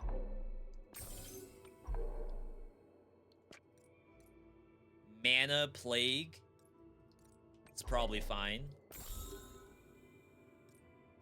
Move speed, life on kill. I feel like we have life leech, so I shouldn't need life on kill, right? Unlucky.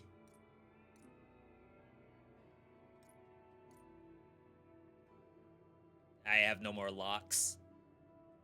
Mana.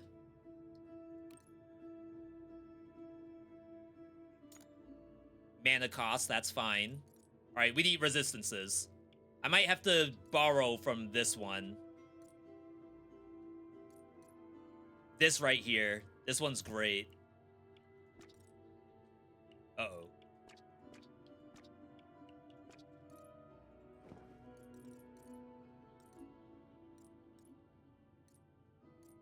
I don't really want this.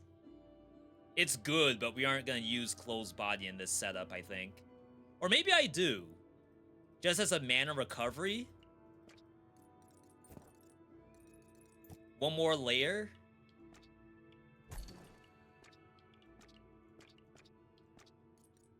Chat, this could be trash.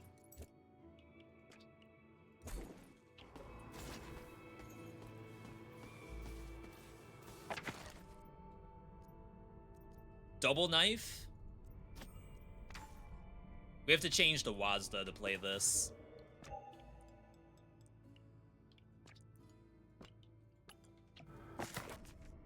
Double knife. Judgment's fine. Matadera. Shadow Dash can stay level 1, I think.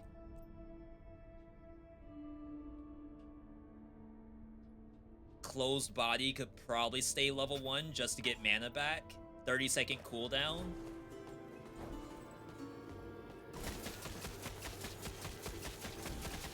That does as much damage as Bombardment. Why am I just automatically doing this?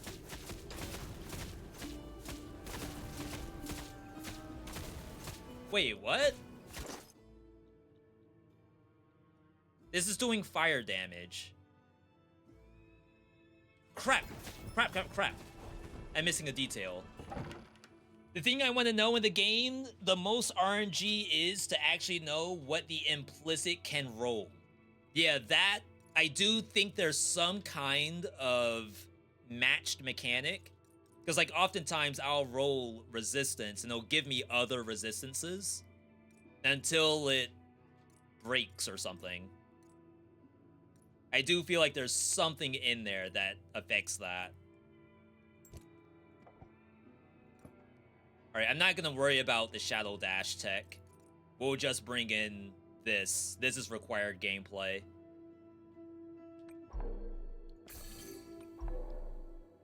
Crap, I should have checked my other ones. Oh, that's my last one.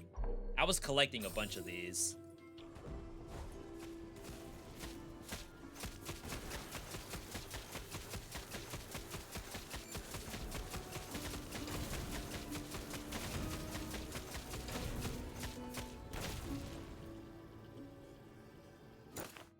Plague damage and melee.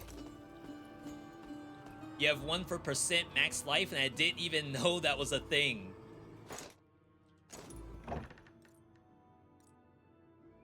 Yeah, this thing's giga. I do not know if I've seen anything as good as this, to BH.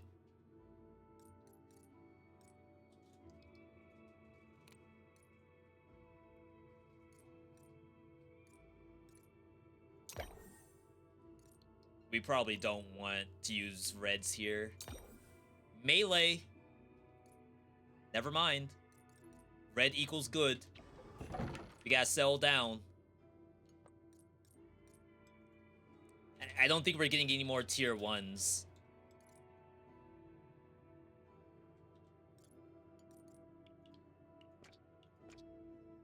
We're down on resistances still. Because I need to re-roll some of this stuff.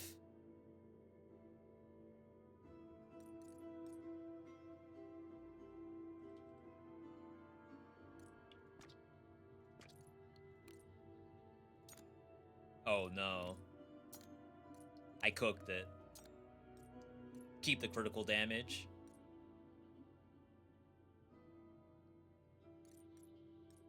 This is like a good relic, but I kind of need resistances bad.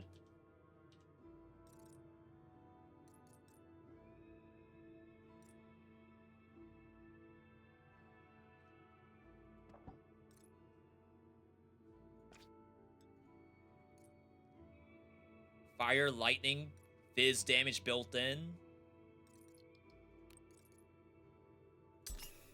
Plague damage. Okay, this one's big.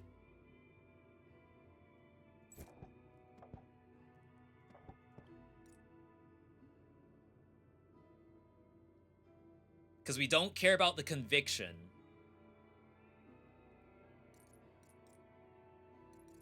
We gotta sell.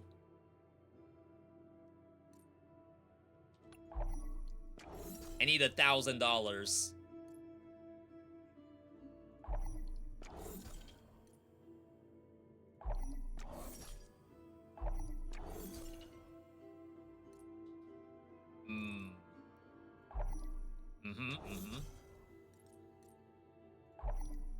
Hang on.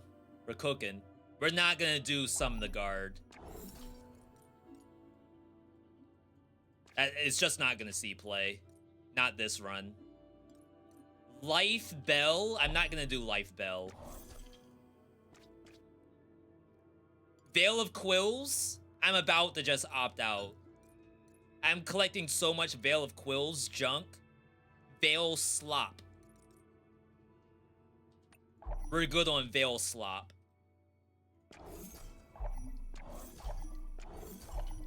All for a build that's not tested yet.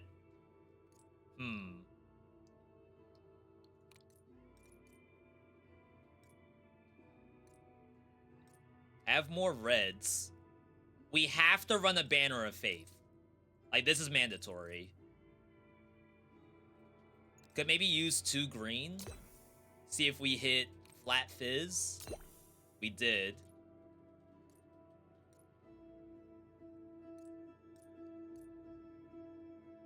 This one's also really good. 2,000 to upgrade it. 2,500, that is.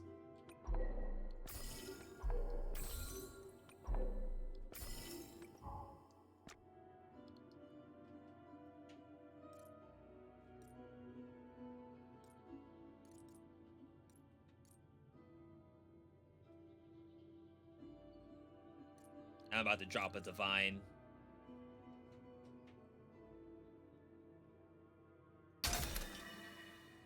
Alright, chat, I will assume that was better. If you believe it was better, it is better. Spell. Fire. We only want to see physical, melee, and plague. More leech.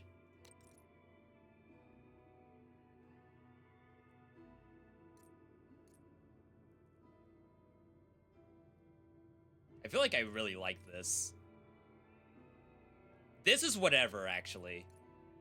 Like, I don't even really need to run this, to be honest.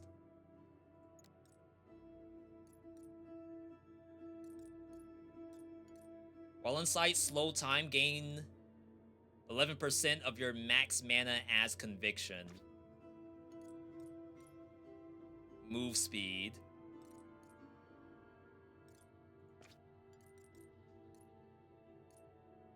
Potions give you resistances.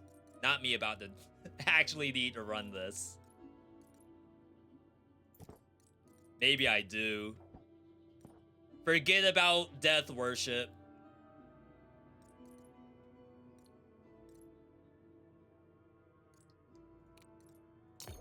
Okay. Alright. The stats look useless on that unique, and the unique itself isn't all that good. It's good if you're running this at the same time. Shadow Dash no longer has a cooldown. Drains life so it can activate your, like, life leech mechanics.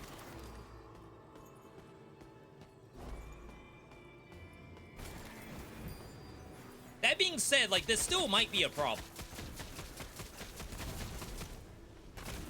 Why am I not using mana? I don't think I have... Oh, it's probably the power orbs doing it. I have no idea if this is gonna be good. Oh, crap. We got respec here.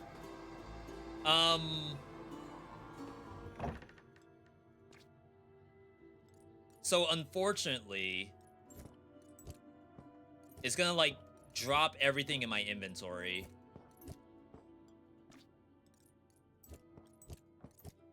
This is one thing that like I would love addressed at some point. I think they're planning to have it so you don't have to do a full respec.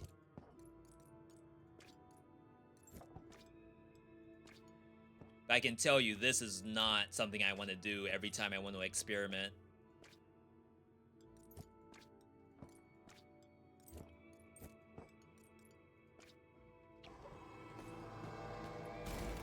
Because if I don't respec on the tree, I have all this, like, percent spell damage that's doing nothing. Oh, I just got 6 points for all the stuff I sold.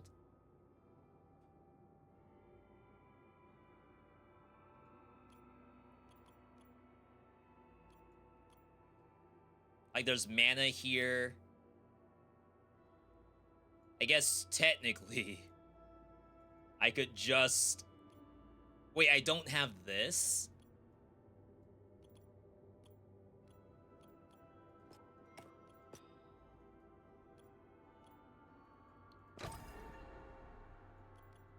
I could just pump melee, I suppose. And not actually make a change.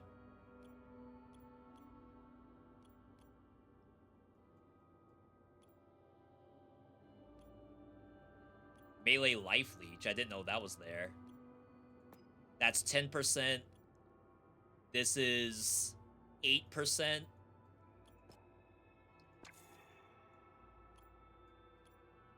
We will need one of these at some point. 8. 10. Why is that 10? I don't think we're gonna get the melee life leech. This is not optimized. That bell is different from yours? Yes, I'm on Ascension mode. So I'm like post-campaign, going through Ascensions like it's Slay the Spire. So the Ascension is set up in a way where you're gonna do the tree to like hyper-focus on certain stuff. I don't quite remember how it is in campaign, but the way how you're doing Ascension mode is that you are trying to get a build through a run as quickly as possible. So the nodes are positioned in a way where, like, you need this particular stat, so you have to go in that direction. Probably need this, right?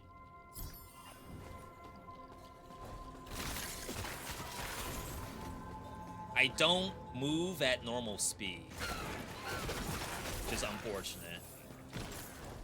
it kills. But I think, like, I would have killed no matter what.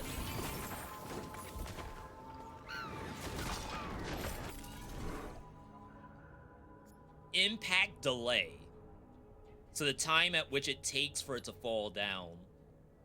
I think cooldown might also affect the relic. That sounds familiar. Dash cooldown is really good too. Yeah, I thought I had the relic for move at normal speed. Apparently I was tripping. Because that's like, not to say it's required, but certainly makes things better.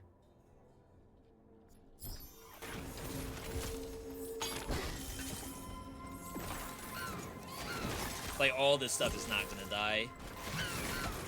I mean, that's a big impact. If anything even remotely walks over there, it should get blown up.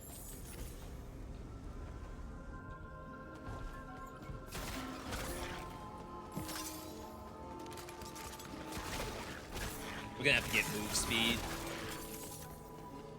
Not a stat I normally invest in.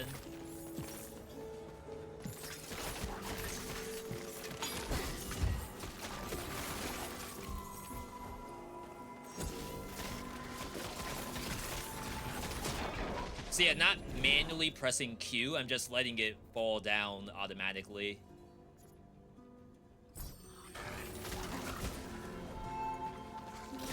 I could, like right here, but it's gonna just die before they even falls.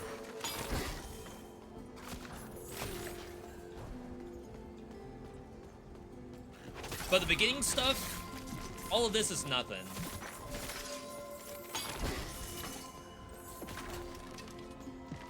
They're actually dying to my power orbs. Crit damage. Crit chance, we're at 24. More crit equals more fireballs from the sky.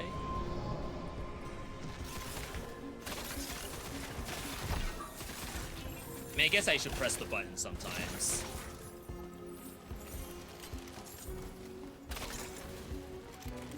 It's a fun button, for sure.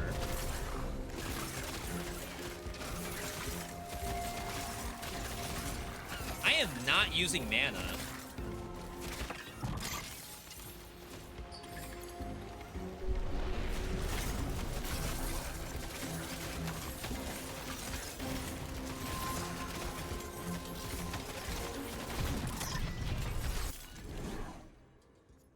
I suppose.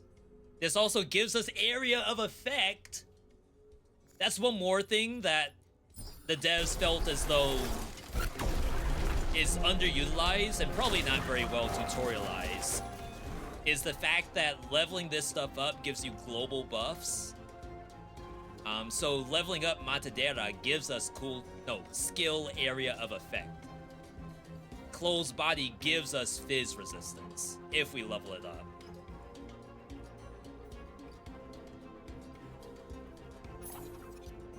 Not gonna use all my money here. That's the old build. Oh, snap. We need syringes. Artefato de ascendência divina. It's like the game knows. I don't really like taking that.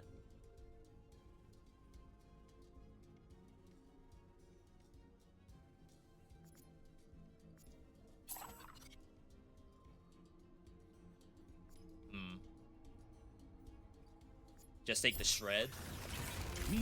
Alright. Putting all my points into closed bodies so you can get any semblance of consistent fizz resistance. And it's a give and take, of course, because you are losing out on like global damage up, global life up. I know Prayer of Health gives you, I think, global fizz resistance. But Prayer of Vengeance, I think, gives you crit or something. Which could be very strong. Could be, like, legit the build. I'm going backward.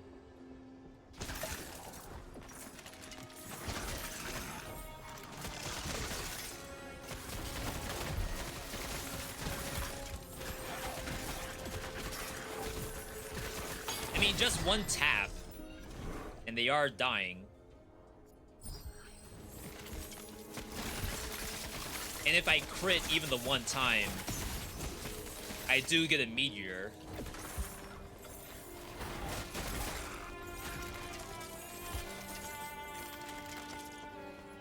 Actually, does the game tell me the cooldown?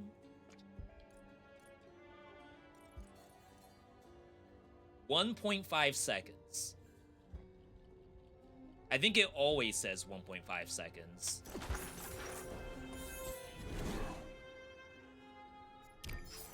But I'm sure that number is reducible, because lasso is reducible. Objeto de grande poder. Sinto que a sorte está do nosso lado. See, that's kind of why the wheel for Shadow Dash is so nice, because like I could just keep dashing. I'll lose life, but I have lifesteal anyway. Fé no Belo Monte me trouxe instrumento. Este artefato irá me ajudar a acabar com os inimigos do Monte Santo. I heard me gusto.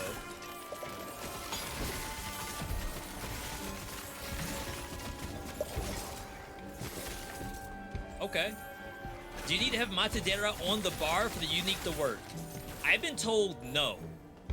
But of course, I do want to scale the Matadera because it's giving me size.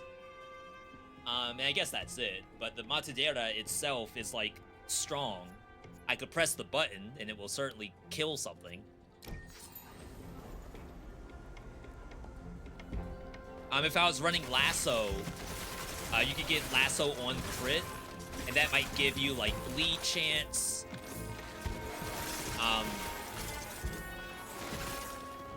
Being able to do it more often could like perma stun a boss, because bosses can be stunned and withered, which is petrify.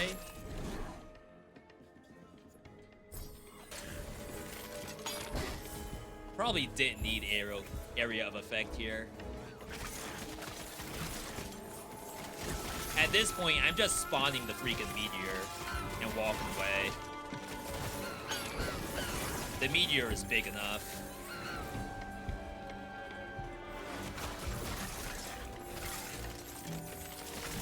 I should probably move these.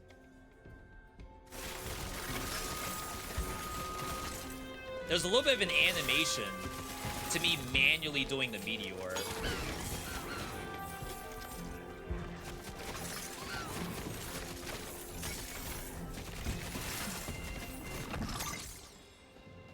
I didn't get that item.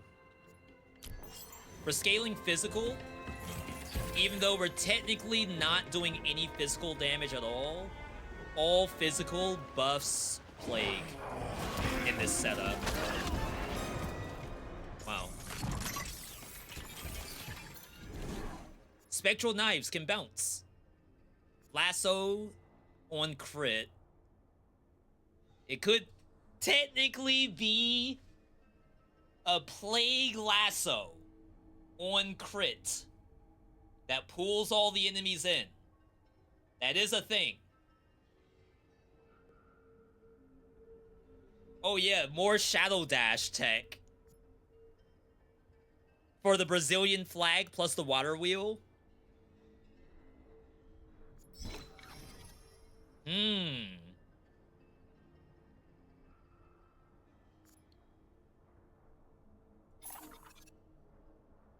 Oh my god. We don't need area, I think.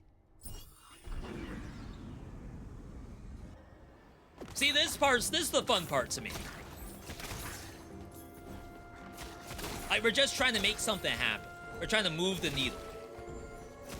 Right? Bruh. We're solving a puzzle. Originally, the puzzle needed bells. We've gotten rid of the bells, and now we're doing... Not even spin to win. Spin until the giant rock in the sky shows up.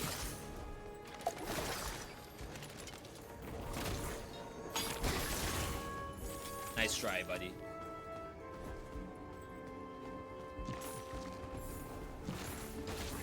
Now, of course, our PB is the boss killing us. So, like, none of this matters if the boss still kills us.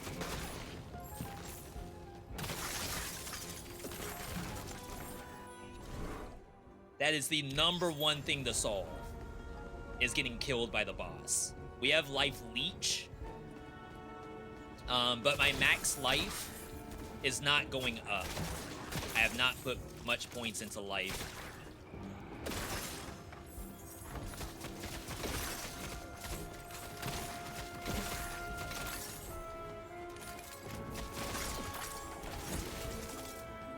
It's funny, so Speedy came in saying that she's wanting to play after watching. I saw someone on my friend list, which is another member of the community, also hopped on Hell Clock. Just so cool to see. It's just one of those games, like when you see someone doing it, you want to do it.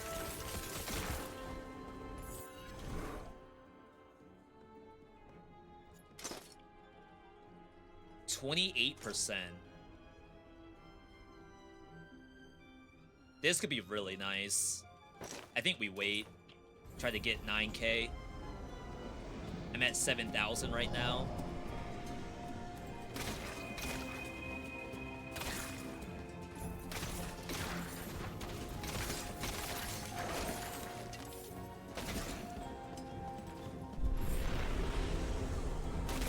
I have to play this with Wazda.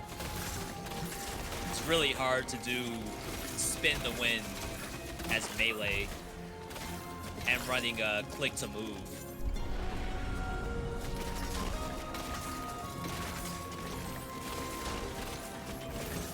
It's possible. Like, you just put spin on Q or on R.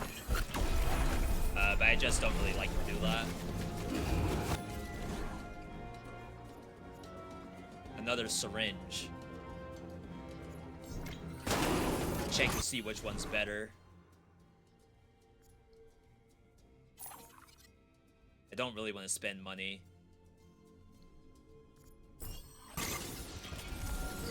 This thing's giving me ailment duration, which is kind of whatever. With a 1.5 second cooldown on crit trigger, more crit chance doesn't do much. I think that number's reducible. I feel like I've ran crit lasso, and that lasso was showing up quite often. Bruh. Because I even remember watching... Who was it? Maybe I was watching McQueeb play this. And McQueeb had melee, probably same spin to win crit with lasso. And that thing was perma-stunning all the enemies because it was just activating so many times. And that, by default, has a 7-second cooldown. Maybe you need global cooldown reduction. Like, you can't just reduce the cooldown of the lasso itself.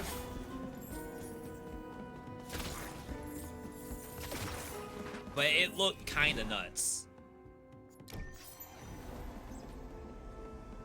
Wait, I don't care about Fizz Shred. Fizz Shred isn't the same thing as Plague Shred.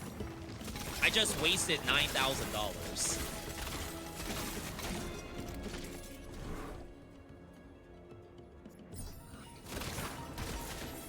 It's unfortunate.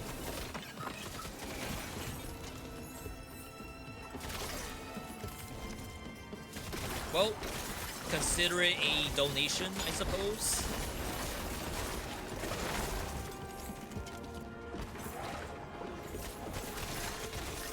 A little bit of a self-nerf. PoE levels of reading. Oops.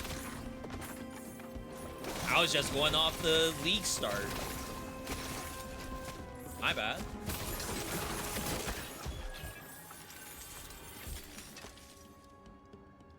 We don't need mana shield. We're gonna opt out of like all of our max mana because this does seem to be working.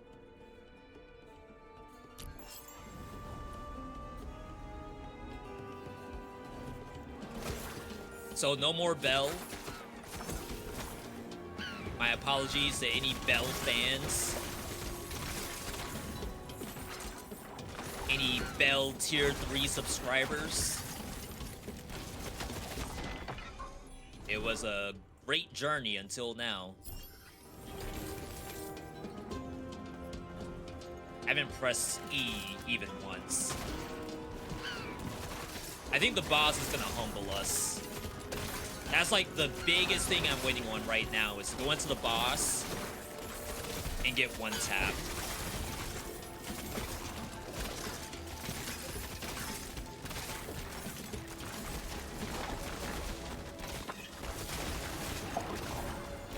I basically need to not die until the meteor falls. If I can last until meteor, we win.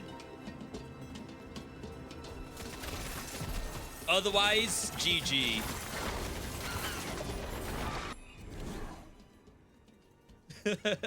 I need one of these to hit the boss.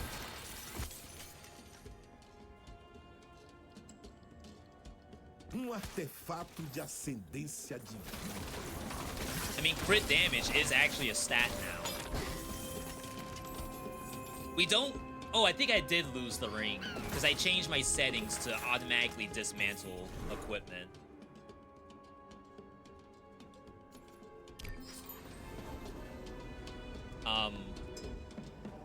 So I have to check.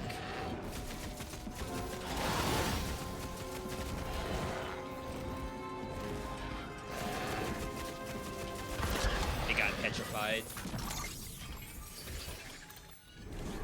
I guess that's the nice thing about Wither on a fast attacking thing, is we have easy petrify. This is mana. We could opt out of closed body and run Rosary instead. Here's this. Spectral knives. Oh, that's not double knife. Passage leaves a plague area, and all passage damage is upped by 300. Well, like triple.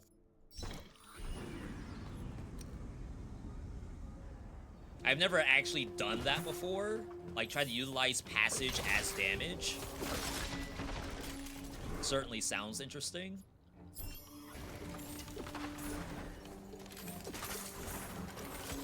Death Notary is insane. Better than the Shred. Sorry, which one was Death Notary?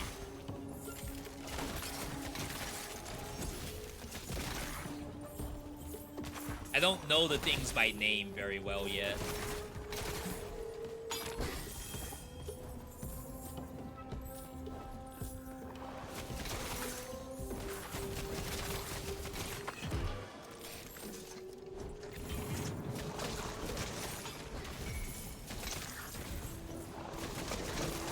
%, increased damage from all sources during slow time. Slow time with this is actually really good. I feel like in my head, I'd be clashing between slow time and the Shredder. Funny enough, this is like all Shred. Reduce all resistances by 20%. So I guess in a world where we weren't converting lightning to plague, like if we were running both lightning damage and plague damage, dual element, this could be very strong.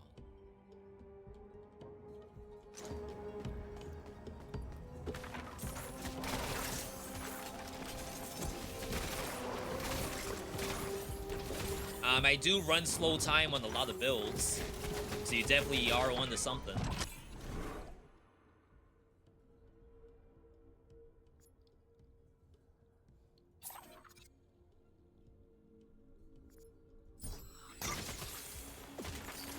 Wow, that did some damage to me. That one single orb. Of course, I don't have a target to heal off of. Thanks for the stream. Have a good night. Yo, Navocado, thanks for stopping by. Maybe I'll see you in SD stream tomorrow.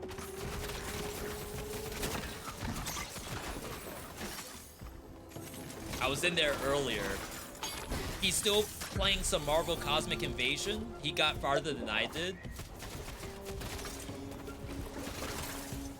I do think the game's fantastic, but it makes me just want to play Absalom. Alright, we're good on life.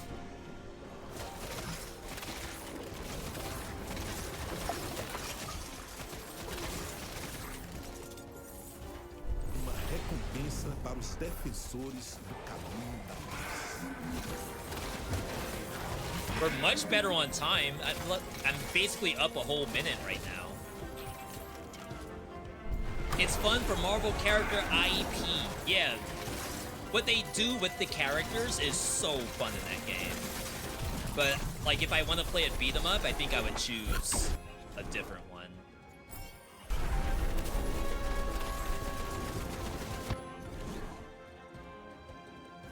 My spin is doing damage, right? Double Knives has a chance to apply bleed. I wonder if bleed does plague damage. If you convert all physical into plague. Minhas orações foram ouvidas. Agradeço I have to por check esta that. dádiva. I'm not losing resistances. I'm already not capped. I might have to put points in closed mind to get just a little bit of his res. Open, please. For the love of all things.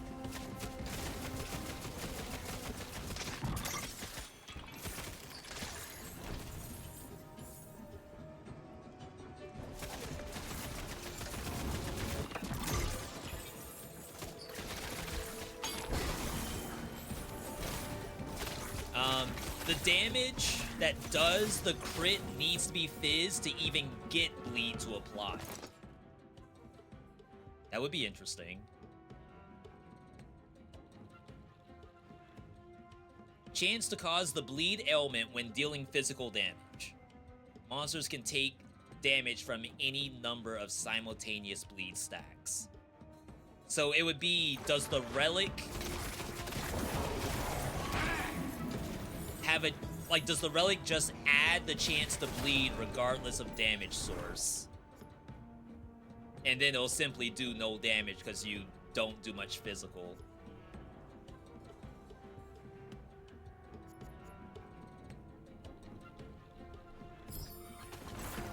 Maybe I should have banned that last spin to win.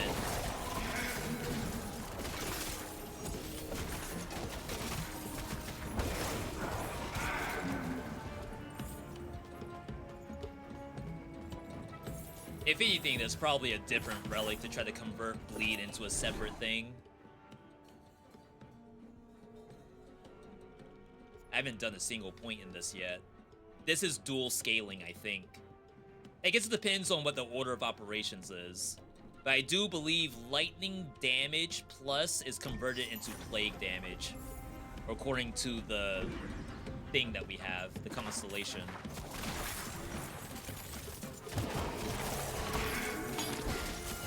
So I think it dual scales.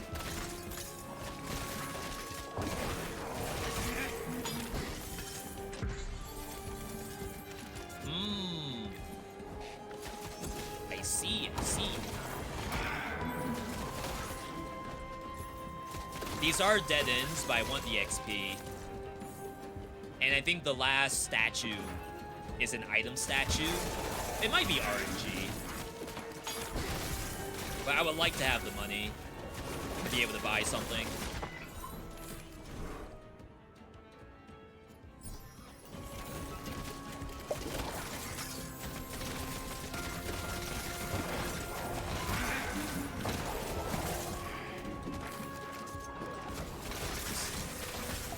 Nice. Floor 19. We are ahead of where we were last time. This is fine. It's not dual scaling, but I don't want to re-roll either.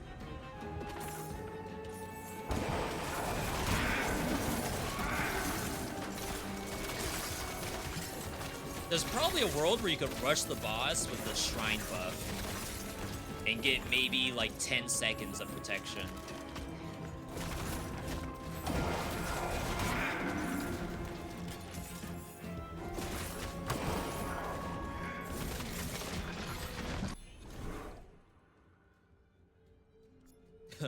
I know we're not gaining much conviction.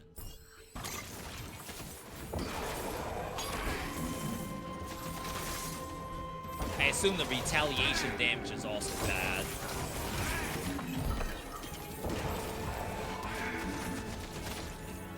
We're milking the map. I'm getting all of it. Sinto que a sorte está do nosso lado.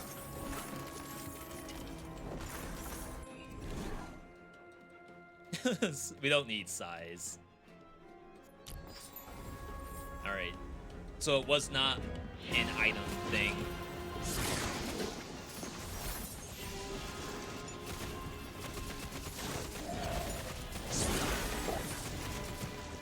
He got stunned.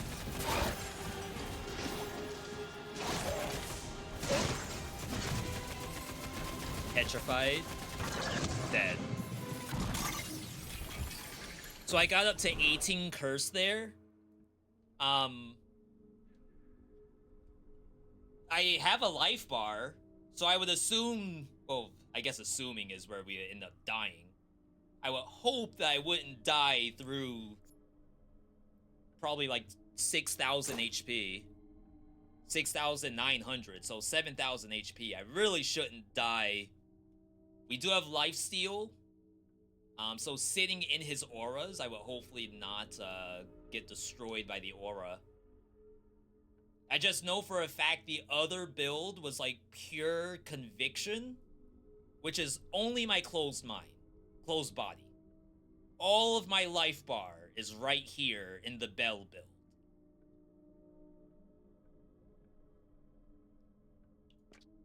Yeah, we would be taking additional damage. You're right, like there's probably an amount that we wouldn't survive. Kinda wish I would know how much damage I took from the boss, regardless of if I won or not. Because, like, what's gonna happen is that we clear the act, we're gonna leave, and then it would be nice to know how much the boss specifically did. It'll tell me how much other things have done.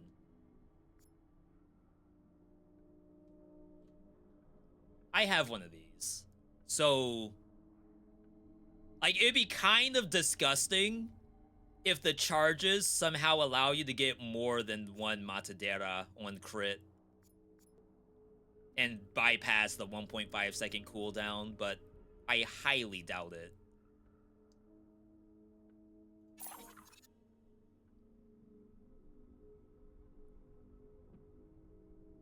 Spectral Knife mana again?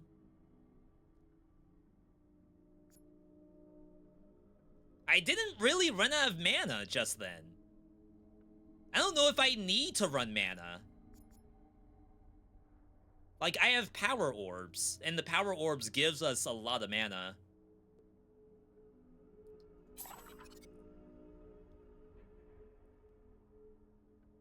That's it. Unlucky. I probably rolled by too many good things.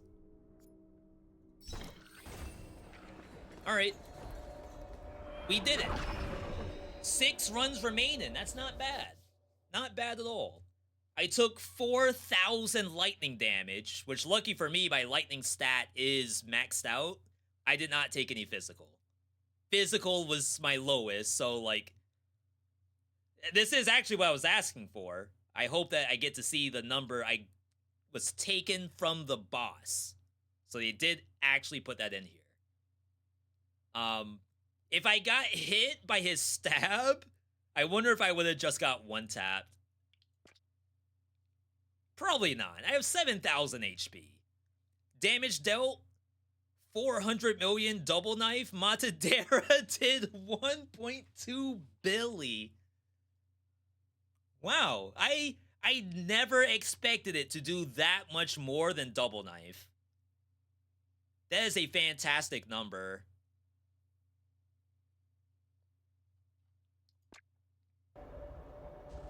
Wowee. Why is there a bunch of empty slots on the relics themselves? Empty slots on the relics. These things, right? So for example, my unique only has 3. Are you saying that like it's missing slots that this has? This has 5.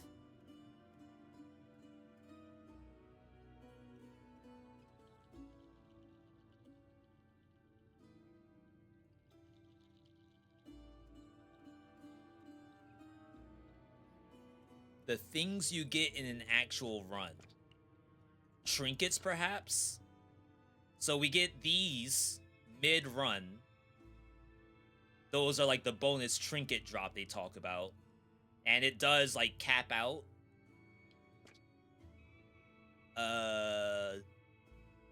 Yeah. So like, I think this is RNG. If you had empty spots, you just happen to not get a bonus trinket. And like, there are effects that give you bonus trinket chance. So there's probably a case where it might be RNG. It might be similar to the skill setup. Not skills as in these down here, but when you talk to a statue, it gives you a pick 3, but some of them are locking out other things. There may be a case where some of this locks out other stuff. I guess I would have had to have looked at the last run to know what mine looked like.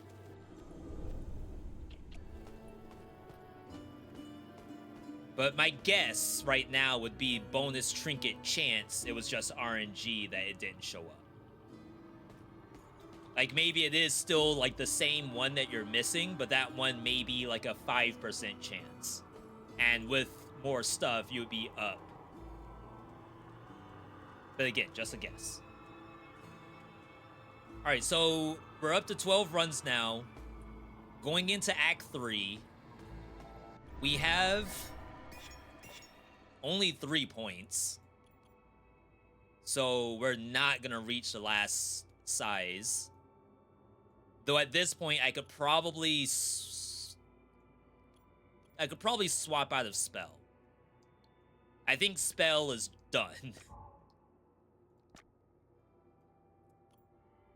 So we're going melee.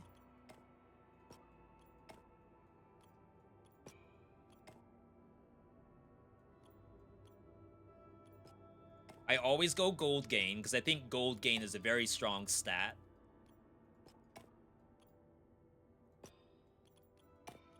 Banish.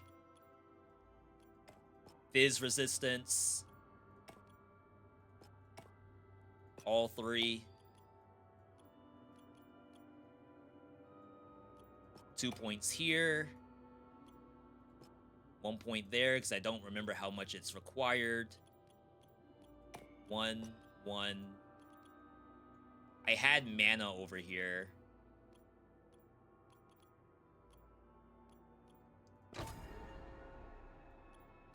I could maybe get red portal. Oh, we need freaking second wind.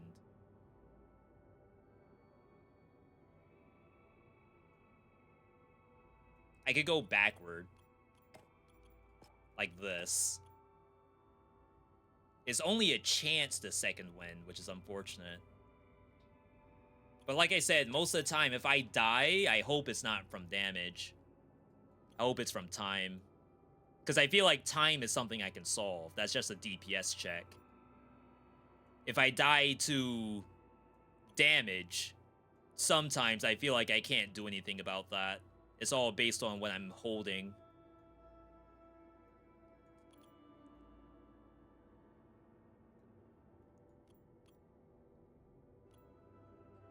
I gotta spend 7 points.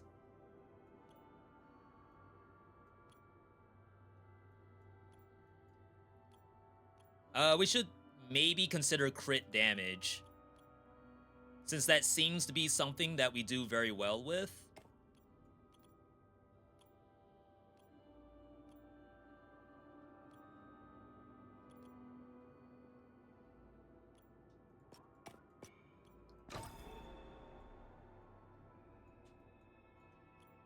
Two more.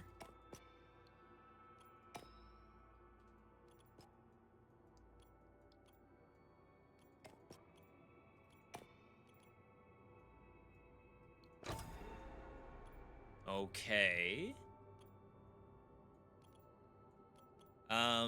There's some stats down here. Endurance.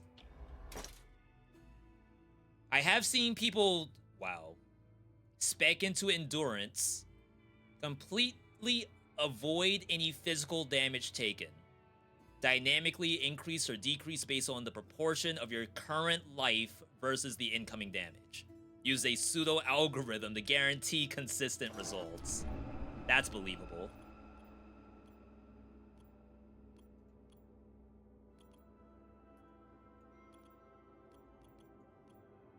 Not me just eyeballing resistances.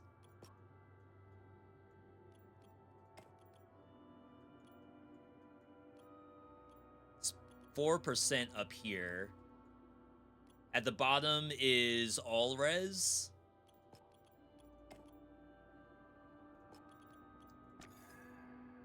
Two points left. Not enough to do anything, so we'll go towards life, I think. I assume we didn't need the conviction at all. The endurance is a little weird, I think, as well. I don't know if I trust endurance as a stat.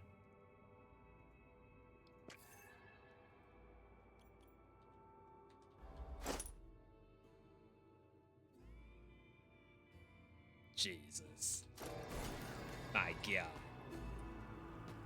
Oh, that's why.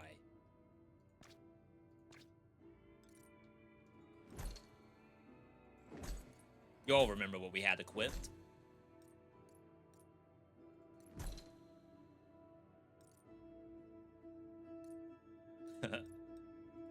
I remember what I had equipped.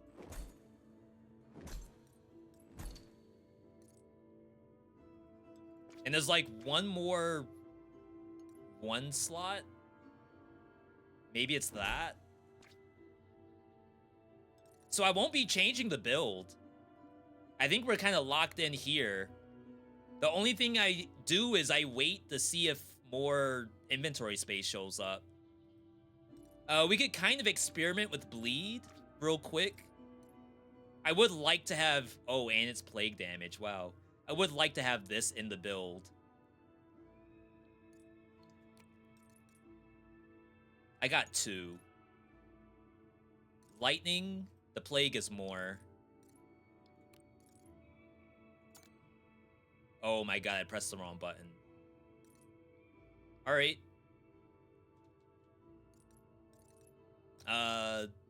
We're gonna ignore that for now. So double knife bleed.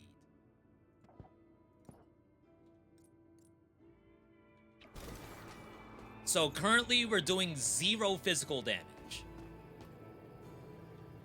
Remember the full speed spin. Unless you just want to tap it.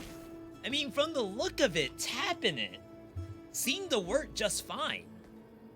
But this is the bleed test.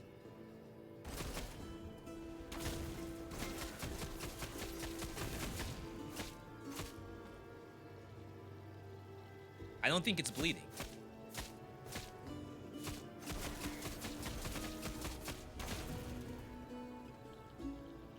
I think it's fair to say it is not bleeding.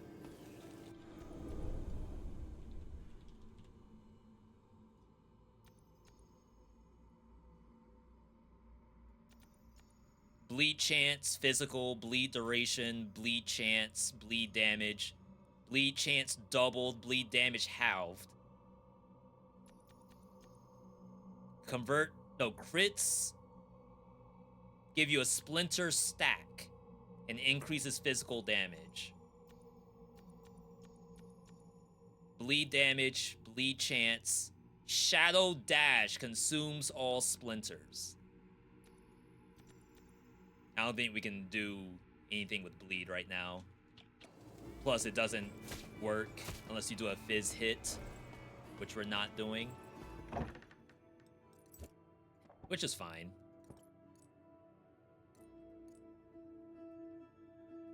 Again, I thought maybe we need spectral knives.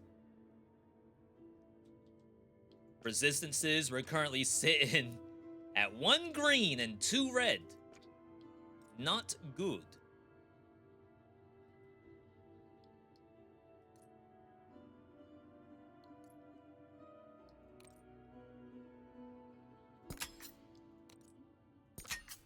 Okay. About to just keep it.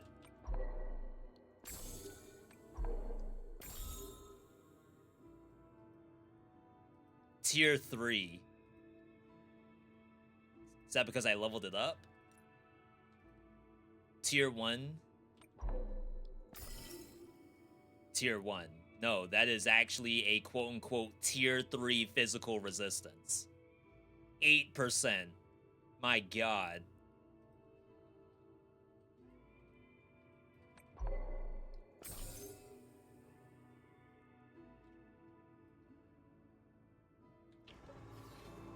And then the last thing we do, check over here. Cooldown speed. Like, it'd be so nice to be able to tell.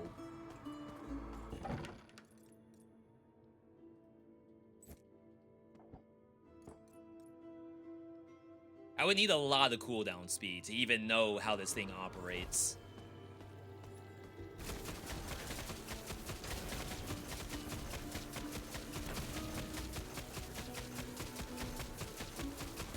Yeah, so it's doing lasso without me having lasso equipped. But it's a 7.25 cooldown. And that's like, it's not that impressive until it activates more often.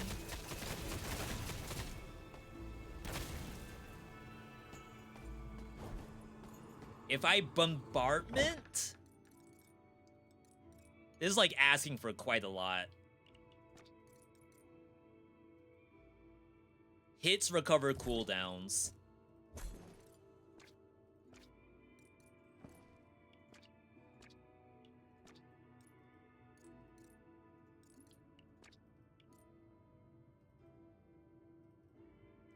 Just for sake of argument. So if we bring this in, we put on this,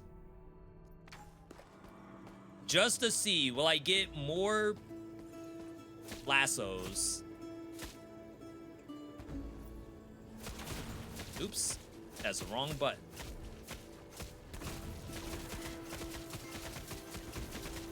All right, there's one.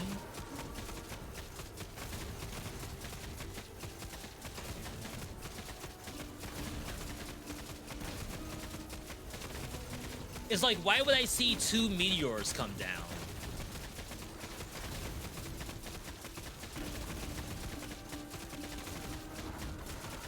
But I guess it just does it even if I don't do the bombardment.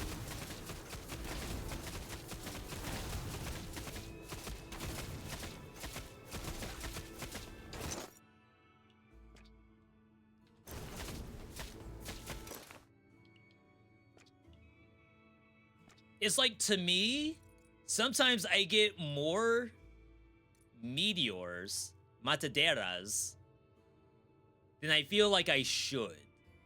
Once every 1.5 seconds. I'm gonna assume bombardment doesn't work.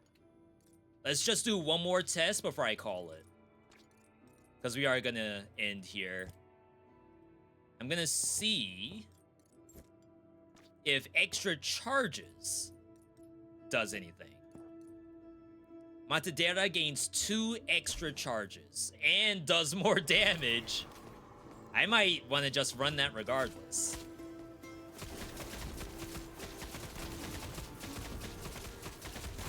No, I would have already gotten like multiple Mataderas all falling at the same time. That was 2 for some reason.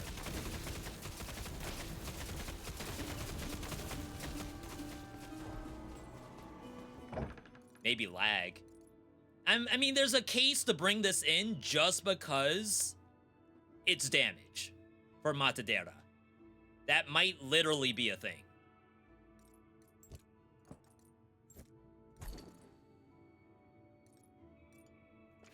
It's probably a little, questionable, and I have to lose resistances to do it. But it's certainly interesting. But anyway, I'm gonna call it here. Like I said, I could do this all day. For some reason, this game, like, it's the loop to me. You go back to base, you make something, and then automatically I want to go and do another run. I think when you don't make something, like you go back to base and then you just like go straight back out because like you thought you had the dub and you just failed it, I think that's when it becomes a struggle. If you come back and do something, doesn't have to be a full swerve, but being able to come back and do something with the build, I like that a lot. So that's what makes me like super interested in playing the game and showcasing it too. I mean, if I wasn't online right now, I'd probably be playing this, just to say that. But anyway, we're gonna go ahead and end it here. Big thanks to everyone tuning in today. We had multiple world premieres today. Constance was amazing. After Blast was pretty cool.